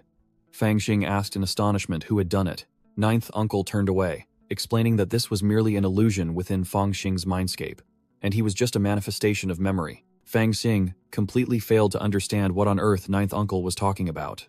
Ninth uncle's voice resonated, explaining the mechanism of the breakthrough pill. "First destroy, then rebuild. It will shatter the limits of your spiritual meridians with violent energy. Afterwards, it will burn your meridians and then reconstruct your body, forging your physique anew, just like a phoenix reborn from ashes." Fang Xing frantically clutched Ninth uncle's clothes as if unwilling to face the impending pain. Without a word of explanation, Ninth uncle directly pushed Fang Xing off the cliff. Mid-air, Fang Xing heard Ninth uncle's final instruction.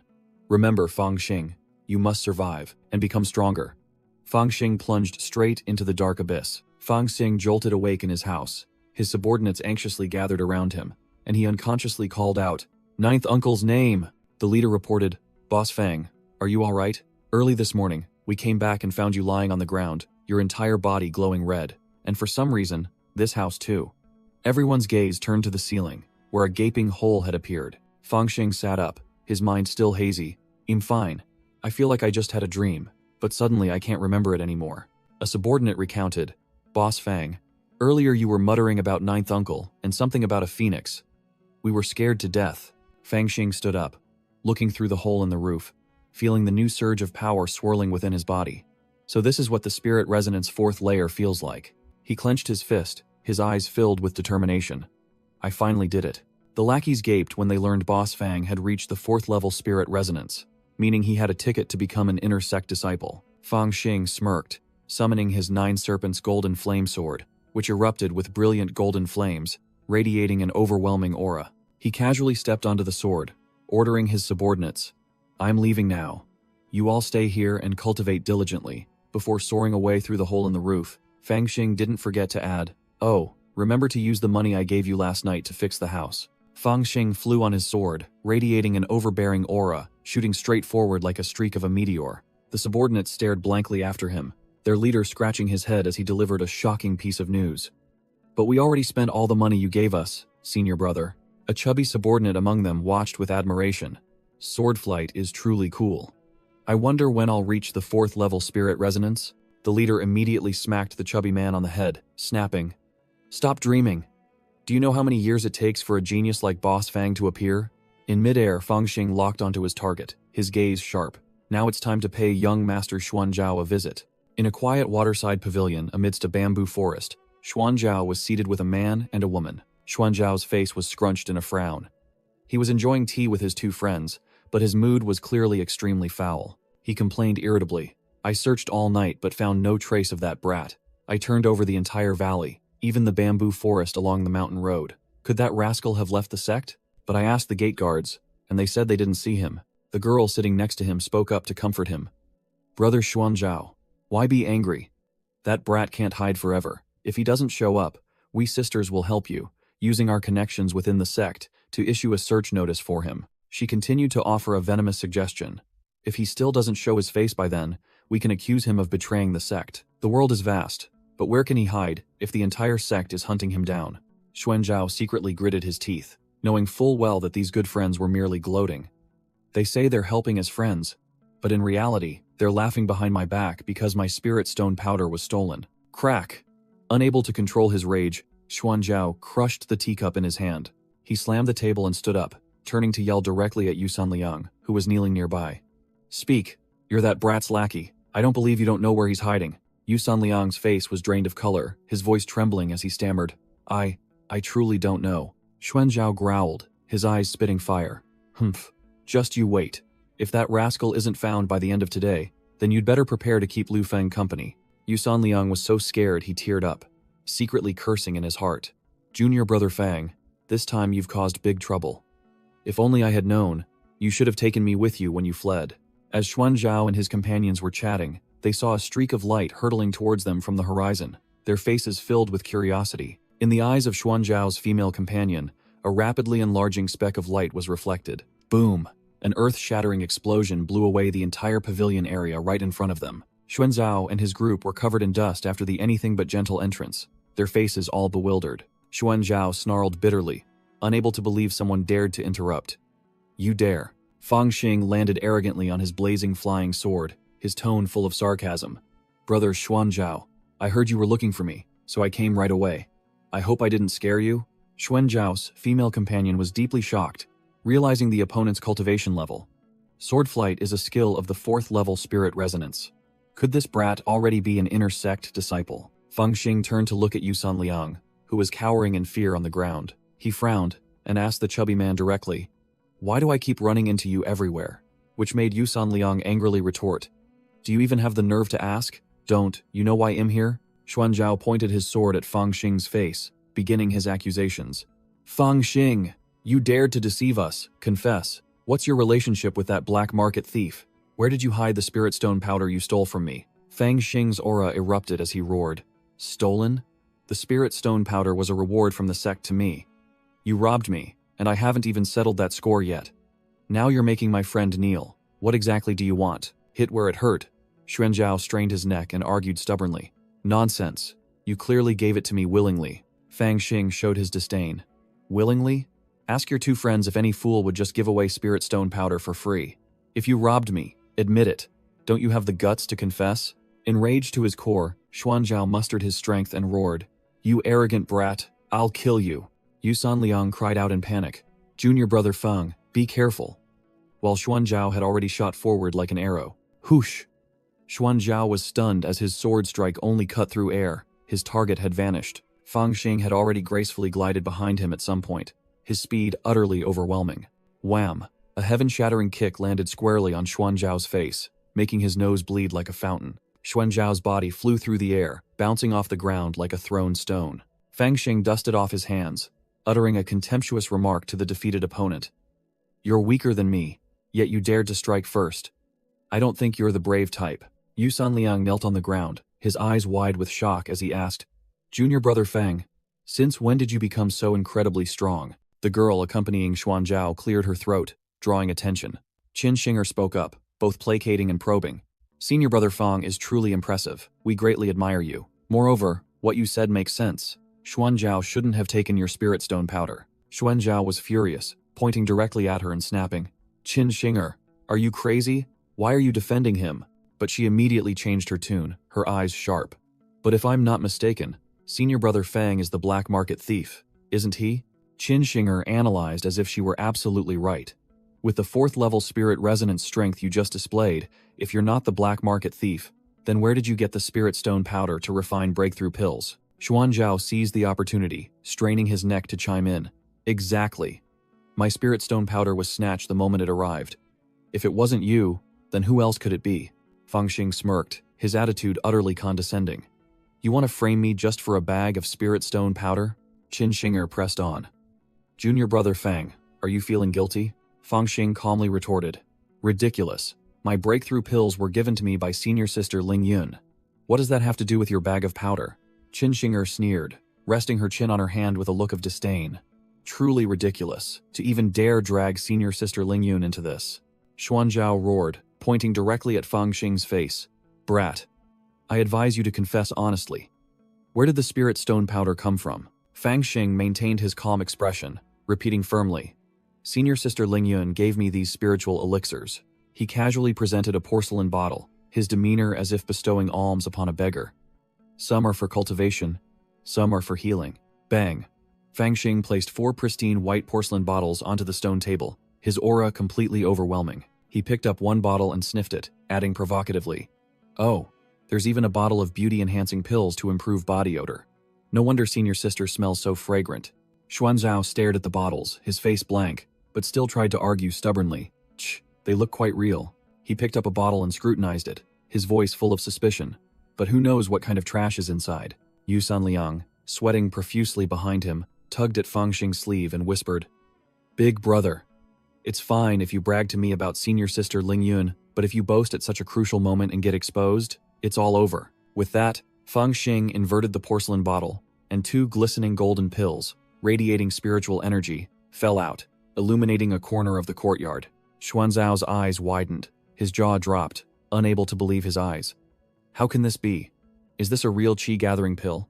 Could this spiritual medicine? He hastily flipped the bottle over to examine its bottom, his face a mask of utter shock. Etched clearly on the bottom of the white porcelain bottle was the character spirit, undeniable proof. Still stubbornly arguing, Xuanzhao roared, "How dare you break into Seven Rivers Valley to steal elixirs?" Fangxing casually tossed the elixir bottle, his voice dripping with sarcasm. "Humph. If you're so capable, why don't you try stealing it yourself? Do you think everyone in Seven Rivers Valley is as blind as you ignorant pig?" Qin Shinger also realized this was a genuine item refined by senior sister Lingyun, and thought to herself, "Forget it. I'm not getting involved in this anymore." She immediately changed her demeanor, gently returning the elixir bottle to Fang Xing. "Junior brother Fang, I was mistaken about the stone essence powder matter. If it's just a misunderstanding, we won't keep you here for tea any longer." Xuanzhao, still resentful and unwilling to concede, pointed directly at Fang Xing. "No way. Don't think dragging senior sister Lingyun into this will settle it. I know you're the thief from the black market. Remember Lu Feng? If you don't admit it, you'll meet the same end as him." Fang Xing feigned innocence and asked back, "Senior brother Liu? What did you do to him?" Xuanzhao growled, his face filled with murderous intent. "Stop pretending. I sent him to meet King Yama a long time ago." Enraged, he erupted with azure spiritual energy, brandishing his sword and roaring, "Don't think I'm afraid just because you're at Spirit Resonance Stage 4. If you don't give me a clear explanation today, I won't spare you even if I die." Boom.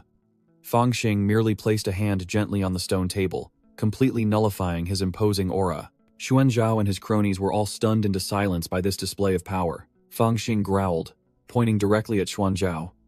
"Xuanzhao, you're truly audacious." Xuanzhao was overwhelmed by Fang Xing's aura, his face paling in surprise. Fang Xing roared, questioning, "Just for a petty thief in the black market, you abuse your authority and kill people.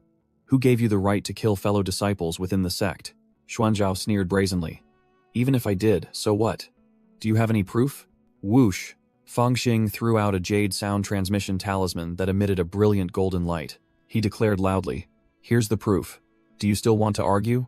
Xuanzhao and his cronies were struck dumb when they realized it was a sound transmission talisman, a magical artifact that records sound. Fang Xing exposed Xuanzhao, declaring that this sound transmission talisman had recorded their entire conversation, and this time, even his backer wouldn't be able to help. Seeing the solid evidence, Xuanzhao changed his tune faster than flipping a rice paper, hastily backing down. "Junior brother Fang, it was all just a misunderstanding." Unable to win with words, Xuanzhao resorted to foul play, lunging straight for Fang Xing to snatch the evidence from his hand. But a weakling trying to solo? Fang Xing's eyes flashed with golden light, and his entire body erupted with an overwhelming aura. Thwack! A devastating punch wrapped in brilliant golden energy slammed directly into Xuanzhao's face. The powerful punch made the space seem to explode, and Xuanzhao was thoroughly beaten. Fang Xing summoned the blazing Nine Serpents golden flame sword, growling, "Dare to steal from me?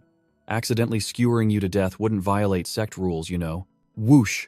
The flying sword shot forth like a golden lightning bolt, and Xuanzhao was scared out of his wits, screaming desperately, "No, save me!" Xuanzhao's cronies, Qin Shinger and the other disciple, could only stand rooted to the spot, not daring to utter a single word. Xuanzhao was in extreme panic, desperately calling for help from his two companions, but they acted as if they didn't hear him. The blazing sword stopped right before Xuanzhao's forehead, making him scream in terror. The terrifying pressure made the pampered young master so scared that he wet his pants. He prostrated himself on the ground, kowtowing repeatedly, crying and begging, "Big brother Fang, I was wrong. Please spare me." Everyone could only watch the scene of Xuanzhao, who had been so arrogant just moments ago, now kneeling and begging for his life. Fang Xing crossed his arms, his voice full of sarcasm as he looked at the person kneeling at his feet.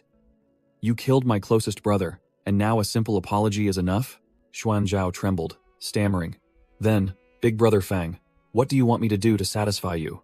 Fang Xing threw out a cold, concise answer. "Increase the price." Xuanzhao was bewildered, not understanding his opponent's intention. Fang Xing tossed another jade talisman, stating the price bluntly. "You don't want this? Fine. 300 spirit stones." Xuanzhao's face twisted, and he whined in explanation. 300 spirit stones? But I was robbed by that thief in the black market earlier. Now I only have 20 spirit stones left. Fang Xing gave his final condition. "It's simple. Just sign this promissory note and the matter is settled." Xuanzhao broke out in a cold sweat, his face turning ashen as he looked at the item Feng Xing handed him. He gritted his teeth and endured the humiliation, trembling as he offered his jade token. "All right, take it." Feng Xing snatched the jade token away, not giving his opponent a chance to change his mind. "Hand it over quickly." Xuanzhao stared blankly at the cheap sound transmission jade talisman remaining in his hand after the exchange. Deal done. Feng Xing and Yu Sanliang turned and left, leaving Xuanzhao sitting on the ground like a defeated man. Xuanzhao muttered resentfully. "Just for a piece of trash magical artifact, I lost 300 spirit stones." He picked up the jade talisman, letting out a sigh. "Whatever, I'll just listen to it and see." Crack! He forcefully threw the jade talisman to the ground, where it shattered into countless pieces. Qin Shinger and the other crony stood from a distance, witnessing the entire spectacle. Xuanzhao flew into a rage, screaming, "That bastard! It was another trick." Qin Shinger calmly picked up another jade slip from the ground, the one Feng Xing had used to intimidate him. She sneered, realizing the trick. There was no sound transmission talisman at all. It hadn't even been activated. Truly a masterful move. Xuanzhao could only curse from afar. "Damn it, don't think reaching Spirit Resonance Stage 4 makes you so great. Just you wait, I will definitely." Leaving the defeated man behind, Feng Xing laughed gleefully, telling Yu Sanliang, "Tell my uncle about this." Both headed straight for the sect's central area, where magnificent and splendid halls appeared. Yu Sanliang panted, asking, "Junior brother Feng, are you planning to register for the inner sect right now?" Feng Xing patted his junior's shoulder, explaining his strategy. "Of course, the more I delay, the more trouble there'll be. The sooner I enter the inner sect, the sooner I'll get the sect's protection." Before leaving, he tossed Yu Sanliang a heavy bag. "Here, I'm giving you all these cultivation resources.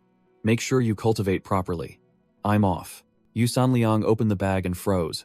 Inside was a dazzling treasure trove of spirit stones and cultivation resources. Feng Xing coolly waved goodbye, casually remarking, "Is there anyone else coming in?" Watching his big brother's retreating figure, Yu Sanliang's eyes welled up with tears, sobbing, "I've been in the sect for 7 years, and today I finally see hope for cultivation." Feng Xing advanced alone straight to the Ascension Hall, his aura soaring, ready to complete the initiation procedures. Before him stood a colossal awakening drum made from snakeskin. A single strike resonating for 100 miles would officially make him an inner sect disciple. 2 young sweeping disciples ran out to block his path, their voices childish yet feigning maturity. "Senior brother, only outer sect disciples who have reached Spirit Resonance Stage 4 are allowed in here. You should leave." Feng Xing merely burst into laughter at the 2 youngsters' naivety. He spread his hand, revealing 2 dazzling spirit stones, and nonchalantly said, "Well said. I have gifts for you."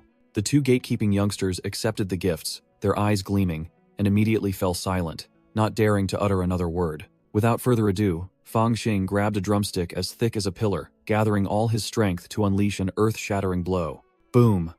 A sky-shattering explosion rang out. The drumhead caved in, creating a wave of golden shockwave that swept through, sending the 2 youngsters flying with their brooms. At the same time, Yu Sanliang was still crying profusely, completely unaware of the earth-shattering feat his big brother had just accomplished. In some immortal realm, a white-haired youth and a muscular giant were leisurely playing chess by the mountainside. Suddenly, the white crane beside them startled, sensing an unusual tremor. The white-haired youth calmly placed a chess piece, his gaze sharp, as if he already knew everything. He muttered, "That kid finally entered the inner sect, huh? It's about time." The muscular giant turned in confusion and asked, "Master, who are you talking about?" In the solemn grand hall, Feng Xing stepped in alone, boldly declaring, "Outer sect disciple Feng Xing, having reached Spirit Resonance Stage 4, requests entry into the inner sect to cultivate the Grand Tao." A white-haired, white-bearded elder, with a majestic aura, stood towering before Feng Xing, silently observing. Inside the hall, there was only a portrait, a few plaques, and a golden goblet. The atmosphere was eerily silent. The golden goblet was filled with a blood-red liquid, with a silver needle plunged inside, signaling an important ritual about to commence. The elder laid out the first condition for entering the inner sect: no betrayal of the sect, and Feng Xing immediately agreed. A surge of fiery spiritual energy erupted from Feng Xing as he performed the ritual, signaling that a fate lamp was about to be established. The elder explained, "The fate lamp has been established. This is your lamp of destiny. If you perish outside, this lamp will extinguish." This lamp of destiny also served as a security camera, helping the sect investigate the cause of a disciple's death. The elder continued to cast spells, conjuring a jade token from thin air, while Feng Xing's fate lamp burned brightly behind him. Feng Xing received the jade token, informed that it served as an identification card, a sect map, and a portable recorder. The jade token also functioned as an emergency alarm button, capable of connecting to the fate lamp to summon sect reinforcements. Fang Xing held the jade token, glaring at the fate lamp, well aware that it was not just a life-preserving item, but also a collar for the sect to control him. Next procedure. The Elder summoned 5 core cultivation techniques of the Azure Cloud sect for Fang Xing to choose from.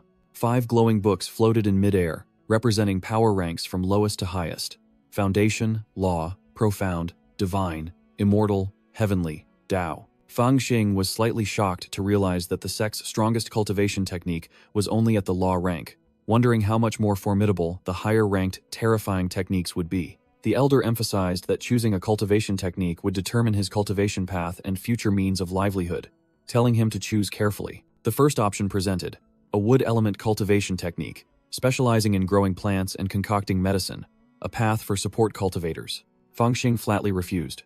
For alchemy? I won't learn it. The Elder froze for a few seconds. The second option: a talisman crafting technique, capable of inscribing charms onto weapons, but requiring masterful calligraphy skills. Fang Xing clutched his head, feigning distress. Just writing characters already gives me a headache. I won't learn that. The Elder began to get annoyed, introducing the third option: a geomancy cultivation technique, specialized in divination, array formation, and treasure hunting. Fang Xing waved his hand dismissively. Forget it. I don't even know how to use an abacus, so what divination and calculations can I do? Slap. Losing patience, the Elder gathered the books, veins throbbing on his forehead. He introduced the final cultivation technique, specializing in combat and forging. This is the art of artifact forging, using spirit fire to forge magic artifacts. It's also the easiest way to earn spirit stones. Will you learn it? Fang Xing nonchalantly refused. That's a blacksmith's job. I don't want to learn it. The Elder officially exploded, his neck veins bulging as he roared. You won't learn this. You won't learn that. What exactly do you want? Fang Xing immediately pointed at the secret manuals floating high above, excitedly declaring, I want to learn this one. The old Elder shook his head, pouring cold water on his enthusiasm. You won't be able to learn that. Fang Xing looked bewildered, wondering, why? Another pointy-bearded Elder appeared, beginning to lecture. Youngster, don't harbor unrealistic ambitions. The cultivation techniques you choose aren't for cultivating power, but for earning a living. He continued to explain that the Azure Cloud 9 Swords was indeed a top-tier technique, created by the founding ancestor himself, specifically for combat. But the fatal problem was that it consumed an enormous amount of resources, whereas other cultivation techniques, once mastered, allowed one to earn money and farm resources independently. He concluded, the Azure Cloud 9 Swords is only for the wealthy, those who don't have to worry about resources. Only a handful of people in this entire Azure Cloud sect dare to cultivate it. Upon hearing this, Fang Xing felt indignant, clenching his fists as he thought, if I don't have resources, I'll just steal from others. Suddenly, a strange object shot through the air, swift as lightning. Whoosh! A brilliant golden pillar of light descended into the center of the grand hall, startling both Fang Xing and the Elder. From within the pillar of light, a white-haired figure emerged, exuding an overwhelming, domineering aura. The Elder hastily bowed. Martial uncle? Fang Xing stared intently at the newcomer, his mind instantly analyzing. His spirit body is already at spirit resonance stage 9. How terrifying must his true body be? The Elder quickly cupped his hands, his voice filled with reverence. Greetings, Martial uncle. May I ask why you have graced us with your presence? The white-haired figure paid no attention to the Elder, simply pointing directly at Fang Xing and commanding, You, follow me. Fang Xing was utterly shocked, pointing at his own face. Me? The Elder hastily interjected. Martial uncle, are you mistaken? This disciple has just entered the inner sect and hasn't even chosen a cultivation technique yet. Furthermore, he is young and inexperienced, with an arrogant disposition. How could he possibly catch your eye? The white-haired youth waved his hand, his tone dismissive. It's fine. I find this kid very interesting. Consider it fate. I will guide him a bit. With that, the white-haired figure gestured for Fang Xing, who was kneeling on the ground, to follow, completely disregarding the Elder who stood frozen behind them. The white-haired youth exuded an overbearing aura, extending his hand to Fang Xing and gesturing, Come here. Fang Xing, without hesitation, grasped the Elder's finger, and a brilliant golden energy enveloped both of them. Whoosh! A colossal pillar of light erupted, teleporting them both away without a trace, leaving a crater on the floor. The intersect Elder stood frozen, his mind blank. What in the world is Senior Uncle thinking? Both appeared on an endless stone path leading up a mist-shrouded mountain peak. Fangxing panted. "Slow down. Where is this place?" Left behind, Fangxing only saw an orange streak flash past. The elder's speed was truly extraordinary. "Hey, where are you going? Wait for me." Fangxing yelled in despair as the distance grew. Annoyed at being abandoned, Fangxing hurled his shoe like a bullet. Whoosh! The shoe flew with astonishing speed, but the white-haired youth gently blocked it with just one finger. The elder was already seated at the chessboard, smiling as he remarked, "A noisy sparrow is approaching." An immortal realm scene unfolded. Two masters were seated, drinking and playing chess on a high platform amidst the clouds. Fangxing finally climbed to the spot, breathless. "You called me here to play chess?" The muscular man seated opposite grumbled. "So much talk. What does a brat like you know?" Fangxing retorted nonchalantly, puffing out his chest. "Who says I don't know? Isn't it just black pieces capturing white pieces?" He continued to boast loudly, challenging the muscular man. "What's so hard about it? If I really do it, what then?" The muscular man was furious, pointing at the chessboard. "Such a glib tongue. If you're so confident, then capture a black piece before you speak." The white-haired youth spoke up, offering a tempting deal. "Come, Li Shi's white pieces are currently besieged by me. If you can resolve this chess situation, I will teach you a cultivation technique." Hearing about a cultivation technique, Fangxing's eyes lit up, and he clenched his fists with determination. "Really?" Without bothering to consider a move, Fangxing casually picked up a black chess piece from the board. Then, to the astonishment of the two masters, he directly put the chess piece into his mouth and chewed. "The game is easy." The muscular Li Shi was utterly shocked, yelling, You ate the chess piece?" Fangxing replied nonchalantly, "Either way, it's capturing a piece. What's the difference?" He even boasted further, asking the two masters in return, "Is eating one piece enough?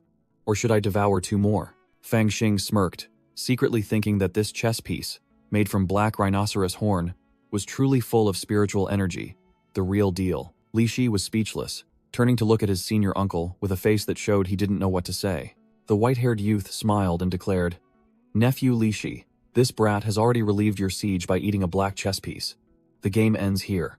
Li Shi joyfully thanked his senior uncle, but was reminded, "The one you should thank is that fellow who ate the chess piece for you." Li Shi turned and patted Fangxing's shoulder, his attitude doing a complete 180-degree turn. "You're quite good, kid. Come to my soul-severing valley someday, and I'll reward you handsomely." Fangxing chuckled, scratching his head to change the subject. "Never mind. You haven't even said how you'd thank me." The muscular Li Shi suddenly vanished, leaving Fangxing bewildered, not understanding what had happened. The white-haired youth coldly asked, "Nephew Li Shi has returned. As for you, I don't think there's any need to teach you more cultivation techniques, because someone just entered the sect and already plundered all the spirit stones from the black market." He continued to expose the crimes. Not only that, he also tricked Ho Qing out of a demonic spirit pill, then went to Azure Demon Mountain and killed Ho Qing and 4 other disciples. Fangxing broke out in a cold sweat, his face turning pale as his dark secrets were exposed. "You! How do you know?" The white-haired youth pressed a finger to Fangxing's forehead, his voice full of oppressive power. "If you don't want others to know, then don't do it. You've committed 7 offenses since entering the sect. How should you be punished?" Fangxing immediately changed his demeanor, kneeling on the ground, wailing and complaining. "Senior, it's because I was lonely and helpless that I had to do such things. But this trick was useless." The white-haired youth grabbed him by the collar and lifted him up, feigning pity. "That's another crime." Exposed, Fangxing screamed in despair. "So what do you want me to do? Kill or die?" Silence. The white-haired youth let out a low growl, his entire body erupting with a brilliant golden aura, while Fangxing was still calculating in his head that this old man was only bluffing and wouldn't kill him. With a whoosh, the white-haired youth pulled Fangxing along, soaring straight into the sky at terrifying speed. Both landed in a magnificent, splendid grand hall, where a colossal alchemy furnace was burning brightly. Thrown into a library filled with treasures, Fangxing was scrambling to get up when the white-haired youth sneered. "What are you looking at, little thief?" Both stood in a vast space. Before them was a colossal alchemy cauldron emitting a brilliant golden light. Fangxing sat down on the ground, his eyes wide and mouth agape, staring at the mountain-sized alchemy furnace, sensing an ominous premonition. Just as he thought about being thrown into the furnace, Fangxing was kicked in the backside by the white-haired youth. The white-haired youth looked down at Fangxing with a half-smile, half-scornful expression, truly embodying the demeanor of a grand boss. Fangxing immediately switched to his whining mode, hugging the elder's leg and wailing. "I've been a bad person since childhood. Any pill refined from me would surely be a waste product. Please spare me." The white-haired youth replied nonchalantly. When did I say I would refine you into a pill, if I capture you and then let you go? What logic would there be? The elder extended a scroll. Fang Xing stared blankly, not understanding anything. Your wicked mind is not suited for my inheritance, but perhaps it is suited for this scroll, the white-haired youth said. I give you 3 days to comprehend it. The elder laid down a harsh condition. If you fail to comprehend it after 3 days, I will erase your memories and let you live out your days in the inner sect. As soon as he heard of an opportunity, Fang Xing immediately jumped up to turn the tables. I can help you, but you must agree to one of my conditions first. Fang Xing began his bargaining speech, arguing that since the elder had promised to teach him a cultivation technique, he shouldn't add more conditions, leaving the other man speechless. The white-haired youth pointed directly at Fang Xing's face, offering a final deal. As long as you comprehend this scroll, I will overlook all your crimes, and even impart a secret art to you. Hearing such a tempting offer, Fang Xing immediately agreed without hesitation. Absolutely. That's more like it. Fang Xing gleefully took the scroll, preparing to open it and see what was inside. As soon as he opened it, a surge of dark demonic energy and fresh blood gushed out from the scroll, startling Fang Xing. The white-haired youth explained. This is the immortal slaying scroll, created when the blood of an immortal splattered onto the scroll as they were decapitated. He continued to recount that he had studied it for 700 years without success, and countless talented disciples had also been stumped. But Fang Xing seemed different. Just try it. It'll return in 3 days, the white-haired youth said, then patted Fang Xing's shoulder before leaving. The elder stepped outside, looked up at the starry sky, and muttered, In the past 300 years, this is the 10th person I've sought out. I hope you will surprise me. Fang Xing meditated before the immortal slaying scroll, his mind immediately drawn inside, where a fierce demon formed from blood and fire roared. A white-haired immortal appeared amidst a sea of flames, roaring with indignation, seemingly facing an unavoidable death. Whoosh! A single slash tore through space, and the immortal's shadowy figure collapsed amidst the howling wind. Fang Xing jolted awake, his eyes wide with horror at the scene he had just witnessed. He muttered, realizing this was the sword intent of a heaven-grade cultivation technique, the highest tier in the cultivation world, capable of slaying even immortals. But then he scratched his head in frustration. What exactly am I supposed to comprehend? What on earth would someone about to be beheaded be thinking? In his mind, Fang Xing recalled a scene of himself with a bald executioner holding a blade to his neck, wondering if he had been afraid then. The colossal blade swung up, carrying a chilling, killing intent. Fang Xing put himself in the shoes of the dying man, trying to feel it, but then shook his head. No, there's no resonance. He realized that the person in the painting, who was about to be beheaded, felt no fear at all. Another memory flooded back.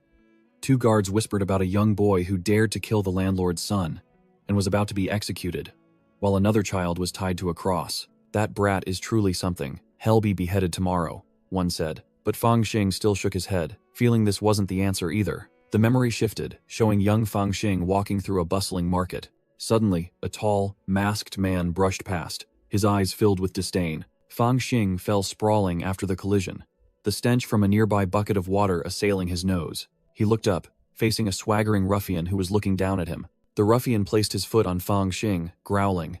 You bumped into me. Why aren't you kneeling? Do you think I wouldn't dare chop off your filthy hands? That's right. That's it. Not fear, not regret, but indignation. Trampled and humiliated, young Fang Xing gritted his teeth, with only one thought in his mind. Why should I submit?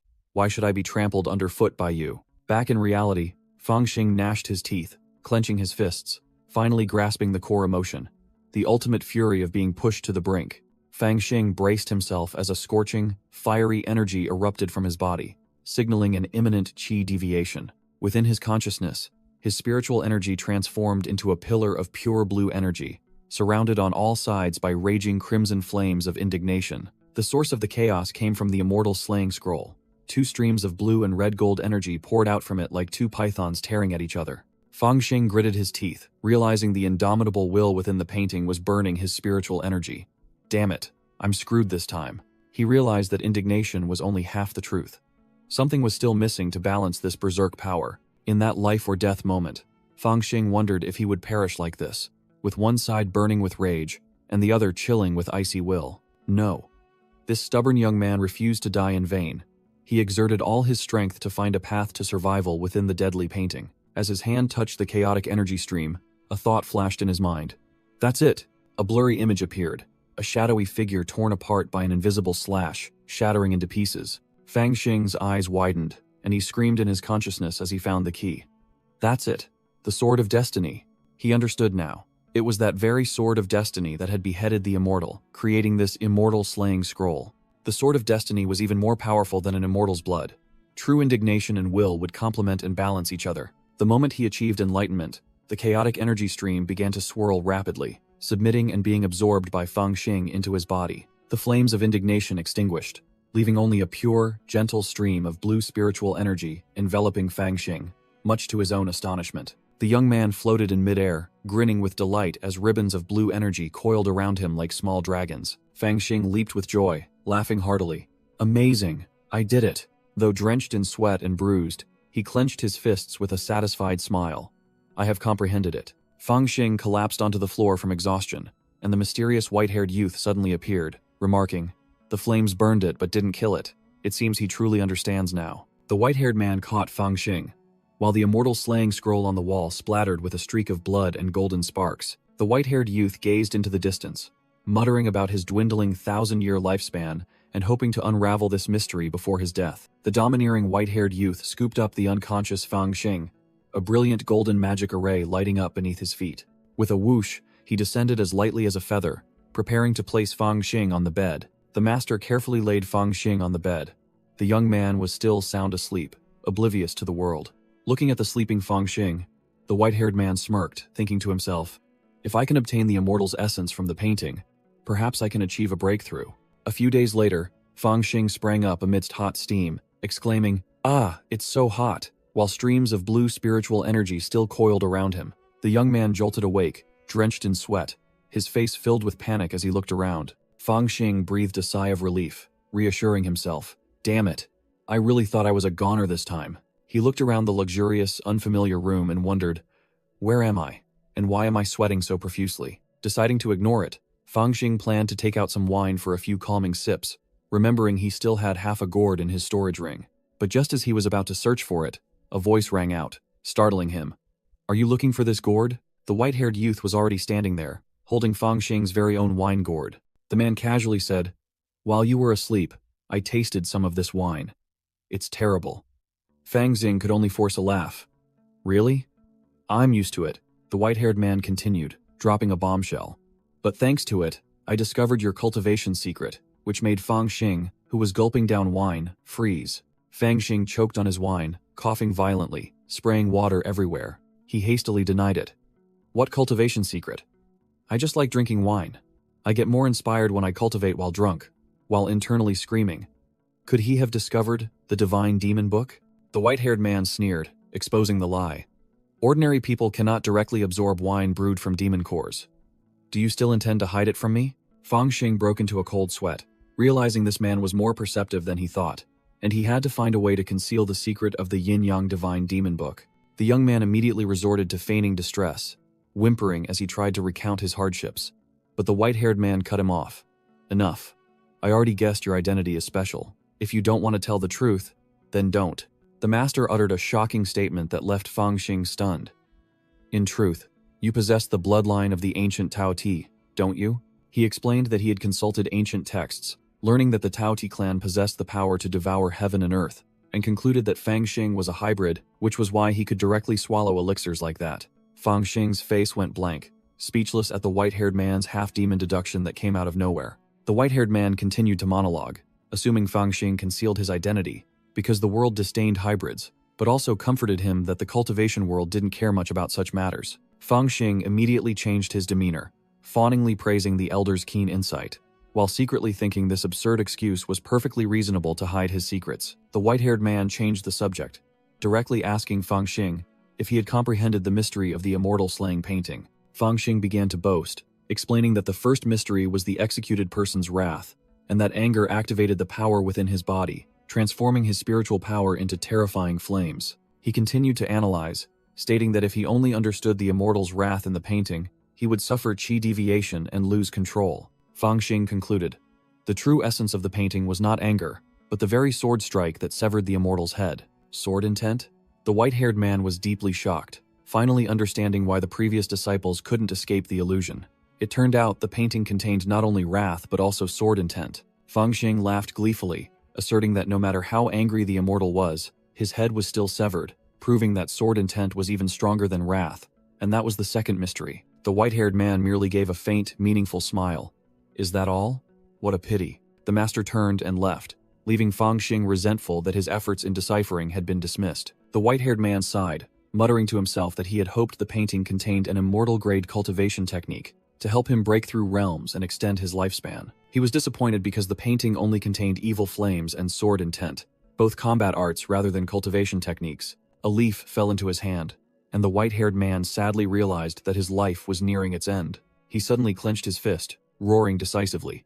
No matter what, I will not return. A surge of orange-yellow energy erupted from the white-haired man, his aura soaring to the heavens. He created a colossal, blazing array right in the courtyard, preparing to perform a mysterious ritual. From within the array, a colossal purple coffin was slowly summoned forth. The white-haired man looked up at a colossal magic mirror that appeared above the coffin, calling out, "Lao Ju, is that you?" From within the mirror, a man in purple robes, exuding malevolent energy, appeared and sneered.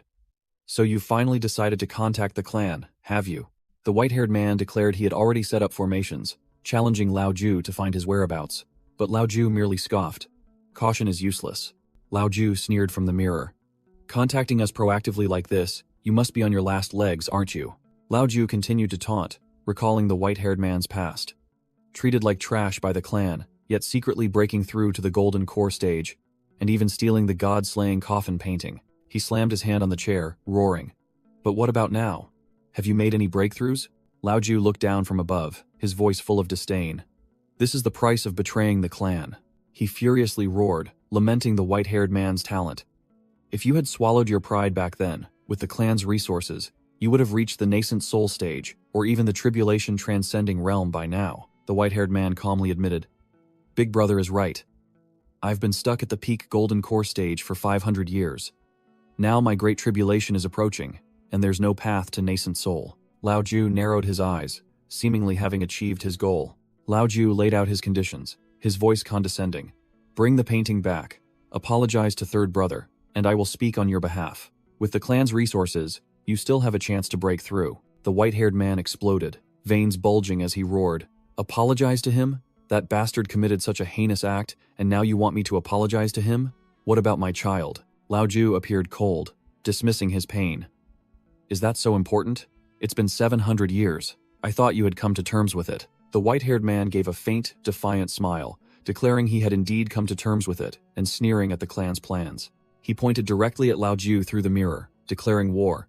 "I contacted you not to return home. I'm about to die, and I will spend the rest of my life shattering the clan's plans, making you all taste regret." Lao Ju panicked as the connection broke, shouting, "Don't do anything reckless." Crack. The magic mirror shattered into pieces, completely severing the conversation. Everything returned to silence, leaving only the white-haired man standing alone on the stone platform, his aura resolute. The scene shifts. On the table were 2 empty porcelain bottles and a few leftover pills. Fang Xing sat on the ground, tilting the wine gourd upside down, his face bewildered. "It's all gone?" he mumbled, utterly bewildered. His cultivation hadn't increased despite fully absorbing the spiritual energy from the wine, which was completely illogical. Fang Xing checked his body and noticed an incredible change. Is it an illusion?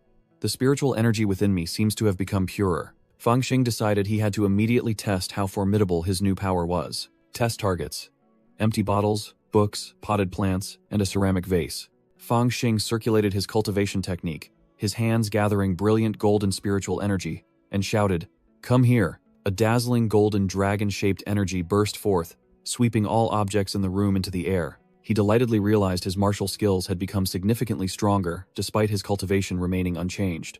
When suddenly, a loud shout rang out. "What are you doing?" Fang Xing jumped in fright. A tall figure had suddenly appeared behind him without him noticing. The real deal appeared. The white-haired youth, his face as cold as ice, unleashed a palm strike radiating dazzling light. Fang Xing was neatly trapped within an energy sphere, helplessly floating in midair with a vase precariously balanced on his head. The white-haired man calmly rattled off the names of every item Fang Xing had just messed with.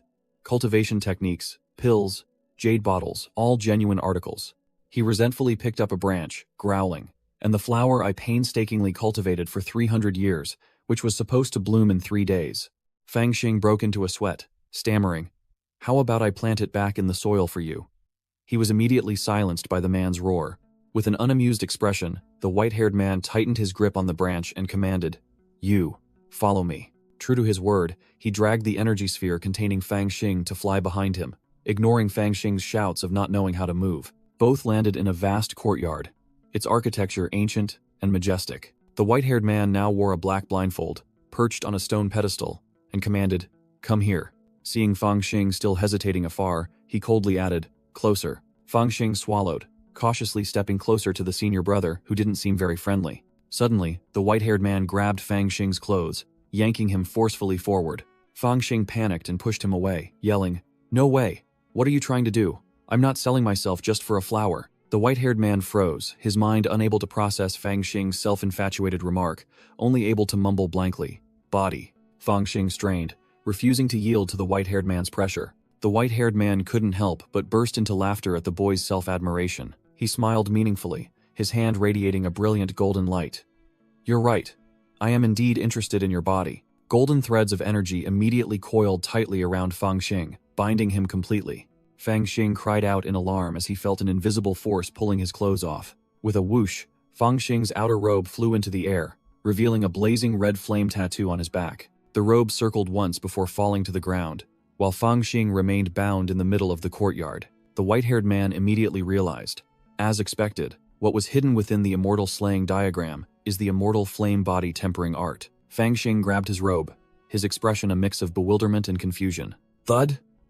He tumbled head over heels to the ground, his ponytail standing on end from the impact. Lying sprawled on the ground, Fang Xing muttered curses under his breath, thinking the old man was just teasing him over a spirit herb. The white-haired man looked down, his voice icy. "Stop muttering curses. I'm not that childish." Fang Xing flinched, startled that his thoughts had been read. Fang Xing scrambled up, clutching his robe to cover himself, as the white-haired man commanded, "Stand up, I have something to ask." He questioned why Fang Xing hadn't bothered to learn the sect's 4 orthodox cultivation arts. Fang Xing pouted, replying, "Those are just for blacksmiths and talisman painters. I won't learn them." The white-haired man raised an eyebrow, asking further, "Then, in your eyes, what kind of martial art is truly worthy?" Fang Xing's eyes blazed with anger, and he declared in a low growl, "Naturally, it's the Azure Cloud 9 swords. Other things, even with resources, aren't as strong. If I'm going to learn, I must learn the strongest." He clenched his fist, his gaze resolute. Only with power can one decide the fate of others. Without power, one is merely a fish on a chopping block. The white-haired man poured cold water on his enthusiasm. The Azure Cloud 9 swords might be the strongest in this sect, but on this continent, it's nothing special. He looked directly into Fang Xing's eyes, asserting, "So even if you learn it, you won't be the strongest." Fang Xing didn't flinch, retorting sharply, "Then he'll learn it first, and then learn something stronger." The white-haired man reminded him that a sect's foundational art wasn't something one could simply obtain. Fang Xing, shirtless and showing off his abs, declared brazenly, "Then I'll steal it. I must learn it no matter what." The white-haired man looked down, his tone both sarcastic and instructive. "But if you're so weak, how will you steal other people's martial arts?" Fang Xing scratched his head, his mind unable to keep up. "So what should I do now?" The white-haired youth adopted the air of a master, suggesting another path.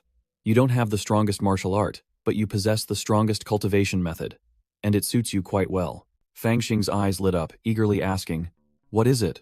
The white-haired man's face grew serious, and he uttered 2 fateful words, "Combat cultivator." Fang Xing was bewildered, his face contorted in confusion.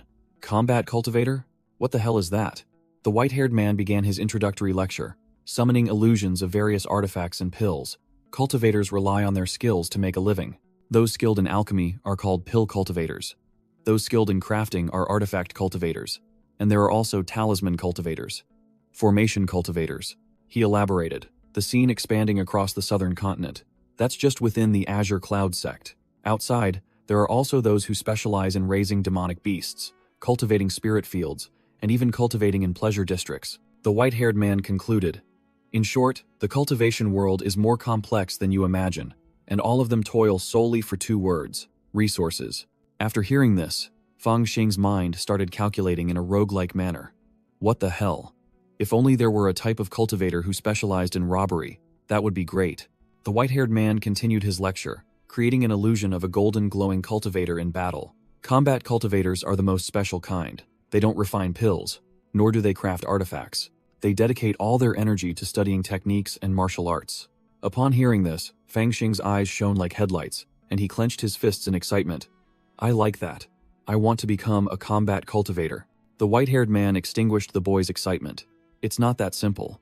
Combat cultivators are special because they have no resources of their own.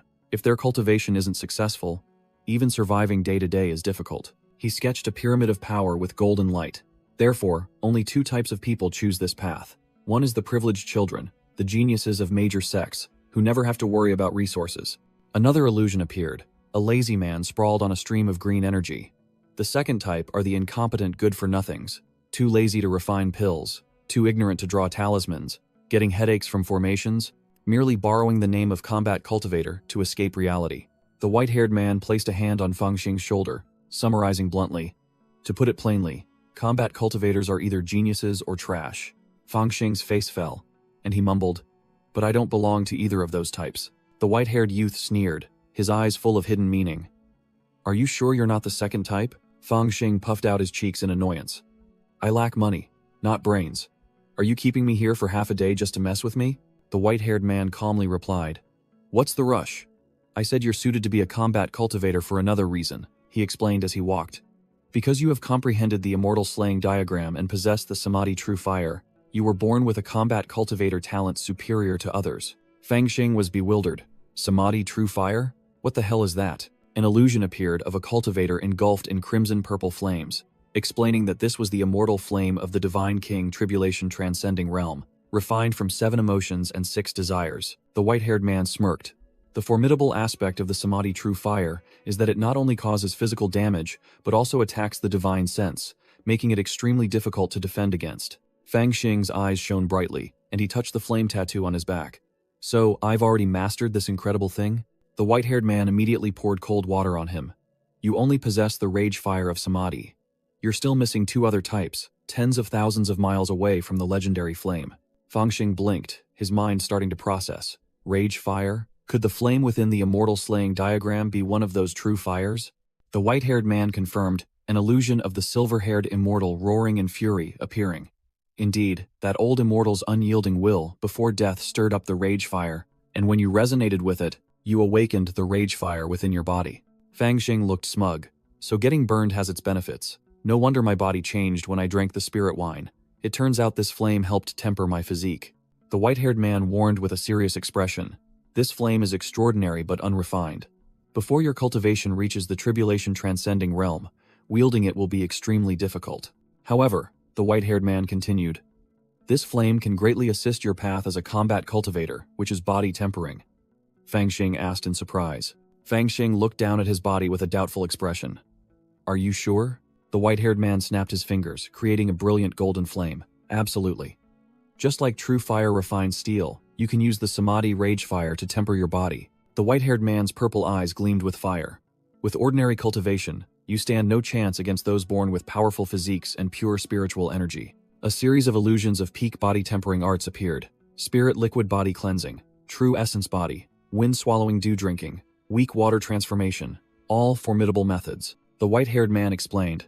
These combat cultivators can kill enemies beyond their rank, but their power is built upon resources. The amount of resources a single golden core combat cultivator burns through is more than 3 or 4 nascent soul cultivators combined. Fang Xing's jaw dropped.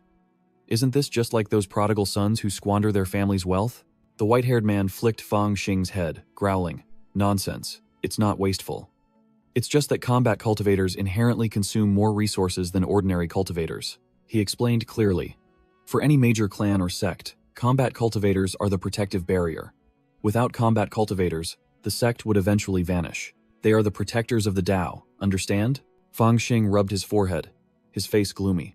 All right, but even if I become a combat cultivator, the sect won't give me any secret techniques. The white-haired youth outlined the path. That's why I told you to use the Fury Flame to purify your body. Without any secret techniques, you can still rapidly increase your cultivation level and achieve strength far beyond ordinary people. He warned beforehand. Of course, you won't escape the fate of consuming vast resources. The amount of resources needed just to reach the golden core stage is already an astronomical figure. Prepare yourself. Upon hearing this, Fang Xing became gleeful again, scratching his head and grinning widely. Oh dear, how embarrassing, to have you spend so many resources to help me like this. The white-haired youth's face went blank as he retorted with a critical question. When did I say I would do that? Fang Xing began to speak slyly. You've said so much, explaining every step in detail. Aren't you planning to take me as your disciple? And if you're a master, shouldn't you share resources with your disciple? The young boy continued to dream with a cunning smile. And of course, if I get bullied, you have to retaliate. If I like someone, you have to help me propose marriage. A master should do that, right? The white-haired youth was speechless, his face darkening. What nonsense are you spouting? I want to teach you, not worship you. He got straight to the point. Listen carefully. The reason I want to guide you is simply out of curiosity to see what kind of domineering combat cultivator the cultivation method within the immortal slaying diagram will create. He pointed a finger, concluding, Therefore, I will only teach you what you need to know. As for where to find resources, that is your own business.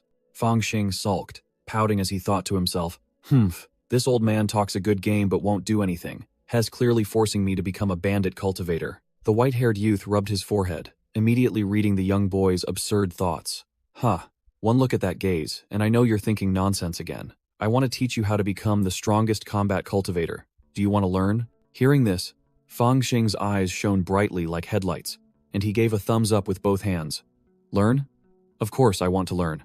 The white-haired youth asked sternly again. This path will be 100 times harder than normal cultivation. Do you still want to learn? Fang Xing didn't hesitate, shouting, Yes. He continued to challenge the boy's will. This path will be 100 times more dangerous than normal cultivation. Are you sure you want to learn? Fang Xing pounded his chest with determination, shouting loudly, Yes, I will not regret my decision. Seeing his steadfastness, the white-haired youth smiled with satisfaction and patted Fang Xing's head. Very well, I will teach you. The white-haired man began his first lesson. When using true fire to refine spiritual energy, one must precisely control the flame, neither too strong nor too weak, slowly guiding it into the body. He warned Fang Xing, who was meditating shirtless. If you wish to use true fire to temper your body and become a combat cultivator, this searing pain is merely the beginning. Fang Xing's back burned intensely, and a dazzling red flame tattoo appeared, signaling the activation of a formidable power. The white-haired man circulated his cultivation art, and streams of pure azure spiritual energy flowed from his feet, spreading across the floor. He suddenly showed surprise, realizing something was amiss with the boy's cultivation speed. Looking at Fang Xing, who was seated on an azure light formation, he couldn't help but be astonished by his abilities. He muttered in astonishment, I didn't expect this kid to be able to guide fire into his body so quickly. Now, begin refining your true chi. The white-haired man stroked his chin, calculating. I've read all the books of the Azure Cloud sect. There's no cultivation art that can fully unleash the power of Samadhi True Fire. For now, we'll have to use the Azure Cloud True Forging art. Fang Xing was taken aback upon hearing this. Wait, isn't the True Forging art a blacksmith's cultivation art? Smack! The white-haired man directly slapped Fang Xing's head, snapping. I've improved it slightly to suit our needs. This is not an iron forging martial art, he explained with a profound expression.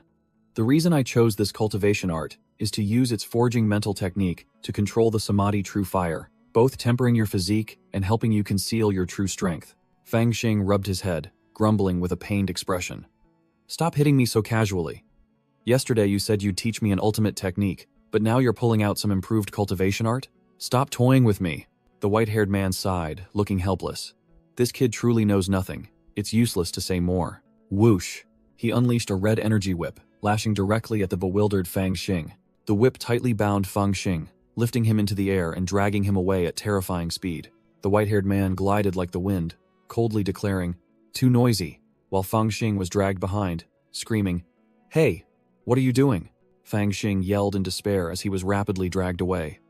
Are you listening? I said let me go. The white-haired man dragged Fang Xing soaring above the snow-capped mountains, turning him into an unwilling kite. He smiled meaningfully, extending his hand.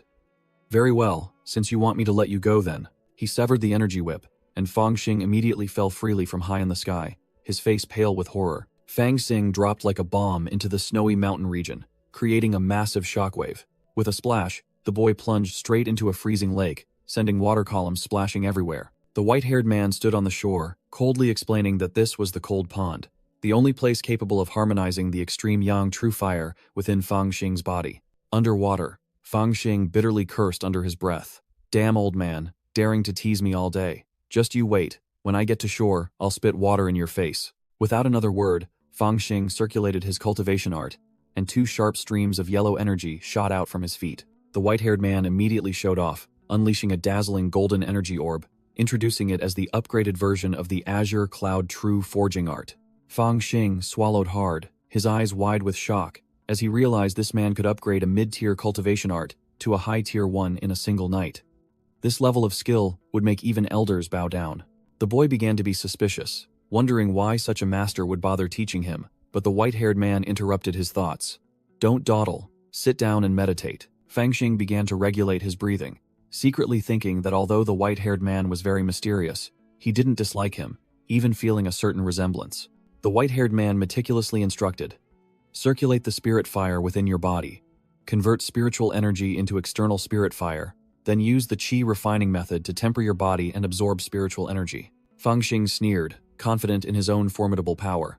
"Whatever, I have the Yin-Yang Divine Demon book. Let's see what tricks the old man has up his sleeve. Anyway, I have nothing to lose." The boy began to circulate his cultivation art, but instead of an azure flame, a fierce surge of blazing red rage fire erupted. A drop of frigid energy from the lake fell, colliding with the flame and creating a violent reaction. From afar, the white-haired man was still monitoring Fang Xing's cultivation process within his observation orb. Suddenly, the white-haired man's expression changed, realizing something was wrong. "Damn it!"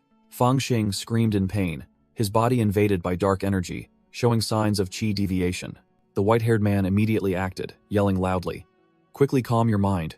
Use Heavenly Gang Sword Qi to extinguish the flame," and unleashed a stream of golden energy to suppress it. Fang Xing was locked tightly within a dazzling golden pillar of light, struggling in pain as that formidable energy purified his body. The boy tried to resist the energy wall, but was completely powerless against the white-haired man's strength. The white-haired man pressed his face close to Fang Xing, his eyes sharp as blades, questioning in a low, harsh voice.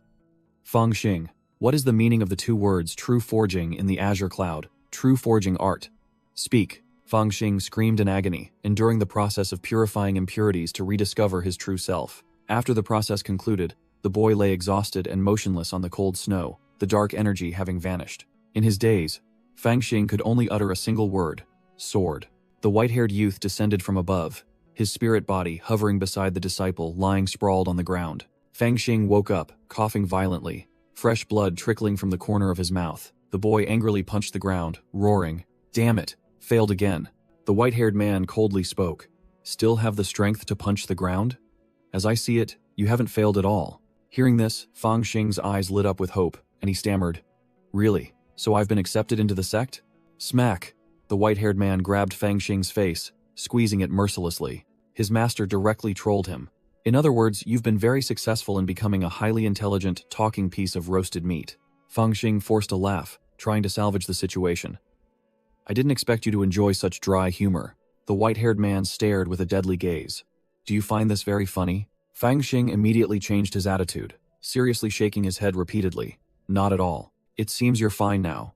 Continue," the white-haired man said, then drew his leg back. A merciless kick sent Fang Xing flying straight back into the freezing lake. Sitting in the lake, Fang Xing angrily pointed towards his master, who was meditating in a protective orb.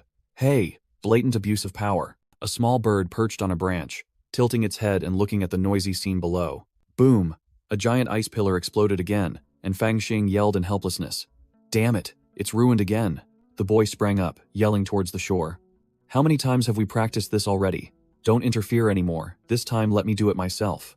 And received a cold agreement. Fang Xing took a deep breath, closed his eyes, and began to focus and calm his mind to try again. Beneath the tranquil water, countless air bubbles began to rise, signaling a fierce change. A blazing red flame erupted from the lake's surface, while the white-haired young man watched from afar on the shore. Fang Xing braced himself, his entire body submerged in red flames amidst the icy water, attempting to merge the 2 energy sources. The white-haired master narrowed his eyes, his expression serious as he closely monitored every development. Fang Xing trembled as he formed hand seals, pouring all his will into controlling the surging energy on the verge of explosion.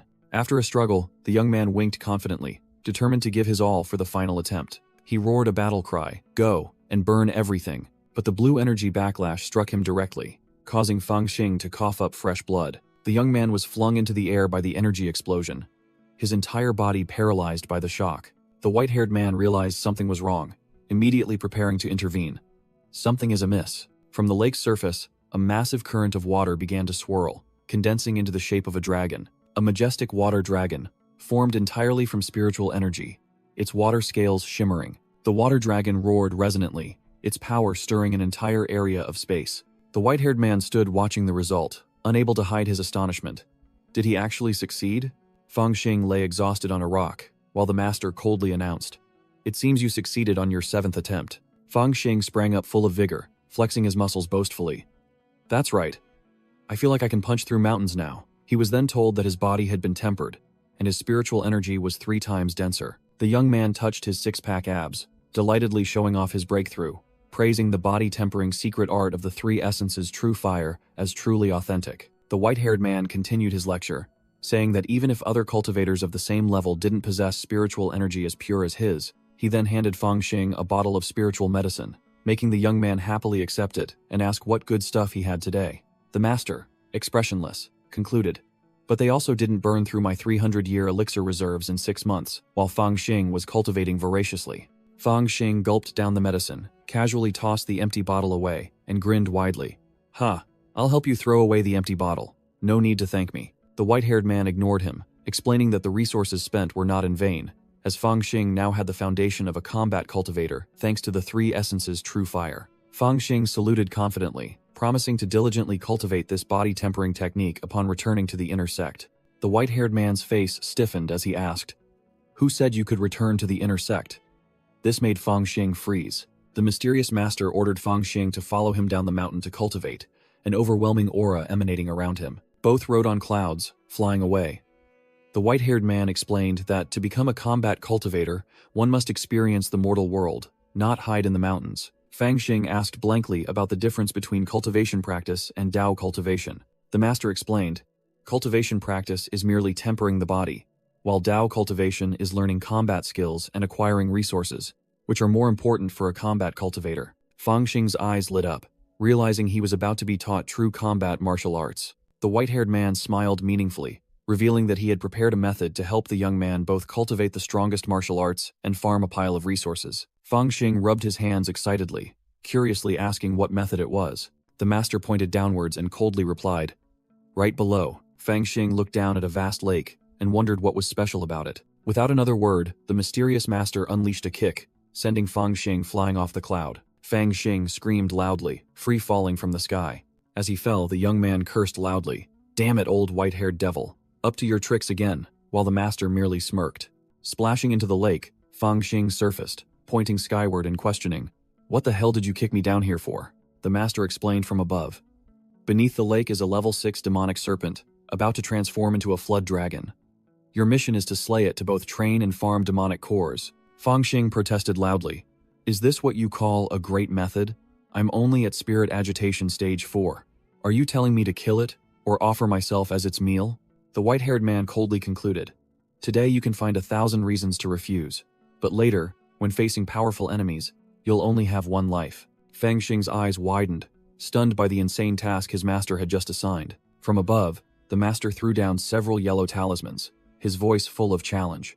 "If you can't defeat it, use these talismans to escape, but if you do, you'll only be considered mediocre." Fang Xing sat down on a rock, arguing back, "You talk as if I'm eager for fights. Haven't I had a single day of rest in the past 3 years?" He began to complain, recalling the scenes of fighting flood dragons day and night underwater. Then came the time he was thoroughly beaten by demonic tigers in the mountains. 2 years ago, you threw me into the northern Chu desert to celebrate the Mid-Autumn Festival with evil spirits. Last year, you tossed me into the northern Chu jungle to celebrate Valentine's Day with a horde of corpse demons. The time before that, you made me steal spiritual herbs, and a 7-colored phoenix chased me until my pants nearly fell off. The white-haired man smirked, his gaze sharp.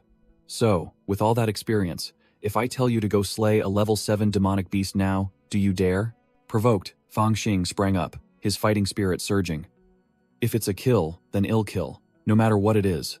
The master nodded, explaining that although Fang Xing's cultivation realm was only spirit agitation stage 4, the spiritual energy in his body had reached stage 7, enough to contend with a level 7 demonic beast. Fang Xing was still worried, quickly cautioning, "That sounds great, but if I get seriously injured, don't abandon me." Last time I was thrown into a horde of corpse demons, they almost ate my brain. The white-haired man offered a rare smile, replying gently, "Have I ever truly abandoned you?" The master extended his hand, giving Fangxing something. In Fangxing's palm was a jade-green seashell-shaped token. He asked blankly, "What is this?" The white-haired man casually replied, "Keep it safe. When the time comes, use it to get married." Fangxing froze for 5 seconds, his face flushing red with shock. The master threw down a talisman, then turned and flew away, leaving a message. "From today, you no longer need to follow me. Just return directly to the inner sect." Beneath the lake's surface, Fangxing clenched his fist, his eyes burning with determination. Boom! The young man kicked the water, plunging straight to the deep bottom of the lake to begin his hunt. The lake surface was still, with only the discarded yellow talisman floating idly. In the sky, the white-haired man realized the stubborn boy truly disdained taking his talisman. Meanwhile, underwater, Fangxing had plunged deep to the bottom of the lake, ignoring the dissolving protective talisman above. The boy muttered in the water, "This lake is so vast. Where am I supposed to find that demonic serpent?" Without much thought, Fangxing drew his knife and cut his own hand, using his fresh blood as bait, determined to take a big gamble. The scent of blood immediately worked. A pair of bloodshot eyes opened in the darkness, and a maw full of jagged teeth lunged to snap at Fangxing. The colossal demonic serpent evoked a familiar sense of fear, making the white-haired man recall a past battle. Swallowed by the python, Fangxing roared defiantly, "I'll accept death this time too. If you're good enough, come at me." The scene suddenly shifted. A drop of blood fell onto the water's surface, transforming the entire space into a hellish crimson. In his memory, Fangxing once asked his master, "White-haired demon, which one are we going to kill next?" The white-haired man casually replied that Fangxing could later use the jade token to marry 9, no, perhaps even 10, beautiful and noble Dao companions. Fangxing gaped. Marry 10 people? Is master crazy? While the white-haired man nonchalantly asked why he wasn't happy about receiving a gift, the boy blushed and mumbled, disbelieving such a free good thing existed, and was curious about what kind of people those 10 wives would be. The white-haired man waved it off. "Why ask so many questions? Just keep the jade token. You'll know when the time comes." Making Fangxing even more puzzled, he explained nonchalantly that it would be when those wives didn't kill him before he reached the sect, or when he was skilled enough to escape from them. Fangxing broke out in a cold sweat, realizing the truth. "Those are master's enemies. Aren't you making me seek revenge on your behalf?" The white-haired man patted the boy's shoulder gently. "I don't need you to seek revenge," he said. "Just go marry your wives." Fangxing reluctantly accepted this rotten deal, watching his master fly away on his sword until he vanished. The flashback ended, and the scene shifted back to the closely packed rooftops of the Azure Cloud sect under the sunset. Fangxing landed, panting, and grumbled, "Why did you suddenly speed up?" "I almost." The boy stared blankly at the streak of light from his master flying away, realizing he had returned to the Azure Cloud sect. The white-haired man coldly declared that the training period was over. 3 years have passed. It's time for you to return to your own path. In the sunset sky, a flock of wild geese flew in a neat formation. Suddenly, a small goose lost strength and began to fall freely from the formation. The young goose was utterly panicked, tears welling in its eyes as it plummeted. Whoosh! A larger goose unexpectedly shot up from below to rescue it. The small goose was saved, landing safely on the back of its elder sibling. The entire flock continued to fly, an allegory for the cultivation path always needing guidance. The white-haired man stood beneath the tree, his voice profound as he instructed. "Fangxing, the cultivation path is long and arduous. You must always be vigilant." Fangxing unexpectedly appeared behind him, teasing, "I thought it was something important. We're in the Azure Cloud sect anyway. Why be so serious?" The boy grinned, continuing to provoke. "Oh right, before you leave, do you want me to call you master?" The white-haired man nonchalantly retorted. "All right then, kneel down and call me master right now." Fangxing pouted visibly, puffing his cheeks and crossing his arms. "Humph, ridiculous. I don't want a master like this anymore." Faced with his disciple's childish attitude, the master couldn't help but burst into hearty laughter. When Fangxing had gone far, he muttered to himself, "Master? In the end, I'm just using you to achieve my goals. Consider it an exchange." Suddenly, his expression changed, revealing extreme astonishment. Crack! A brilliant golden core inside his body split open, then shattered into pieces. The white-haired man clutched his chest, his face pale with shock. "My golden core has shattered. My spiritual energy is depleted. Has my time truly come?" He looked towards the sect, bitterly admitting, "I originally intended to teach him for a few more years, but I didn't expect healing him that night would consume so much spiritual energy." The white-haired master recalled that to save Fangxing's life at that time, He had to drain the purest spiritual energy from his body. Pfft. He coughed up a mouthful of fresh blood, the consequence of exerting all his strength causing his internal injuries to erupt. He bitterly accepted the truth. My golden core is cracked. There's no saving it now. This is my limit. Nearing his end, he decided to go all in, sacrificing his remaining lifespan to forge a perfect sword embryo for his disciple, hoping he would be the one to stir up the world. He gathered all his remaining power, firing a dazzling golden light straight towards the sect, entrusting his entire legacy. All the high-ranking officials of the Azure Cloud sect were shaken by this terrifying surge of energy, their faces all changing color. The sect's highest-ranking leaders, from sect leader Chen Xuanhua to the elders, simultaneously bowed respectfully. Greetings, Martial Uncle Bai. Martial Uncle Bai's spiritual body appeared, bluntly declaring that the boy he taught for 3 years was not qualified to inherit his legacy. Upon hearing this, all the elders looked dejected, openly disappointed as they had thought this great figure had found a successor. Elder Qing Niao hastily spoke up, suggesting they find Martial Uncle Bai, another distinguished successor from within the sect. Martial Uncle Bai decisively waved his hand, declaring it unnecessary, and stating he had decided to enter secluded cultivation. Sect leader Chen Xuanhua's eyes widened upon hearing the word secluded cultivation, sensing something ominous. Once again, all the elders and the sect leader unanimously saluted Martial Uncle Bai, the atmosphere extremely solemn. Martial Uncle Bai reiterated his declaration, stating that his successor of the past 3 years was a flawed product. Unworthy. The group was once again disappointed. Sect leader Chen Xuanhua muttered regretfully about Martial Uncle's 3 years of effort. Elder Qing Niao still didn't give up, continuing to offer, assuring him they would find a more promising disciple. But Martial Uncle Bai had already turned his back, resolutely refusing all offers and affirming he would enter secluded cultivation. Sect leader Chen Xuanhua's horrified expression showed that he clearly understood the implication behind this decision. Chen Xuanhua explained with a heavy expression. For cultivators whose life force is depleted, secluded cultivation is merely a euphemism for waiting for death.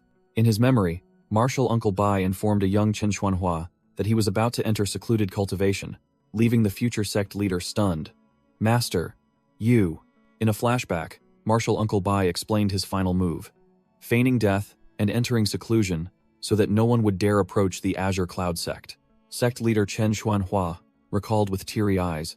After 800 long years, he wondered when he would ever see his master again. Returning to the present, sect leader Chen Xuanhua asked directly, Martial Uncle has made his decision, so calling us here must be for an important last will. Martial Uncle Bai declared that he would pass down all of his cultivation arts, considering it his final legacy to the sect. Sect leader Chen Xuanhua's eyes widened, revealing a look of astonishment and greed. All the elders and the sect leader simultaneously bowed their heads, reverently awaiting the transmission of the peak-tier cultivation art. Martial Uncle Bai began to circulate his energy, golden light radiating brilliantly, and a series of domineering cultivation art names echoed. Spirit Foundation Shattering Art, Heaven's Fortune Seizing Art, Heaven Transformation Art. Sect leader Chen Xuanhua broke out in a cold sweat, thinking to himself, oh my, just hearing the names, they already sound incredibly profound. Suddenly, sect leader Chen Xuanhua shrieked, this is bad. Quickly cover your ears. All the elders frantically followed suit, some screaming, some grimacing, all trying to retreat. The legacy energy dissipated, and Martial Uncle Bai stopped, leaving the struggling juniors behind. Sect leader Chen Xuanhua angrily questioned, Martial Uncle has been in the sect for 500 years, and no one dared to be disrespectful, so why do you want to harm us now? Martial Uncle Bai replied nonchalantly, you were the ones who asked me to leave a legacy, so why do you say I'm harming you? Sect leader Chen Xuanhua finally realized he understood that it was an ancestral divine art, something this small sect had no right to touch. He frantically explained that if the news got out, the Azure Cloud sect would surely be annihilated for daring to covet such a high-level cultivation art. Martial Uncle Bai remained silent, his eyes obscured, seemingly having accepted the fact that these people were too useless. He sighed, turning his back. Forget it. Just forget it. Sect leader Chen Xuanhua bowed in gratitude, breathing a sigh of relief for having avoided a disaster. Suddenly, sect leader Chen Xuanhua inquired, oh, that's right. There's a disciple named Fang Xing. Sect leader Chen Xuanhua's gaze sharpened. He had made up his mind. If that old man passes on the cultivation art to that brat, the Azure Cloud sect will face a great calamity. This potential threat must be eliminated first. Martial Uncle Bai sighed, saying he wanted to lay a foundation for that brat Fang Xing, but the boy was too stubborn, refusing to learn what was good and always following the crooked path. Sect leader Chen Xuanhua forced a smile, flattering. It's just that the brat has no good fortune. Marshal Uncle has worked hard enough. Disheartened by the small fry, Marshal Uncle Bai turned his back and declared, "Very well then, from now on I shall enter seclusion. The world has changed, farewell, fellow Taoists." The sect leader hastily comforted him, trying to make him stay. "Marshal Uncle, don't be pessimistic. It's just losing one path. There's still a chance for rebirth." All the elders simultaneously bowed deeply, shouting, "We respectfully see Marshal Uncle into seclusion." As soon as Marshal Uncle Bai disappeared, sect leader Chen Xuanhua's expression changed, his eyes cold as he ordered the elders, "Let's return to the main peak first." The scene shifted to the Azure Cloud Sect's main peak, a majestic yet desolate place under the moonlight. In the main hall, sect leader Chen Xuanhua sat on his throne, with the elders standing below, the atmosphere terrifyingly silent. The sect leader broke the silence with an order. "Junior brother Ru Kuang, bring that brat here." Elder Qing Niao, the female elder, asked worriedly. Senior brother's Marshal Uncle Bai wouldn't really pass on that useless cultivation art to him, would he? Sect leader Chen Xuanhua's eyes blazed with killing intent. "I hope not. Otherwise this Azure Cloud sect cannot tolerate him." Elder Qing Niao continued to report. "But I heard Fang Xing is an idle ruffian. Marshal Uncle Bai surely wouldn't." She was interrupted by the sect leader. The sect leader began his speech. "Junior brothers and sisters, don't think him being overly cautious. Our Azure Cloud sect living in peace is a great blessing." He slammed his hand on the armrest, his voice filled with fear. "After all, there are still forces in this world that can annihilate our sect with just a snap of their fingers." Elder Qing Niao nodded in agreement. "Senior brother is right. For the safety of the sect, it's better to be cautious." The muscular elder Bai Fu carried Fang Xing in like a sack of rice, reporting, "Senior brother, I've brought the brat. Here he is." As soon as Fang Xing was dropped, he yelled, "What do you want? You just dragged me here." The sect leader tried to appear friendly. "Little one, no need to be afraid. We just called you here to ask a few questions." Fang Xing looked up at the higher-ups with a half-hearted gaze, asking an extremely impudent question. "And who are you people?" Elder Bai Fu flew into a rage, grabbing Fang Xing by the scruff of his neck and pushing him forward. "Who else could it be? The sect leader has something to ask. Step forward quickly." Fang Xing stood in the middle of the main hall, facing the sect leader, who sat imposingly high above, the atmosphere utterly silent. The sect leader spoke with a falsely sweet smile. "Fang Xing, having followed Marshal Uncle Bai for the past 3 years, have you learned any true skills?" Fang Xing replied nonchalantly, claiming to be extremely diligent, and thus naturally having learned a great deal from Bai Qianzhang. The sect leader's smile vanished, his face darkening, clearly not believing a single word. Elder Qing Niao spoke up sarcastically, telling Fang Xing that since he was so confident, he should share what he had learned to broaden the elder's horizons. Fang Xing began to boast wildly. "Of course. Over the past 3 years, Master Bai Qianzhang led me to eliminate over 100 demonic beasts." The sect leader cut him off, getting straight to the point. "Aside from that, did Marshal Uncle Bai pass on any cultivation arts to you?" This made all the elders below hold their breath in anticipation. The sect leader growled, leaning forward with immense pressure, pressing, "Which kind?" Fang Xing maintained his mocking attitude, casually replying, "A portion of the Azure Flame True Forging Art." The entire main hall fell silent after hearing the name of what seemed to be a formidable cultivation art. The sect leader narrowed his eyes, full of suspicion. "Is that all? Are you sure?" Fang Xing looked up and affirmed confidently, then casually added a taunt. "Oh right, the Samadhi True Fire was something I comprehended myself from the Immortal Slaying diagram. That probably doesn't count, does it?" Hearing this, the sect leader said no more, directly extended his hand, deciding to inspect him on the spot. He grabbed Fang Xing's head, ordering, "Don't move. Circulate your strongest spiritual energy now." Fang Xing obeyed, his entire body immediately erupting with a pure and powerful surge of azure spiritual energy. The sect leader was momentarily startled, his forehead beaded with sweat as he felt this extraordinary surge of power. He increased the pressure, channeling energy into his palm to inspect even deeper. A blazing red energy from the sect leader's hand collided with Fang Xing's azure spiritual energy, creating a small tremor. After the inspection, the sect leader gently patted Fang Xing's head, showing satisfaction. "All right." The sect leader casually dismissed him with a blunt statement, waving his hand. "For now I believe you. You may leave." As soon as he was released, Fang Xing puffed out his chest at the higher-ups. "How about I teach you a few moves? I know a great deal." A burly senior brother, startled, immediately grabbed the kid by the neck and dragged him away. "What nonsense are you spouting? Let's go home quickly." The group departed, leaving the sect master and the elders in the grand hall, where a radiant golden energy formation was still imprinted on the floor. A veiled female disciple anxiously inquired, "Senior brother, how did it go?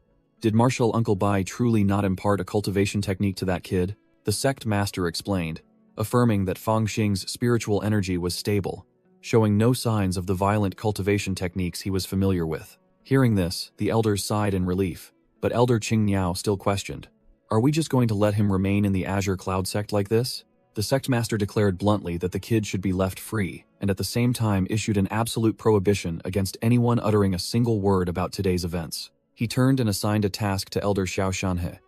"Elder Xiao, you will oversee this matter.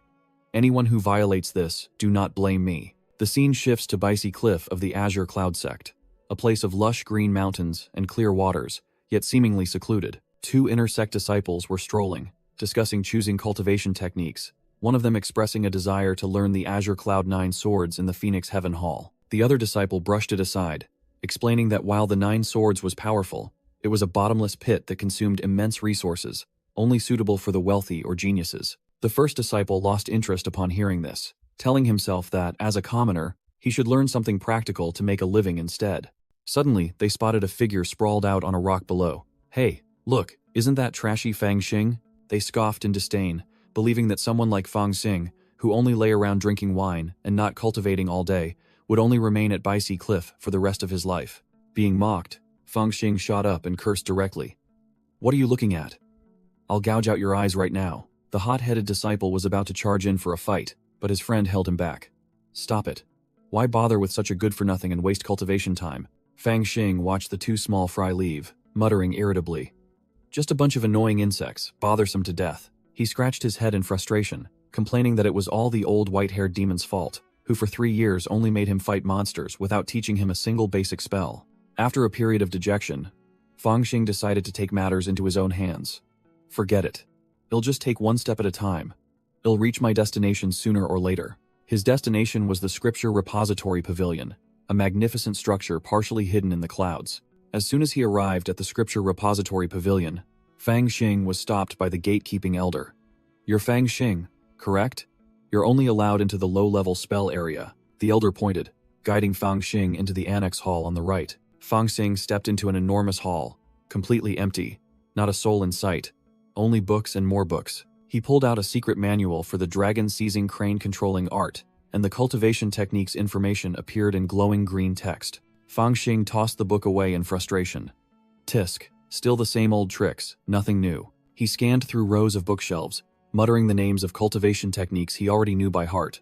Gravity manipulation technique, fire manipulation technique, spiritual eye technique, exorcism technique. Suddenly, a bold idea struck Fang Xing, a cunning fox-like expression on his face.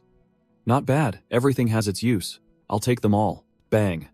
A towering stack of books was slammed onto the counter by Fang Xing. The elder was surprised. "So many? Youngster, you know you have to pay to copy jade slips, right?"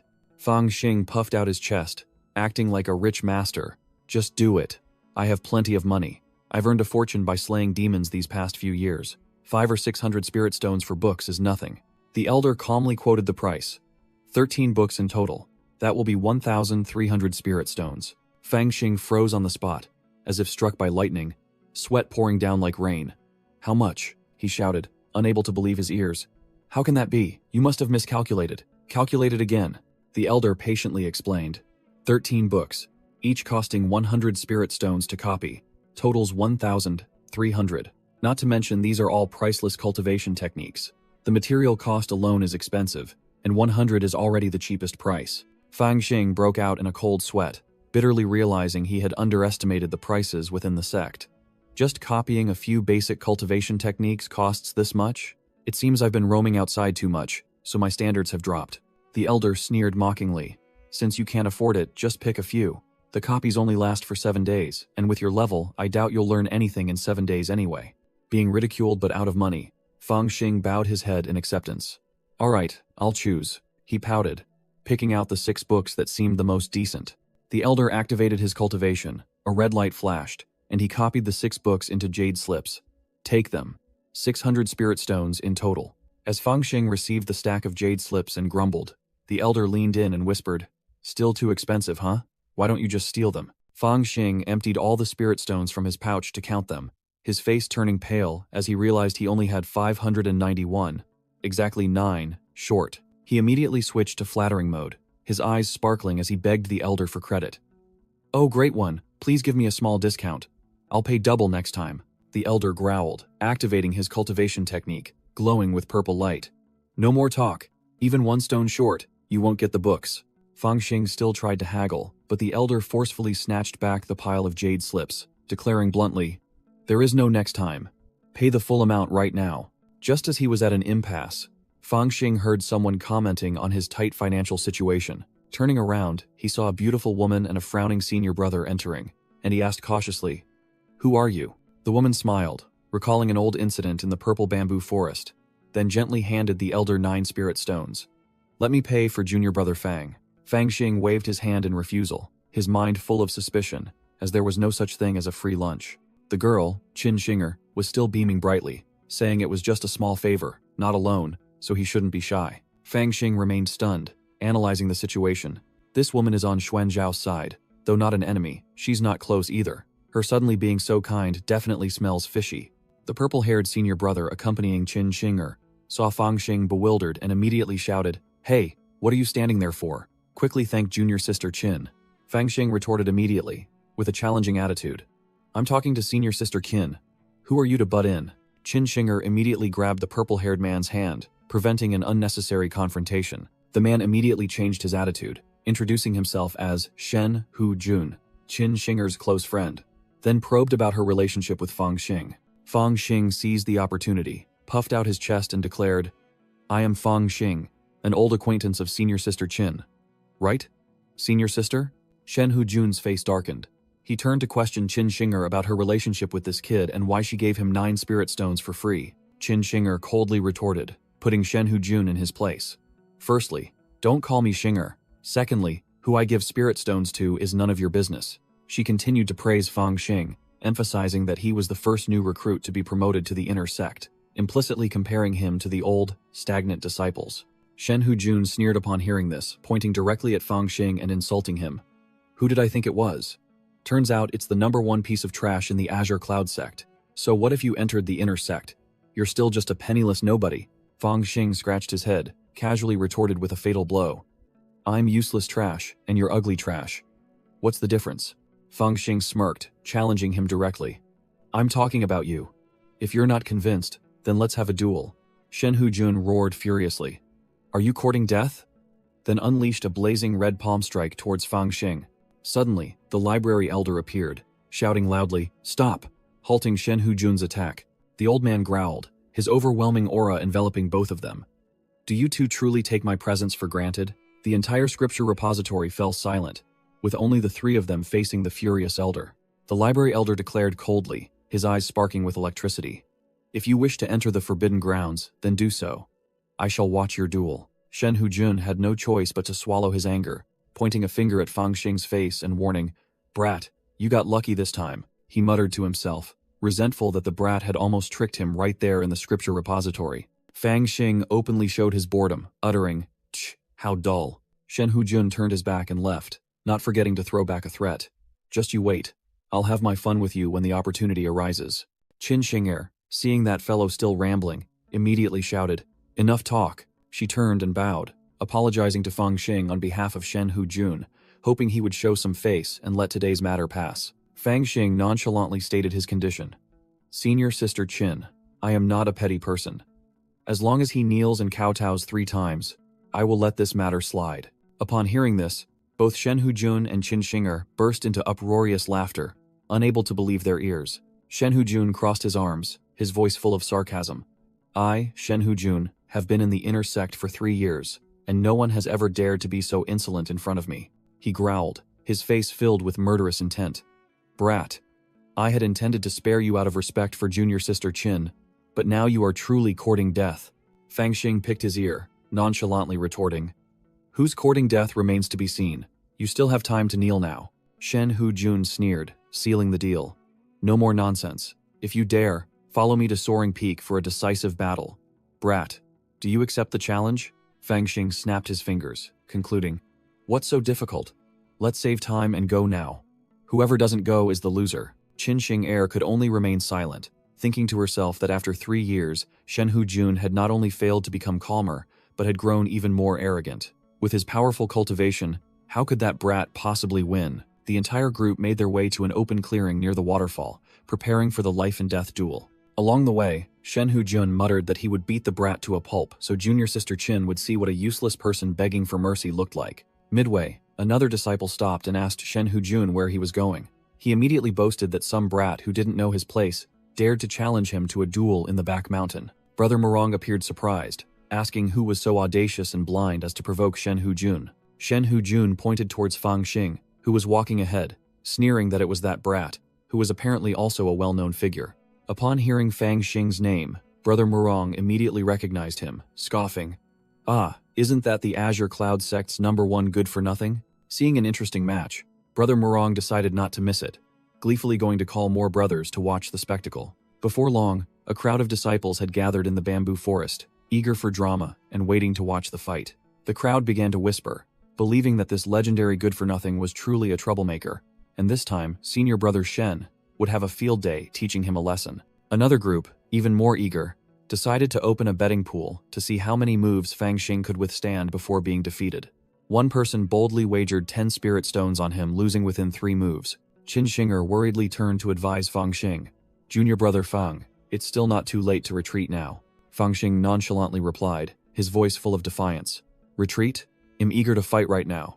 While Qin Xing'er secretly thought he was just trying to act brave, she continued to analyze, criticizing Fang Xing for still using basic spells after 3 years, his aptitude being too poor. In contrast, Shen Hujun not only possessed powerful cultivation, but was also equipped with a pile of protective talismans, making a fight against him a definite loss. Fang Xing didn't bother listening, turning to ask directly, "Do you still have money?" Qin Xing'er thought he intended to use money to apologize, quickly saying she would help persuade Shen Hujun, so there was no need to spend. Fang Xing brushed her off, bluntly declaring, "Compensation for what? I need money to bet on myself winning." Qin Xing'er froze, her mind unable to process her junior's audacity. Seeing that she still didn't believe him, Fang Xing spread his hand, showing off a handful of sparkling, multicolored, high-grade demonic cores to prove his financial strength. She was utterly shocked, stammering to ask how he had so many valuable items. Fang Xing merely shushed her, telling her not to make a fuss. Qin Xing'er held the 2-colored blue-green demonic core, her eyes shining brightly as she wondered, what kind of demonic beast does this unique demonic core come from? Fang Xing bragged without batting an eye, imagining himself soloing an Ice Lightning Azure Sea Beast. "Of course you haven't seen it. It's a rare item from a monster I slew. It was dual elemental, which is why its core has 2 colors. She remained skeptical. "Junior brother Fang, if you have so many precious items, why don't you sell them or use them for betting?" Fang Xing sneered, spreading out the entire handful of demonic cores to make a point. "Don't flaunt your wealth carelessly. What if thieves or robbers appear? Anyway, stop asking questions. In short, will you lend me money?" Qin Xing'er still couldn't believe her eyes, asking again to confirm, "Did you really kill all of these by yourself?" Fang Xing confirmed with a smug look. "Precisely. Every single one was handled by my own hands." Qin Xing'er changed her attitude faster than flipping a pancake, immediately stating her condition.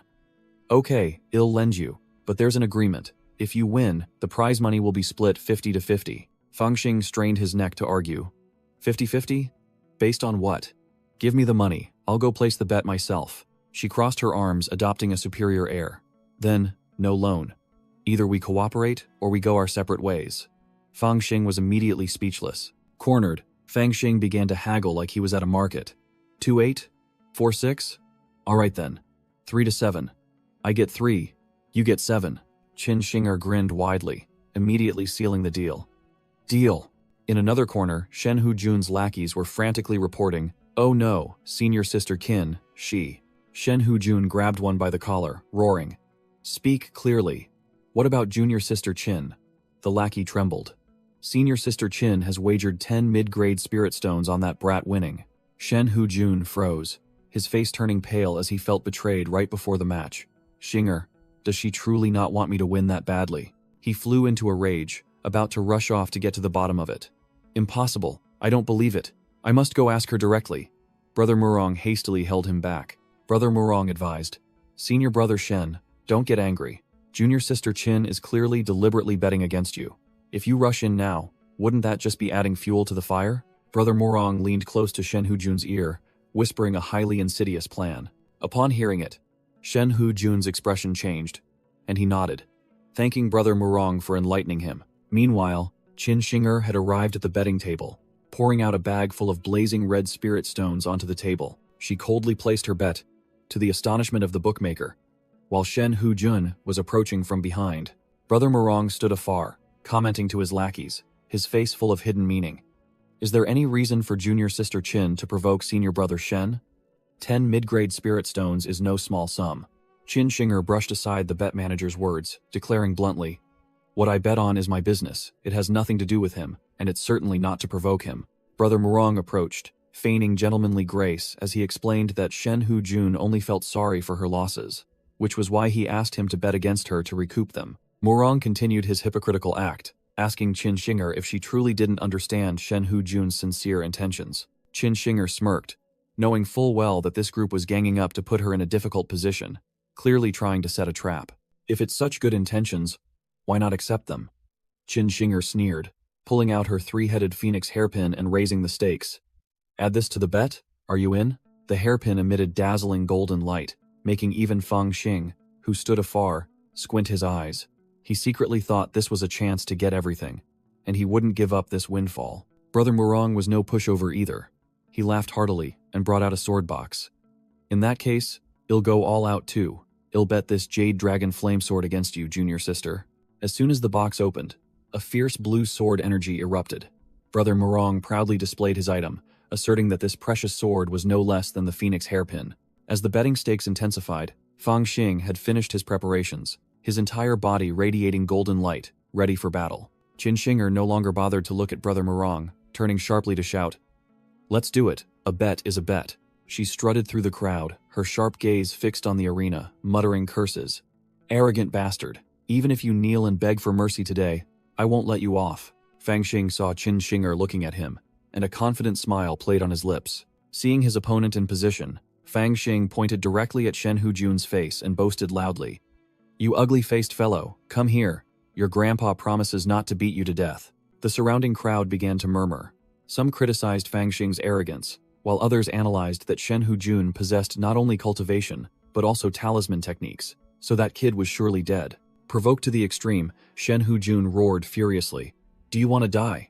Then threw out a fire talisman, and flames erupted in his hand. He shouted, "Kneel before me!" Then launched the talisman towards Fang Xing. The fire talisman transformed into a brilliant golden streak of light. The talisman exploded, creating a colossal pillar of fire that engulfed the entire arena, its heat spreading everywhere. The disciples below gasped in endless admiration, praising Shen Hujun's domineering power, as even a basic talisman possessed astonishing might. Shen Hujun's fanatical followers roared their cheers. "Amazing! Senior brother Shen, kill that brat!" Amidst the sea of fire, Fang Xing stood tall, lightly dusting his hands before casually remarking, "Is that all?" The flames from the talisman raged fiercely, engulfing Fang Xing, yet he stood firm like a deity. Shen Hujun sneered smugly, boasting loudly, "Coward, you're scared already, and this is just the appetizer?" Qin Shinger, below the stands, cried out in panic, "Fang Xing, quickly dodge!" Meanwhile, Fang Xing's eyes flashed with battle intent, showing no intention of evading. Shen Hujun continued to control the flames, forming a blazing vortex that surged forward. Without further ado, Fang Xing charged directly into the heart of the firestorm, unleashing a punch that shattered his opponent's technique, shaking the entire arena. Shen Hujun was heavily shocked, disbelieving his eyes, stammering, "What the hell is this? What cultivation technique did he use?" The flames gradually dissipated, and Shen Hujun was still trying to withstand the aftershocks, his face pale. He looked around blankly, seeing no trace of Fang Xing, utterly bewildered. Where did he go? Suddenly, Fang Xing had closed in from above, delivering a kick straight to Shen Hujun's face. Wham! A thunderous blow deformed Shen Hujun's face, sending his teeth flying everywhere. Shen Hujun flew like a kite with a broken string, crashing heavily onto the arena floor, completely losing the ability to resist. Before he could even collect himself, Shen Hujun was pinned down by Fang Xing's foot, his head pressed firmly against the ground. Fang Xing stomped and taunted, "Idiot, you only have a few fire talismans and you try to show off. The power is great, but it's utterly impractical." He slapped Shen Hujun's face again, his voice full of disappointment. Tusk, you're down already? How boring. Qin Shinger and the audience below erupted in astonishment, their eyes wide and mouths agape. A gossiping disciple shouted. What? The 5th level spirit resonance expert was defeated by Qingyun's sect's #1 trash in an instant. Several gamblers cried bitterly. One lamented, I bet that kid wouldn't last 3 moves. What do we do now? Another was even more miserable. I bet he'd be gone in 1 move. How do we settle this? Qin Shinger smiled brightly like a flower, turning to Brother Murong to demand her winnings. Excuse me, Senior Brother Murong, it seems I've won 10 spirit stones and the Azure Dragon Sword. Prepare to hand them over. Brother Murong's face was drained of all color. Seeing Shen Hujun lying defeated on the ground, he was speechless, unable to believe what had just happened. Brother Murong, with a face like a funeral, threw a pouch of spirit stones to Qin Shinger. Here are 20 stones. Consider the excess a gift of apology for junior sister. Don't make a fuss anymore.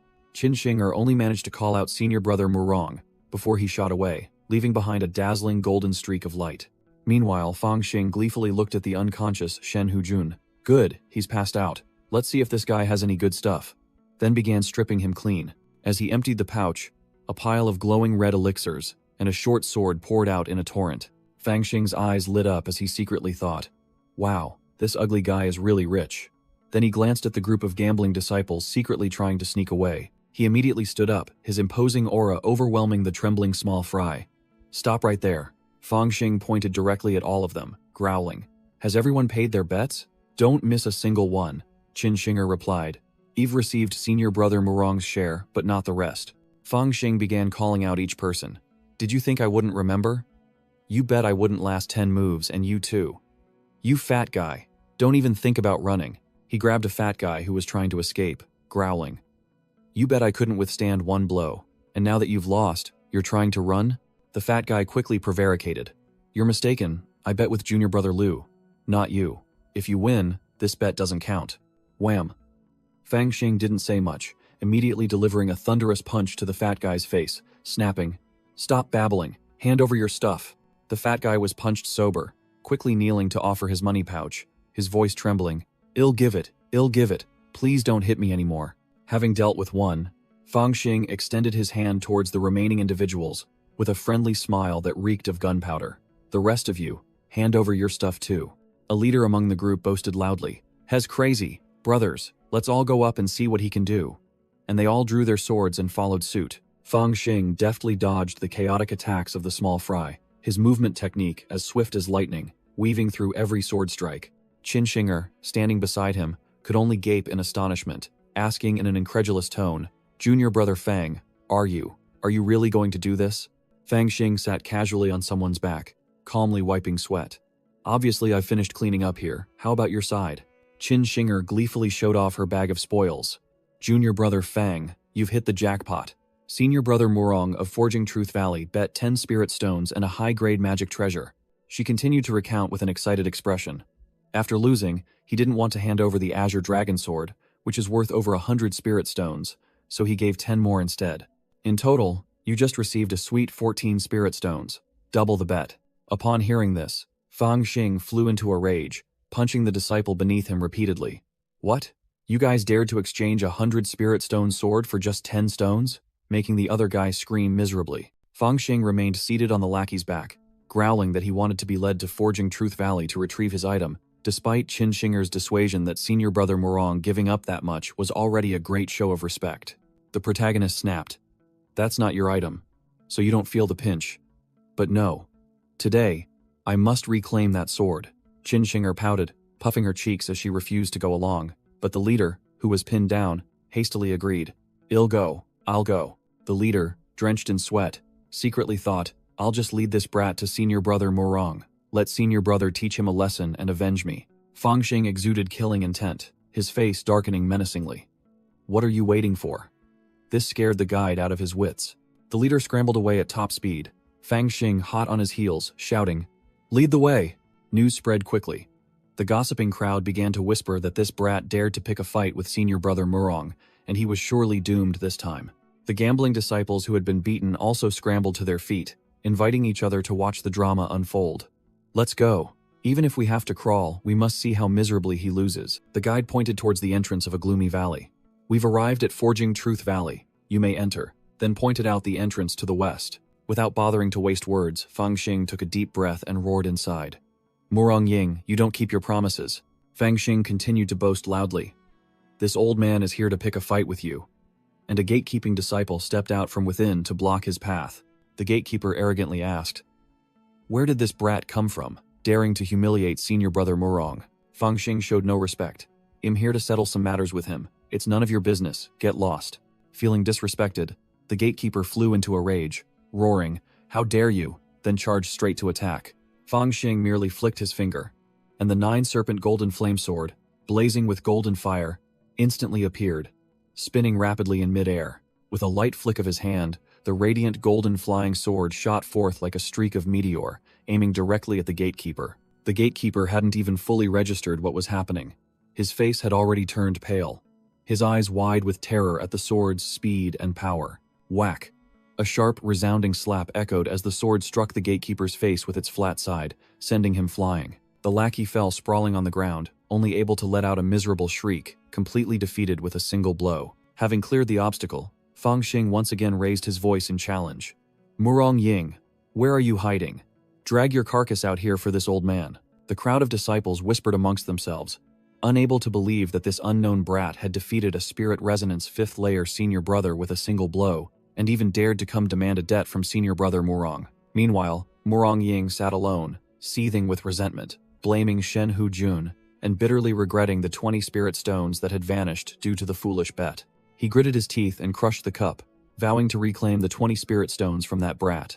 The senior brother roared in anger, cursing the one who had put him in this predicament. Murong Ying sprang to his feet, growling a challenge for the troublemaker to reveal himself.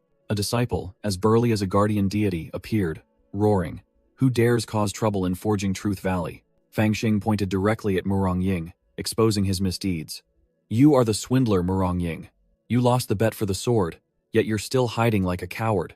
Truly shameless. Fang Xing extended his hand, demanding the sword, but Murong Ying shamelessly denied it. What nonsense are you spouting? When did I bet with you? Fang Xing sneered mockingly, revealing his hand. You didn't bet with me, but you bet with Qin Shinger. She bet on my behalf, so if you lost to her, you lost to me. The gossiping crowd immediately confirmed, asserting that everyone had witnessed senior brother Murong betting with senior sister Qin. They began to discuss, believing that if Murong Ying didn't keep his word, his reputation would be ruined.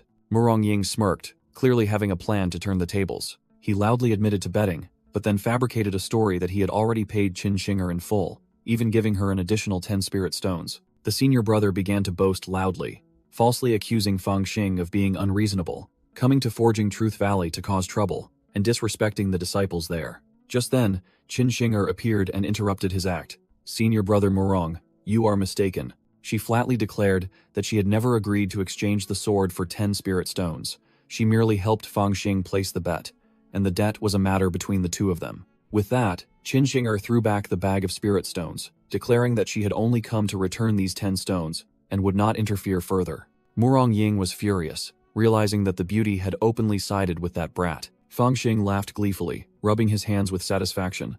Haha. Now what do you have to say? He extended his hand directly in front of Murong Ying, decisively ordering, hand over the sword. Cornered, Murong Ying roared. You've gone too far. He summoned his flying sword. Azure spiritual power erupted, and killing intent surged. Murong Ying charged like a storm, swinging his sword to unleash a deadly arc. You want my sword? Trade it for your pathetic life. A full-force slash tore through the air, the azure sword energy completely overwhelming, determined to deal with the insolent brat. Fang Xing remained unfazed, drawing his 9-serpent golden flame sword, enveloped in brilliant golden light, to meet the attack head-on. Clang!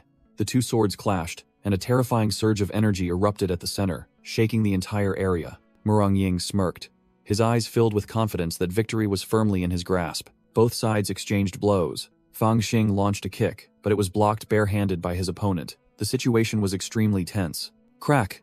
Fang Xing froze when he heard the sound of his weapon shattering. The 9-serpent golden flame sword, with its 9 layers of internal formations, was destroyed from within, shattering into pieces. Contrary to expectations, Fang Xing smiled with delight at the broken sword. Indeed, a fine sword. His eyes gleamed with greed, and he declared confidently, "This sword, I'm definitely taking it." True to his word, Fang Xing hurled the broken sword hilt directly at Murong Ying's face like a bullet. His gaze was sharp, pouring all his will into the desperate throw, an unexpected attack. Murong Ying was startled and panicked, not expecting his opponent to play dirty. Damn it! He hastily unleashed all his spiritual power, and a colossal azure energy dragon roared into existence to protect him. The energy dragon easily flung away the broken sword piece, demonstrating absolute defensive power. The full scene showed the azure dragon coiling, its aura completely overwhelming, proving that Murong Ying was no mere pushover. Murong Ying explained the power of the azure dragon jade flame sword. It was filled with malevolent energy, capable of causing damage and disrupting an enemy's mind with just a light touch. Fang Xing licked his lips, his eyes growing even more fervent, treating the threat as mere wind in his ears. Such a magnificent sword, I must definitely seize it. Murong Ying went berserk, his eyes blazing with red fire, roaring, "You brat, today I'll take your life." Fang Xing remained unfazed, unleashing a barrage of dazzling golden energy darts in response. Murong Ying swung his blue sword energy, easily batting away the puny darts, and sneered, "Is that all you've got?" Immediately, Fang Xing turned and fled, vanishing in the blink of an eye. Murong Ying froze, unable to believe the brat had escaped. He tried to save face, muttering to himself that the weak only bully the weaker, and it was right for him to flee when he couldn't win. The gossiping disciples immediately swarmed him with flattery, praising senior brother Murong and disparaging Fang Xing as mere lucky trash. Suddenly, Fang Xing's voice echoed from afar, directly cursing Murong Ying as a debt dodger who only relied on a fancy sword to show off. Murong Ying was furious, grinding his teeth. "You want to die?" It turned out Fang Xing hadn't fled. He had climbed onto the rooftop, carrying a colossal boulder to hurl directly at his opponent.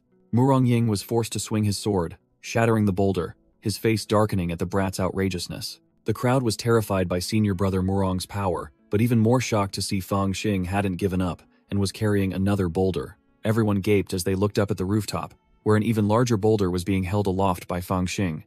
Heavens, why is that one so huge? Fang Xing soared into the air, preparing to bring down the supersized weapon onto Murong Ying's head.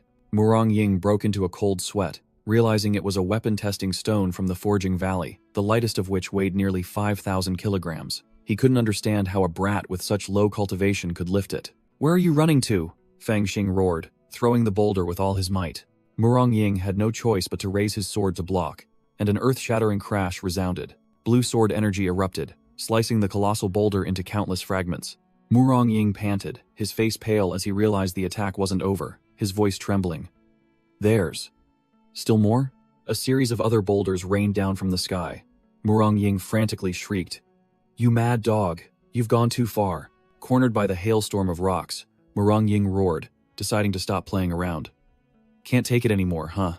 He sweated, grudgingly admitting, "Damn it, this brat knows how to use rock manipulation magic. I underestimated him." Murong Ying unleashed his ultimate move, blue sword energy exploding, transforming into a colossal, roaring energy dragon. The sword energy dragon charged directly into the meteor shower, crushing everything into fragments in an earth-shattering explosion. After clearing away the rock fragments, Murong Ying landed with a smug expression, thinking he had turned the tables, but he was gravely mistaken. There was still one last, largest boulder plummeting down. He hastily launched a kick to block it. That should do it, just one more rock. His kick was like scratching an itch for the boulder. The terrifying impact felt like his leg would break, and his defensive energy shattered. Murong Ying's jaw dropped in horror, unable to believe the terrifying weight of the boulder crushing him. Crash! The boulder slammed directly onto Murong Ying, and from behind, Fang Xing appeared like a ghost, seizing his sword. Murong Ying was flattened, only able to watch as Fang Xing snatched the Azure Dragon Jade Flame Sword right before his eyes. Fang Xing landed, one foot on Murong Ying's body, firmly gripping the newly acquired sword. He laughed gleefully, brandishing the fine sword. "Doesn't feel bad. This sword in the hands of a useless person like you is truly a waste." Humiliated, Murong Ying lay on the ground, roaring in helplessness. "You bastard, if you're so good, just kill me." Fang Xing smirked devilishly, replying to the challenge. "Since you've insisted so vehemently, I can only obey." All the surrounding disciples froze, the atmosphere utterly silent as Fang Xing raised his sword, preparing to finish off Murong Ying. The gossiping crowd panicked intensely, screaming, "This guy's crazy, he dares to kill someone in the Forging Valley." The sharp blade was pressed against Murong Ying's neck. He closed his eyes, awaiting death, sweat pouring off him like rain. Just as the blade was about to touch his skin, an invisible energy bound Fang Xing tightly, preventing the fatal strike. An authoritative voice rang out. "Enough, stop." All the disciples present immediately knelt, shouting in unison, "Greetings, Master. Greetings, Elder." Elder Ti Rukuang has appeared. Bound tightly, Fang Xing lifted his head and roared, revealing his true intention. "I knew you were there. I only did this to lure you out. Release me." Elder Tai Rukuang used his spiritual power to bind Fang Xing tightly, his aura completely overwhelming. Still bound, Fang Xing strained his neck to argue. "What do you want to do? Your disciple lost a bet. Are you going to take revenge for him now?" While the elder muttered that the brat won purely by strength and wit, not by dark arts. Tai Rukuang waved his hand, sending Fang Xing flying to the ground, and stated bluntly, "If I hadn't intervened, weren't you planning to kill my disciple, and then just walk away?" Murong Ying hastily scrambled up to tattle. "Master Tai, that thief cannot be forgiven. He not only trespassed into Forging Valley, but also stole from all of us." Hearing the word stole, Elder Tai Rukuang spun around sharply, his gaze piercing the kneeling disciples. The gambling disciples unanimously confirmed Murong Ying's words, while a mysterious hand clenched meaningfully. Tai Rukuang grabbed Fang Xing's hand, saying coldly, "You truly are too arrogant, young one." Fang Xing shrieked, Hey, what are you doing? You still owe me a favor. Why are you helping them and not me?" Elder Tai Rukuang feigned ignorance, asking casually, "I owe you a favor? Why don't I recall that?" Fang Xing roared in helplessness. "You dare to renege on a debt, like master, like disciple. You confiscated my things without even clarifying right from wrong. Are elders also thieves?" Tai Rukuang released Fang Xing's hand, crossed his arms, and commanded, "How did my disciple renege on a debt? Explain it clearly to me." Fang Xing began his accusation, pointing directly at Murong Ying. "I fought against your disciple, Murong Ying. He used his own sword as a wager, and I won. Now I'm just here to reclaim what's rightfully mine." He continued to lament dramatically. "Sigh, my luck is truly terrible. Why do I always encounter such immoral people? If I had known, 3 years ago I wouldn't have taken that chess piece. I would have just let Master win and be done with it." Stung by the taunt, Elder Tie Rukuang coughed violently, hastily changing the subject. Ahem, I just remembered a few things." Regaining his stern demeanor, he turned to Murong Ying, growling. "Tell me the truth," is what he said, correct? The gambling disciples behind him hastily denied everything. "Elder, don't listen to his nonsense, he's distorting the truth." Boom, Rukuang stomped his foot, the ground cracked open, intimidating all the small fry. Blue spiritual power erupted. Ti Rukuang roared at the trembling disciples. "I'm only asking if you truly made a wager." Under terrifying pressure, the entire group stammered their admission in fear. "We did make a wager." Tai Rukuang's deadly gaze shifted to the pale Murong Ying, and he asked the final, decisive question. "And you? Did you wager your sword?" Interrogated by the elder, Murong Ying had no way to deny it, kowtowing and admitting her guilt. This disciple knows their mistake. Fang Xing turned to Elder Ti Rukuang, smirking. "See? I wasn't lying. I merely came to retrieve what's mine." Tai Rukuang grabbed Fang Xing by the collar, ordering, "All right, follow me." The boy was bewildered, not understanding what was happening. The elder carried Fang Xing and flew off, leaving a parting shot for the small fries. "All of you, kneel here until I return." With a whoosh, the two landed in the training grounds of Forging Truth Valley. Tai Rukuang began to lecture. "Boy, even if you're in the right, you shouldn't be so reckless. Master Bai just entered seclusion, and you're already causing trouble. They could use this as an excuse to punish you." Fang Xing retorted defiantly. "Who told them to default on their debts first? I must retrieve what's mine. Besides, so what if Master is in seclusion? I still remember that Elder owes me a favor." The cunning boy admitted that it was precisely because Master Bai was in seclusion that he dared to cause such a big commotion. To see the sect's reaction, directly confronted about the debt, Ti Rukuang looked flustered. "Boy, you keep bringing up that favor. I never intended to renege, did I?" The elder immediately changed the subject, making an offer. "How about this? To repay the favor, I'll teach you a technique?" He realized this boy was the genuine article. Fang Xing puffed his cheeks and flatly refused. "No, I don't want to learn forging." Tai Rukuang was speechless. Losing patience, Ti Rukuang burst forth with an imposing aura. "You impudent brat, what did you say? Even if you don't want to, you must go. You cannot refuse." Fang Xing was unafraid, punching directly into the elder's aura. "You're going too far. I only want to enter the Heaven Sealing Palace. Even if you force me, I won't learn." Hearing Fang Xing's objective, The elder explained the conditions for entering the heaven-sealing palace.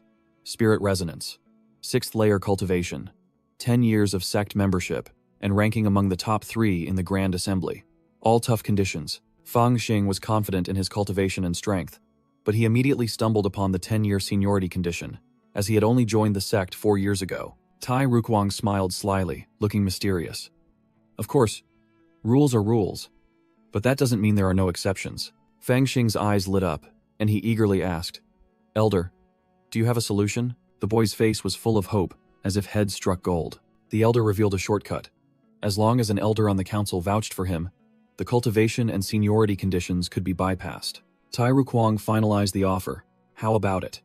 If you agree to join Forging Truth Valley and perform well, I guarantee you'll enter the Heaven-Sealing Palace within 3 years. Fang Xing shook his head, flatly dismissing the offer of 3 years as too long and not worth waiting for. Tai Rukwang upped the ante, declaring that if the boy was capable enough, he could go this very year, which made Fang Xing immediately accept the deal. The elder was startled, claiming he was just joking, then grumpily asked directly if Fang Xing would agree to join Forging Truth Valley. Fang Xing turned the tables, arrogantly setting new conditions for joining, which made the elder curious. He whispered into the elder's ear, mentioning the position of head disciple of Forging Truth Valley, a role that could command all other disciples. Tai Rukwang was utterly shocked to hear the boy demand to be head disciple, while Fang Xing calmly asked back, "Why not?" The elder ruffled his head, explaining that this position not only required cultivation, but also involved handling internal affairs. But Fang Xing confidently patted his chest, saying to just trust him. Tai Rukwang pondered, then proposed a condition. You can't become head disciple immediately upon joining, but if you can make all disciples in the valley voluntarily submit refined metal to you, I will consider it. Fang Xing immediately accepted the deal, while the elder grinned widely, demanding his jade token to complete the formalities. Elder T. Rukuang carved the insignia of Forging Truth Valley onto the jade token, officially accepting Fang Xing as a disciple. Fang Xing gleefully called him master, then immediately asked about the disciples still kneeling outside, reminding the elder of his promise of punishment. The elder waved his hand and walked away, dumping the burden on Fang Xing to handle, since he wanted to be head disciple. The boy was stunned by his new master's level of irresponsibility. Fang Xing held the bag of items, his face darkening into a sinister smile. Now that I'm also a member of Forging Truth Valley, I must be good to my fellow disciples. He directly threw several bags of magic treasures down to the kneeling disciples. They cheered joyfully, thinking their items were being returned. Standing on the rooftop, Fang Xing declared that he was now a member of Forging Truth Valley and was returning their items, but one disciple below still craned his neck, refusing to believe it. Fang Xing held up his jade token, shouting loudly, "Open your eyes and look. This was personally bestowed upon me by Elder Tai." The disciples were bewildered, not understanding why the elder would accept this boy. Suddenly, one cried out in alarm when he discovered the flying sword in his bag had vanished, leaving only scrap metal. Another panicked when his magic treasure turned into a pile of scrap iron, only able to scream in despair. Fang Xing pressed the 9-serpent golden flame sword against one disciple's face, coldly warning that he would kill anyone who dared to cause trouble, making the man turn pale with fear and beg. Fang Xing turned to the entire group, declaring that from now on, he was responsible for collecting refined metal by master's order and threatened to smash the brains of anyone who disobeyed. The small fries whispered among themselves, believing that only those in debt and with a certain cultivation level had to submit refined metal. Fang Xing observed from a distance, muttering, So that's how it is? Tomorrow I must ask that old man." The next morning, as Fang Xing sat in his room, a childish voice echoed from outside. "Senior brother Fang, master sent me to give you this." A young disciple appeared, solemnly handing Fang Xing a list of 21 debtors and this month's quota of 31.5 kilograms of metal, also warning that master would inspect very carefully, and even if a tal was missing, resources would be cut. Fang Xing took the ledger, calmly saying, "All right, I understand. You may leave." The messenger boy remained standing there stubbornly, putting his hands on his hips and retorting, "Why haven't you left? I ran here early this morning to give you the list, and there's no token of appreciation?" Fang Xing glared, growling, "Boy, are you trying to extort me? If you don't leave, do you believe I'll give you a beating?" The boy was unafraid. Instead, he grinned widely. Master said you made a killing yesterday. It's only reasonable to share some with me." Fang Xing smirked, tossing the boy a spirit stone. "You little rascal, take it." The boy gleefully accepted the gift, then leaned in and whispered advice. "Master warned that if you intend to use force to collect debts, it won't end well. You must use your wits." After the boy left, Fang Xing crossed his arms and pondered Elder TA's words. Is there something that cannot be solved by fists? What does this old man mean? Fang Xing walked alone in the vast courtyard, the atmosphere eerily silent. He stopped before a large door, holding the ledger in his hand, and called out, "Is Liu Huazhang here?" A voice echoed from within. A fat man playing chess alone replied, "I am. Who are you?" Fang Xing circulated his cultivation, a stream of blue energy flaring around his hand, and smiled sinisterly. "Then I've come to the right place." The fat man, Liu Huazhang, startled, stood up and cautiously asked, "I don't know you, and we have no grievances. Why are you looking for me?" Fang Xing plunged the 9-serpent golden flame sword into the ground, pointing at the fat man's face. "You don't know me? Then let me tell you. From now on, I am responsible for collecting metal for forging Truth Valley. If you dare to submit it late." Upon hearing this, Liu Huazhang immediately changed his attitude 180 degrees, cupping his hands and chuckling apologetically. "So it's senior brother here on a sect mission. How could I possibly make such a trivial mistake?" The fat man continued to flatter, guaranteeing to submit on time, then probed, "Senior brother Fang, are there any other instructions?" Fang Xing calmly pointed at the sky, fabricating a story. "Oh, right," Master said, "he urgently needs this batch of goods. So, the deadline has been moved up by 10 days. You must submit it by the 13th of next month. It'll be hard on you." Liu Huazhang outwardly agreed. If senior brother Fang has said so, this junior will naturally do his best. But inwardly he sneered, thinking Fang Xing was just boasting. Fang Xing yawned, looking satisfied. "Good. At least you know your place." The fat Liu Huazhang secretly thought, "I didn't expect this brat to demand payment so early, but luckily, our side is prepared. He won't see this coming." Fang Xing walked alone down the deserted street, sensing something amiss in the unusually silent atmosphere. Another disciple with a mustache blocked his path, greeting him with a smile. "Oh, senior brother Fang, have you come about the refined iron? I've heard. And I promised to deliver it on time, and in full quantity." Fang Xing maintained the old deadline. "Good that you know. It must be delivered before the 13th of next month." The mustached disciple continued to invite him. "Of course. Senior brother must be tired from your journey.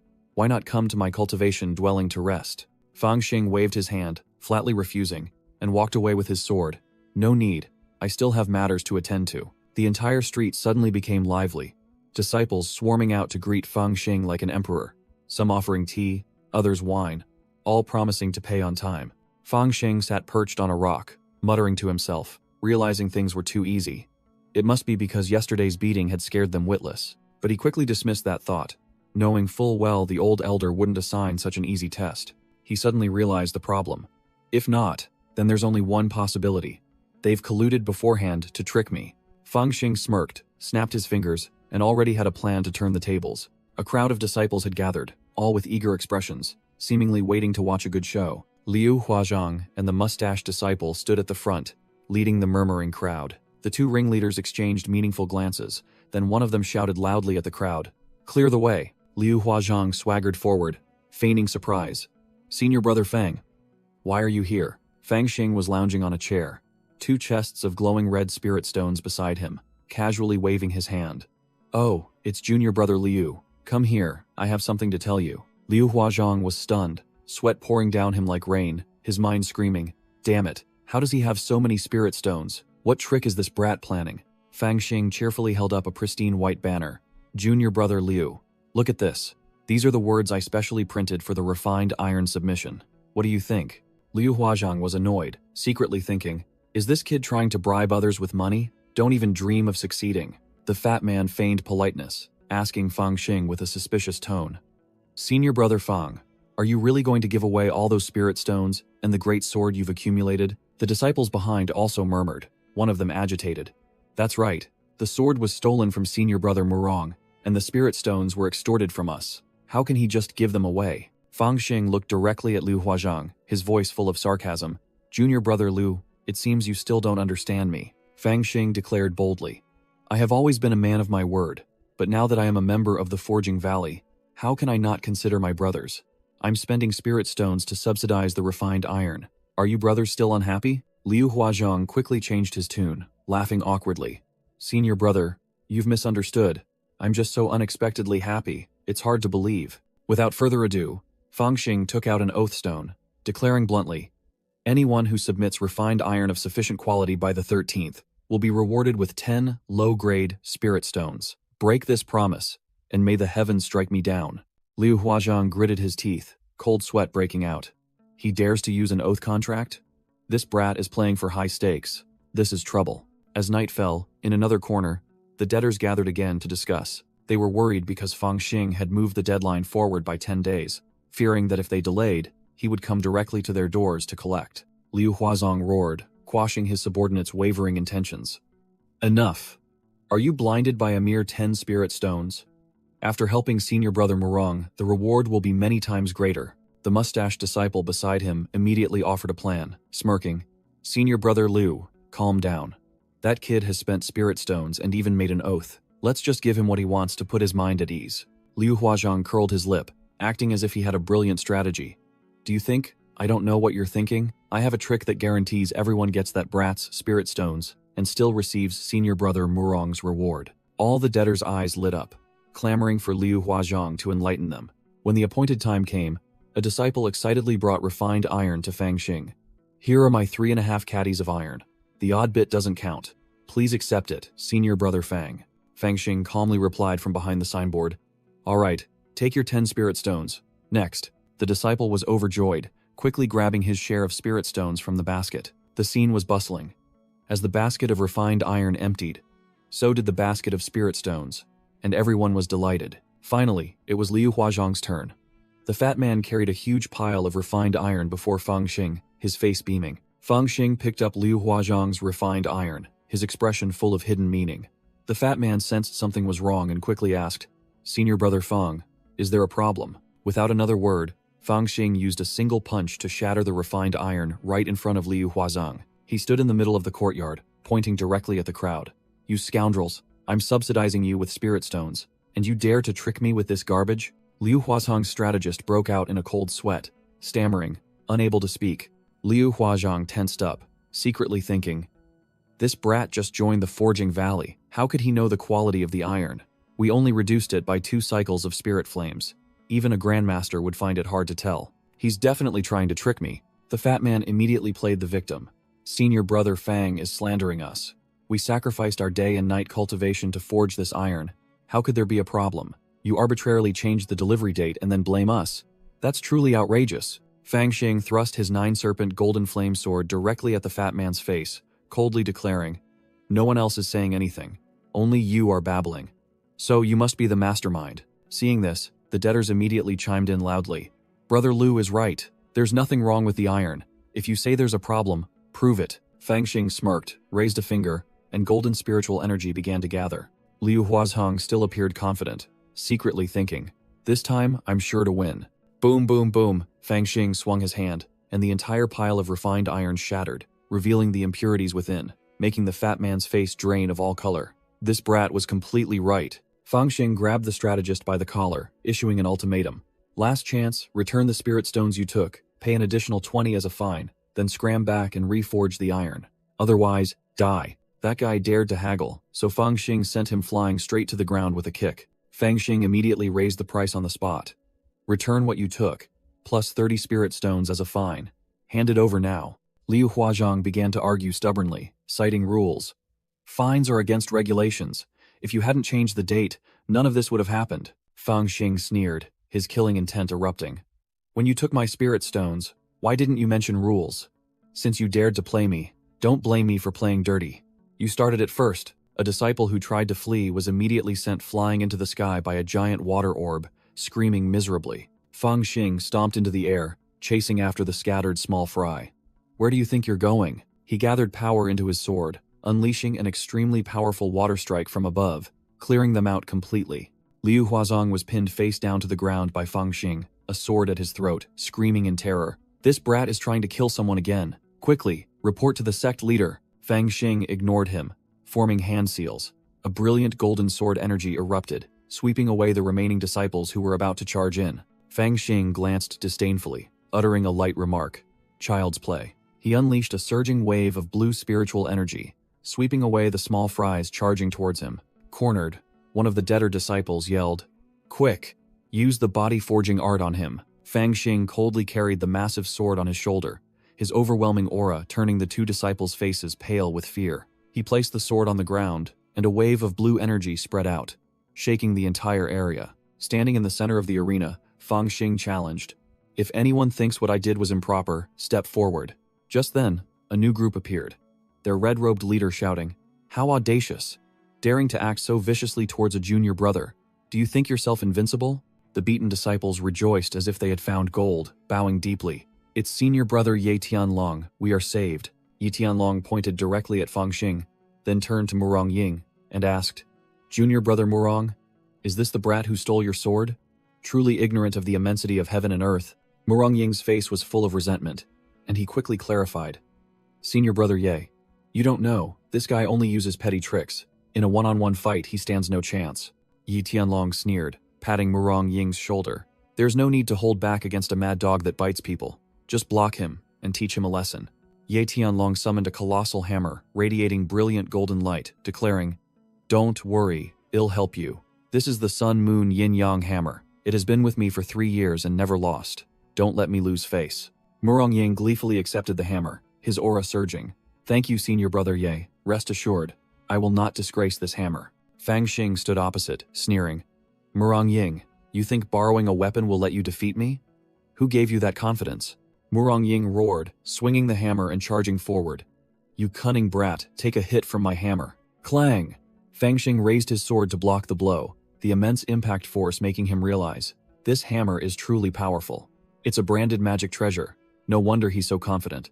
Murong Ying leaped high, yelling, "Aren't you so strong? Taste the power of this hammer." Fang Xing gritted his teeth, thinking to himself, this guy is truly insidious. Knowing I use a sword, he borrowed a hammer to counter me, intending to smash my sword, but I won't let you win.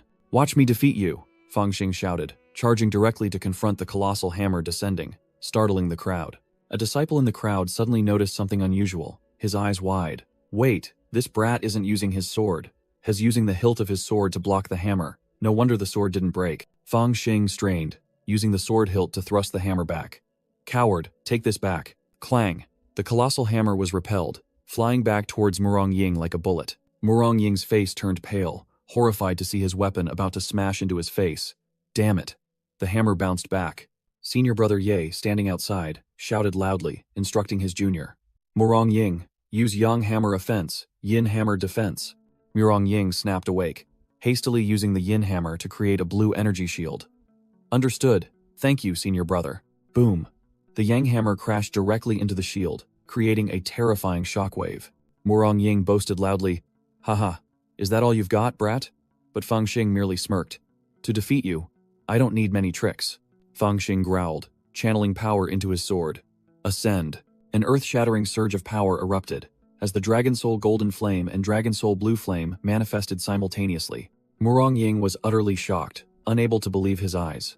How can this be? This brat can use both Dragon Souls at the same time? The twin dragons, one blue and one gold, roared, charging straight towards Murong Ying like a tempest. Murong Ying only managed a desperate scream before being engulfed by the surge of power. The twin dragon energy swept through everything, leaving no escape for the opponent. Boom!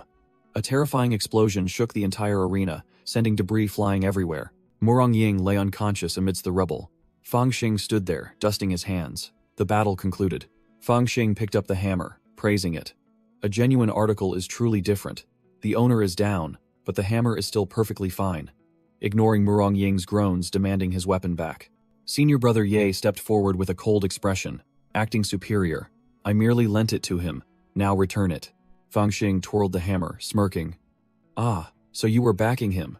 Now you want it back so easily?" He examined the Sun Moon Yin Yang hammer, then began explaining its structure, making senior brother Ye stunned as he asked, "What are you planning to do?" Without further words, Fang Xing raised his sword, gathering abundant blue sword energy, preparing to cripple the branded magic treasure. Fang Xing grinned sinisterly, confirming with certainty. "Of course, I'm destroying your weapon." Ye Tianlong furiously roared, "Do you want to die?" Then unleashed a blazing fire palm strike towards Fang Xing. The flames erupted fiercely, hurtling straight towards Fang Xing, who stood alone in the middle of the arena. The senior brother suddenly flinched, annoyed that he was provoked to the point of using a fire sword, secretly thinking that if he accidentally burned his master's favorite disciple to death, he'd be in deep trouble. The gossiping crowd gaped in astonishment, seeing the brat still perfectly fine after the attack. Fang Xing emerged from the sea of flames, holding his blue sword, declaring bluntly, "I've been too lenient, which is why these dogs and cats dare to bully. Today, I'll make an example of you." Yi Tianlong couldn't believe his eyes, muttering that only someone stronger could block his move, while this brat was clearly only at the 4th level of spirit movement. Fang Xing exposed him. "Your fire move clearly intended to kill me. Don't blame me for being ruthless." Yi Tianlong hastily denied it. "Wait, I only did it unintentionally." Fang Xing grinned widely, feigning sincerity. "In that case, let's just drop it." Ye Tianlong was dumbfounded, not understanding why this brat had suddenly become so unexpectedly kind. Fang Xing sneered, revealing his true intentions. "Did you really think I'd say that?" He shot forward, blue sword energy exploding, roaring. "The moment you gave that weapon to Murong Ying, I already wanted to kill you." Yi Tianlong was furious that the hammer was broken. He tried to throw a retaliatory punch, but had lost his best weapon. Suddenly, a tiny blue flame appeared right at Yi Tianlong's vital spot, making him scream in agony from the heat. Fang Xing pointed mockingly. "You're the crazy one, or perhaps you should change your name to Bedwetter." While Yi Tianlong furiously roared, enraged by the prank, Yi Tianlong erupted, roaring that he would fight a battle to the death, then unleashed his ultimate move, summoning thousands of brilliant golden flying swords.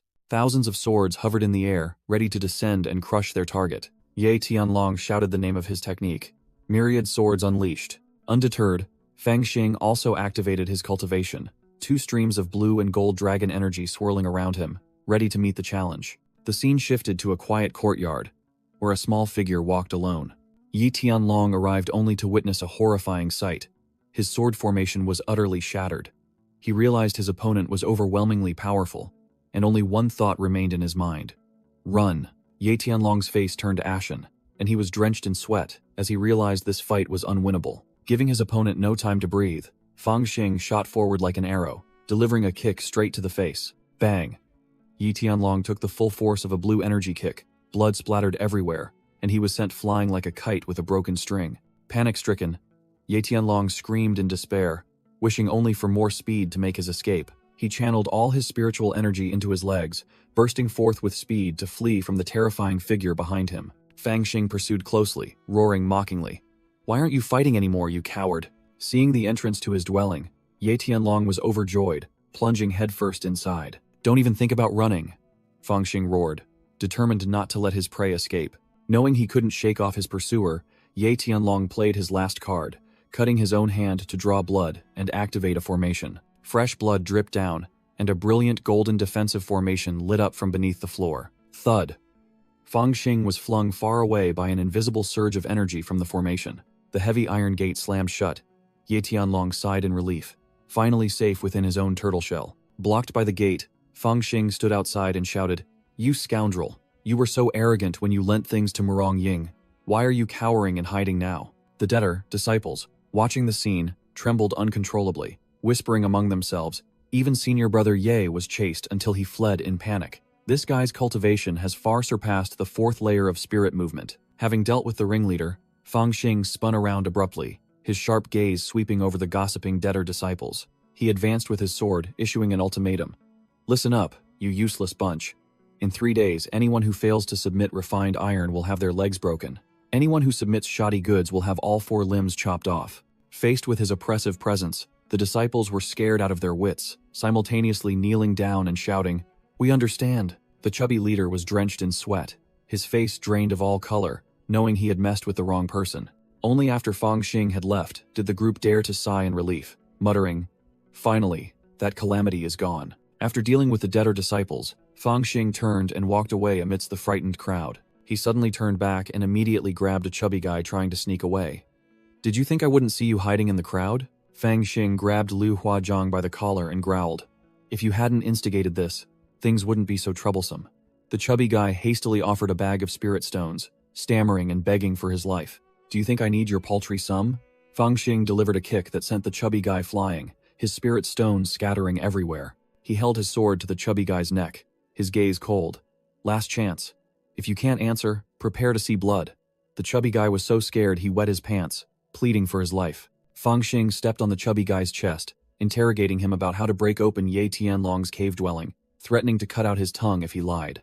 The chubby guy confessed that the cave dwellings in Forging Truth Valley were all made of profound iron, impenetrable even to true disciples. The chubby guy raised his hand and swore, "I'm telling the absolute truth, 100%. If there's a single lie, I'll die a gruesome death. Useless." Fang Xing kicked the chubby guy flying again, as the answer was utterly useless. While annoyed, Fang Xing suddenly noticed a giant spiked mace used for cultivation practice nearby. He smirked, a bold idea flashing in his mind.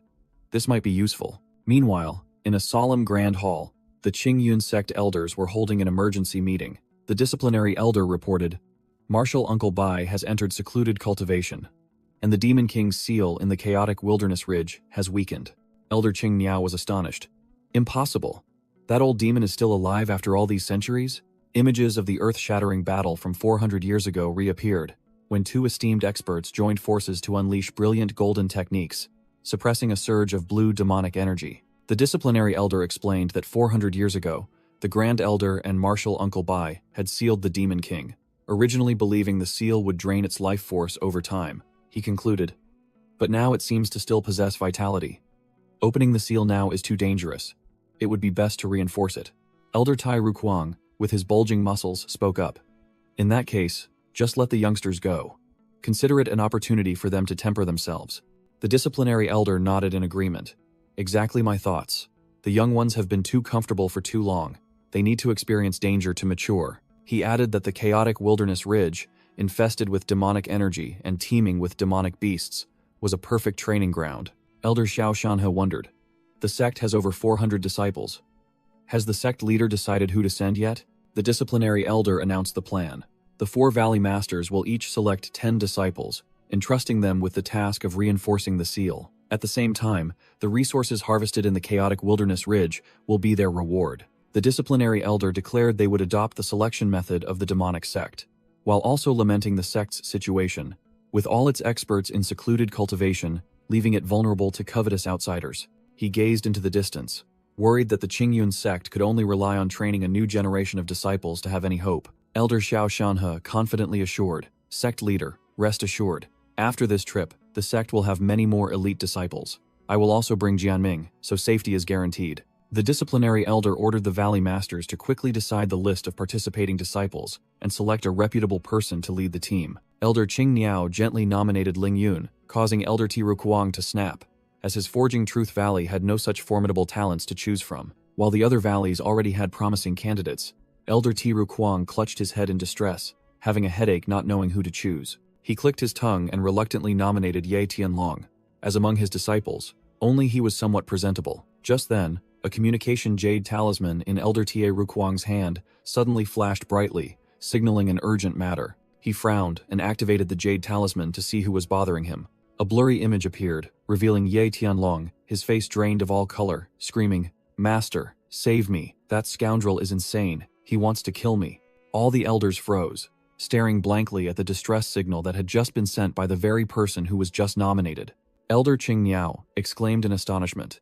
"In all these years, this is the first time I've seen a disciple resort to using a distress talisman." At the same time, Fang Xing, enraged, wielded the Sun Moon Yin-Yang mace and roared, "I don't believe I can't break this rotten door," then charged straight forward. One of Ye Tianlong's disciples turned pale, struggling to erect a weak defensive formation, screaming, "Master, save me. I can't hold on any longer." Crash. The wooden door was utterly shattered, the defensive formation shattered into pieces, and the disciple was blown away like a paper doll. Fang Xing charged forward, swinging a punch enveloped in golden light, and growled, "Let me see how you dodge this." The disciple could only scream for help in despair. Just as the punch was about to smash into the disciple's face, Fang Xing's giant mace suddenly stopped short after a shout of, "Stop!" Ye Tianlong's disciple screamed with joy, having thought he was going to meet his maker, but narrowly escaped death. Elder Ti Rukuang had appeared, blocking Fang Xing's attack with one hand and roaring, "You brat! Are you trying to destroy my Forging Truth Valley?" Fang Xing furiously roared, "Don't stop me! I must kill that scoundrel!" But Elder Ti Rukuang held him firmly, rendering him unable to move. Elder Ti Rukuang roared, demanding Fang Xing calm down and explain. But the furious young man retorted, "I'm right. He wanted to kill me first." Ye Tianlong pointed at Fang Xing, his face pale as he tattled to his master. "This monstrous brat dared to say he'd kill me right in front of you, master." Fang Xing began to recount, pointing at Ye Tianlong, who lay flattened on the ground. I only wanted to retrieve my refined iron peacefully, but who knew these scoundrels would set a trap for me? Then he and Murong Ying jumped out, demanding to teach me a lesson. Elder Tai Rukuang lost his patience, growling his command. Enough! Fang Xing, Murong Ying, Ye Tianlong, the three of you, follow me. Ye Tianlong clung tightly to his master's leg, whining and pointing at his ruined house, begging the elder for justice. Hearing the other guy renege, Fang Xing furiously summoned a gigantic azure sword energy, roaring, "You still dare to lie?" Whoosh! Elder Tai Rukuang effortlessly seized Fang Xing's wrist, blocking the attack with utmost ease. The elder also manifested a sword energy, his gaze sharp as he warned, "Brat, be honest with me." Just then, two disciples frantically carried Murong Ying in on a stretcher, looking as miserable as if he'd been run over by a road roller. Elder Tai Rukuang's eyes widened, and his jaw dropped, utterly shocked by the sight of his favorite disciple unconscious. Ye Tianlong hastily whispered into his master's ear, recounting how Fang Xing had even controlled the Azure Dragon Jade Flame Sword. Elder Tai Rukuang glanced at Fang Xing, muttering as he realized this young man, only at the 4th level of spirit resonance, possessed spiritual energy 3 times stronger than ordinary people, and could even control a 7th-tier weapon. The elder's attitude did a complete 180. He grinned broadly, putting an arm around Fang Xing's shoulder. Come, I have something to discuss with you privately." Fang Xing broke into a sweat, his face full of question marks, not understanding why this old man had suddenly become so friendly. Ye Tianlong dazedly asked about his fate, but Elder Tai Rukuang waved his hand, dismissing both of them to recover from their injuries, declaring he was busy. Two disciples eavesdropping whispered to each other, astonished that Fang Xing had beaten the elder's favorite disciple without punishment, asserting that from now on, he was the boss of Forging Truth Valley. The scene shifted to another residential area within Forging Truth Valley, peaceful and quiet. Inside a smithy, Elder Tai Rukuang handed Fang Xing a rope and told him to demonstrate how to use it. Fang Xing realized this was a genuine treasure. A top-grade immortal binding rope, his eyes gleaming with delight. He didn't hesitate, saying, "Let me try," then immediately channeled spiritual energy into it, causing the rope to emit a brilliant golden light. Fang Xing gleefully activated the immortal binding rope, the golden rope coiling around his arm. "Come on, dance for me." Elder Tai Rukuang was stunned, questioning how a mere brat could condense spiritual energy like that. Fang Xing nonchalantly replied, "I just cultivate using the Azure Rock Tempering Truth mental cultivation method, don't you know?" The old elder furiously pinched Fang Xing's cheek, roaring, "Nonsense. I've cultivated this mental cultivation method my entire life, and I wouldn't know? Tell me the truth quickly." Fang Xing yelped, hastily explaining, "My mental cultivation method is an improved version upgraded by my master, not the sect's original, so it's naturally more effective." Elder Tai Rukuang grumbled, asking why he didn't tell the truth when the sect leader asked. Fang Xing nonchalantly replied, "Because none of you asked in more detail." Fang Xing puffed out his chest, taunting, "Why do you seem so interested? If you want to learn, just say so, I'll teach you," making the old elder flush crimson. The old elder brushed him off, his face stern. "Young man, you've caused such a big incident, you must compensate the sect." Fang Xing immediately retorted, "My collection of refined iron was ruined by those small fries. Why should I compensate you?" Elder Tai Rukuang then revealed his hand, cheerfully patting Fang Xing's shoulder. "The sect has an important event coming up, requiring 4 valleys to send people on a mission. This is your chance." The old elder gripped Fang Xing's hand, his eyes full of expectation. "You will be the leader of Forging Truth Valley participating in this mission." He further explained, "That's right, you're strong but inexperienced, so I've arranged a vice leader. Just listen to him, and it'll be fine." Fang Xing immediately sensed something fishy, arguing, "If I have to listen to him, why should I be the leader? Just let him be the leader then." Elder Tai Rukuang flicked Fang Xing's head, explaining as if to a child, "You fool. Being the leader gives you prestige and benefits, while the grunt work will be handled by others." The old elder shoved a bag of items into Fang Xing's hand, instructing, "All right, go home. Remember not to cause trouble with Ye Tianlong again, or he'll lock you up." Fang Xing, carrying a brand new great saber, ran off, grinning, boasting loudly, "No problem. I'll protect him, because I'm the leader of Forging Truth Valley." Elder Tai Rukuang watched him go, muttering suspiciously, "How strange. Why is this brat suddenly so obedient today?" Suddenly, he flinched, feeling that something was amiss, his hand unconsciously reaching for his waist. Elder Tai Rukuang's face turned ashen. He roared bitterly upon discovering the truth. No wonder he was so easy to talk to. He actually stole my immortal binding rope. He erupted with spiritual energy, soaring into the sky. shouting loudly into the distance, "You cunning thief! Just you wait." In a dark room, Elder T. Rukuang had calmed down, telling himself he would consider it an investment gift for Fang Xing, when suddenly a voice rang out. "Master, why are you here?" Ye Tianlong, the disciple who had just been beaten by Fang Xing, stood before his master, Elder T. Rukuang, his face swollen. Elder Tai assigned a task to the muscular disciple. "The sect has issued an order. You are to lead 10 disciples from Forging Truth Valley to carry out a task. Can you do it?" The disciple immediately complied.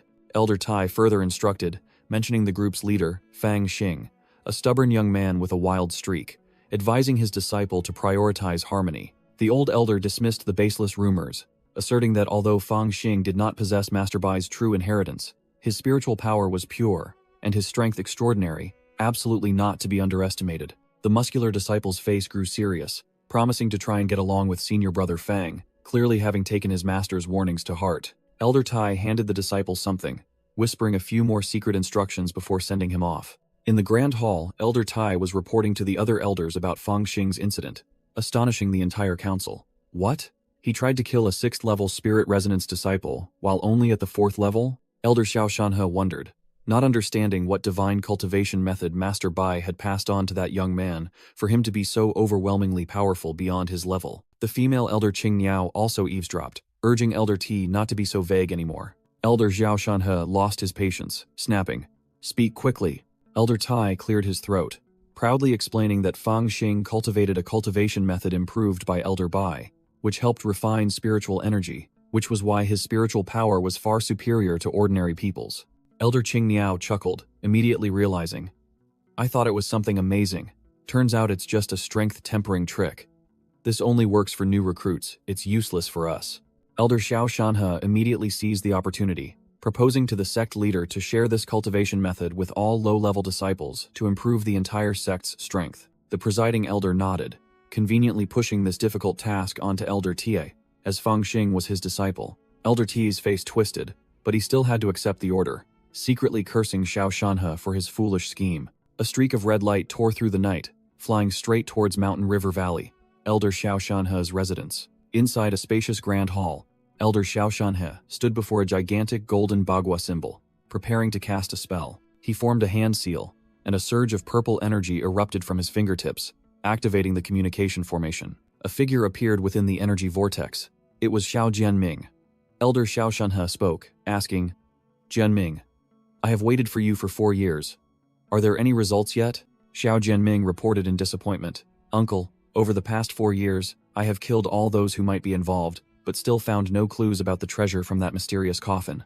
Elder Xiao Shanhe revealed shocking information, stating that there were 7 hidden treasure locations, but 6 were already out of reach, leaving only the Ghost Mist Valley area with a chance of discovery. Xiao Jianming curiously asked his uncle what the precious item that could free him looked like. Elder Xiao Shanhe explained the legend: a divine weapon forged by an immortal, and 9 coffins containing fortuitous encounters that fell from the immortal realm. Xiao Jianming, full of vigor, declared he would continue his relentless search, but Elder Xiao dismissed it, stating that 4 years without results meant the time was not yet ripe. His old uncle advised his nephew to pause so as not to affect his cultivation, but also revealed that the sect master had grown suspicious due to his prolonged absence and had assigned him to lead a team to Luan Yeuson. Elder Xiao continued to entice him, saying that the fortuitous encounter Xiao Jianming's grandfather left in Luan Yeuson was still there, highly beneficial for his future foundation establishment. Elder Xiao instructed his nephew to keep an eye on Fang Xing, as that brat had been taught by Bai Qianzheng for 3 years, and it was unclear what he had learned. Xiao Jianming smirked sinisterly, promising to take good care of Fang Xing. In a vast plaza, the disciple groups had gathered, ready for their mission. A group of disciples grew impatient, taunting why the Duanzhen Valley disciples were so slow, and wondering if Ye Tianlong was their team leader. Another person analyzed that if it wasn't Ye Tianlong, it could only be 2 other experts, but he guessed Murong Ying was out of the running, having just had his bones broken and magic artifact stolen by some brat. Suddenly, a loud shout announced the Duanzhen Valley team's arrival. All the disciples from other factions were stunned, unable to comprehend what Elder T. Rukuang was thinking by letting a mere brat lead the team. Fang Xing swaggered in, leading his group of debtors, and loudly reported that the Duanzhen Valley team of 10 was fully present. The guiding elder announced the rewards after the trip, then handed Fang Xing a command token. Another disciple from a different faction loudly scoffed, saying it was clearly stipulated that Spirit Resonance 4th layer disciples weren't qualified to participate, yet now a weakling was leading the team. Fang Xing said little, directly unleashing his spiritual energy and lunging to grab the loudmouth by the collar. That disciple turned pale with fear, stammering to ask what Fang Xing intended to do, believing he hadn't said anything wrong. Fang Xing gathered a dazzling golden energy orb on his fingertip, preparing to send the foolish fellow on his way. He unleashed an extremely powerful palm strike of light, sending the other person flying face first, to everyone's astonishment. The guiding elder had to step in, declaring that Duanzhen Valley chose Fang Xing because he was the strongest, capable of convincing the crowd, and simultaneously warned everyone to stop causing trouble. A female disciple named Feng Dingwei from Wuzhen Valley had to hold back her loudmouthed fellow disciple, yelling at him to shut up about the injustice. The guiding elder coolly stated that it was good for everyone to know their place, and now they should prepare to depart quickly. The muscular senior disciple of Duanzhen Valley grandly waved his hand, inviting everyone onto the prepared flying ship. As Fang Xing stepped on, he taunted that they would have arrived sooner if not for someone blocking their way, infuriating the Wuzhen Valley disciple. Feng Dingwei sneered, advising her fellow disciple not to be hasty, believing that arrogant brat would find his own demise without her intervention. The muscular senior disciple of Duanzhen Valley watched, secretly admitting his master was right. This brat, Fang Xing, was no ordinary person and needed to be watched closely. Whoosh! Duanzhen Valley's colossal flying ship took off, tearing through the wind and soaring straight into the clouds. Inside the flying ship, Fang Xing found a corner to sit and rest, calmly holding his sword. Suddenly, he smirked, thinking to himself that it was indeed a small world, when he saw a familiar figure also on the ship. His hand tightened around the hilt of the nine-serpent golden flame sword, and his killing intent subtly began to stir. Bang! The flying ship suddenly lurched violently, causing the disciples to shout and blame the Duanzhen Valley group for piloting like trash. The muscular senior disciple of Duanzhen Valley told Fang Xing to stay put while he went to check the situation, and the brat nodded in agreement. But as soon as the other man turned his back, Fang Xing flashed a cunning smile, thinking to himself that it was time to greet an old acquaintance. He stood up, sword in hand, and shouted loudly towards a group of female disciples gathered nearby. "Hey, have you stared enough?" The crowd murmured as they watched Fang Xing aggressively approach the Qixia Valley disciples, wondering if he knew their leader was senior sister Ling Yun. Fang Xing directly taunted Lin Qingxue, exposing her hypocrisy and recalling the 4-year-old grudge when she secretly ordered his death. The gossiping crowd began to chatter, remembering how Lin Qingxue had once offered her body and a lifetime's worth of elixirs as a bounty to hunt down someone 3 years ago. Lin Qingxue sneered, calmly admitting, "That was 3 years ago. I didn't say it'd kill you right now." Fang Xing was no pushover either. He summoned his blazing blue sword, challenging with a growl. "So what? If you're so capable, kill me right now in front of everyone." Lin Qingxue's subordinates invoked senior sister Ling Yun's name to intimidate him, scoffing that a Spirit Resonance 4th layer brat like Fang Xing wasn't worth their effort and would sooner or later be torn apart by demonic beasts. Fang Xing was suddenly bound tightly by purple silk ribbons that flew in from nowhere, and a female voice shouted, "Stop!" Ling Yun appeared, questioning Fang Xing why he wanted to kill her disciple, but he retorted, "I haven't even done anything, yet your disciple cursed me, and now you've bound me. Aren't you being a bit too protective of your own?" Fang Xing continued his lament, recounting how he was hunted 4 years ago, indignantly asking why he was treated like a criminal when seeking justice. The crowd began to murmur, admitting Fang Xing's words were not wrong, criticizing Lin Qingxue as malicious, and senior sister Ling Yun as biased, unable to distinguish right from wrong. Seeing the unfavorable public opinion, Ling Yun had no choice but to back down, admitting her fault and retracting the silk ribbons, thinking to herself that this brat had managed to divide everyone with just a few words. She couldn't let him continue. Fang Xing, emboldened, pointed directly at Ling Yun and warned, "Remember today's words. Next time, if anyone from Qixia Valley causes trouble, it'll come to you for settlement." Just then, the flying ship announced its arrival, and a disciple looked bewildered, wondering why everyone hadn't disembarked yet. The flying ship landed on Barren Hill, a land where the Demon King's fiendish energy had leaked for centuries, transforming it into a ghostly domain overgrown with exotic herbs. A disciple wondered why they didn't fly straight in.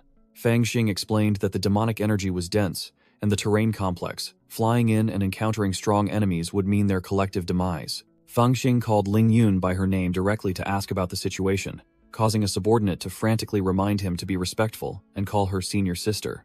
Ling Yun, along with 2 other team leaders from Junzi Valley and Shuwen Valley, had gone ahead to scout. She reported that the path ahead was filled with miasma and killing intent, making it impossible to rashly proceed. Fang Xing sneered, accurately guessing Ling Yun's next step would be to refine detoxification pills, which annoyed her slightly. Ling Yun ordered the Qixia Valley disciples to quickly refine spirit-cleansing pills and distribute them to everyone, declaring that the poisonous gas could not hinder their progress. Fang Xing clicked his tongue in annoyance at Ling Yun's oversensitivity, while Feng Dingwei, standing nearby, scoffed that he was as lazy and boastful as she was. Fang Xing sighed dejectedly that everyone was so boring, just as another disciple rushed over, calling out Senior Brother Fang. The Duanzhen Valley disciple stammered, reporting that the Qixia Valley disciples had distributed pills, but for Duanzhen Valley. Fang Xing impatiently snapped, "So what?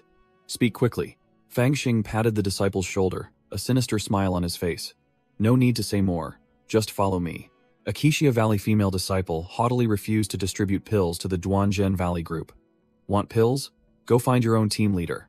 The crowd began to discuss again, believing the Duanzhen Valley group was suffering collateral damage because their team leader had offended Qixia Valley. Now, without pills, they could only rely on their own spiritual power to resist, and encountering demonic beasts would spell disaster. Fang Xing advanced, radiating killing intent, carrying his blazing blue flying sword, and growled, "Damn it, let me see who dares to bully my Duanzhen Valley disciples."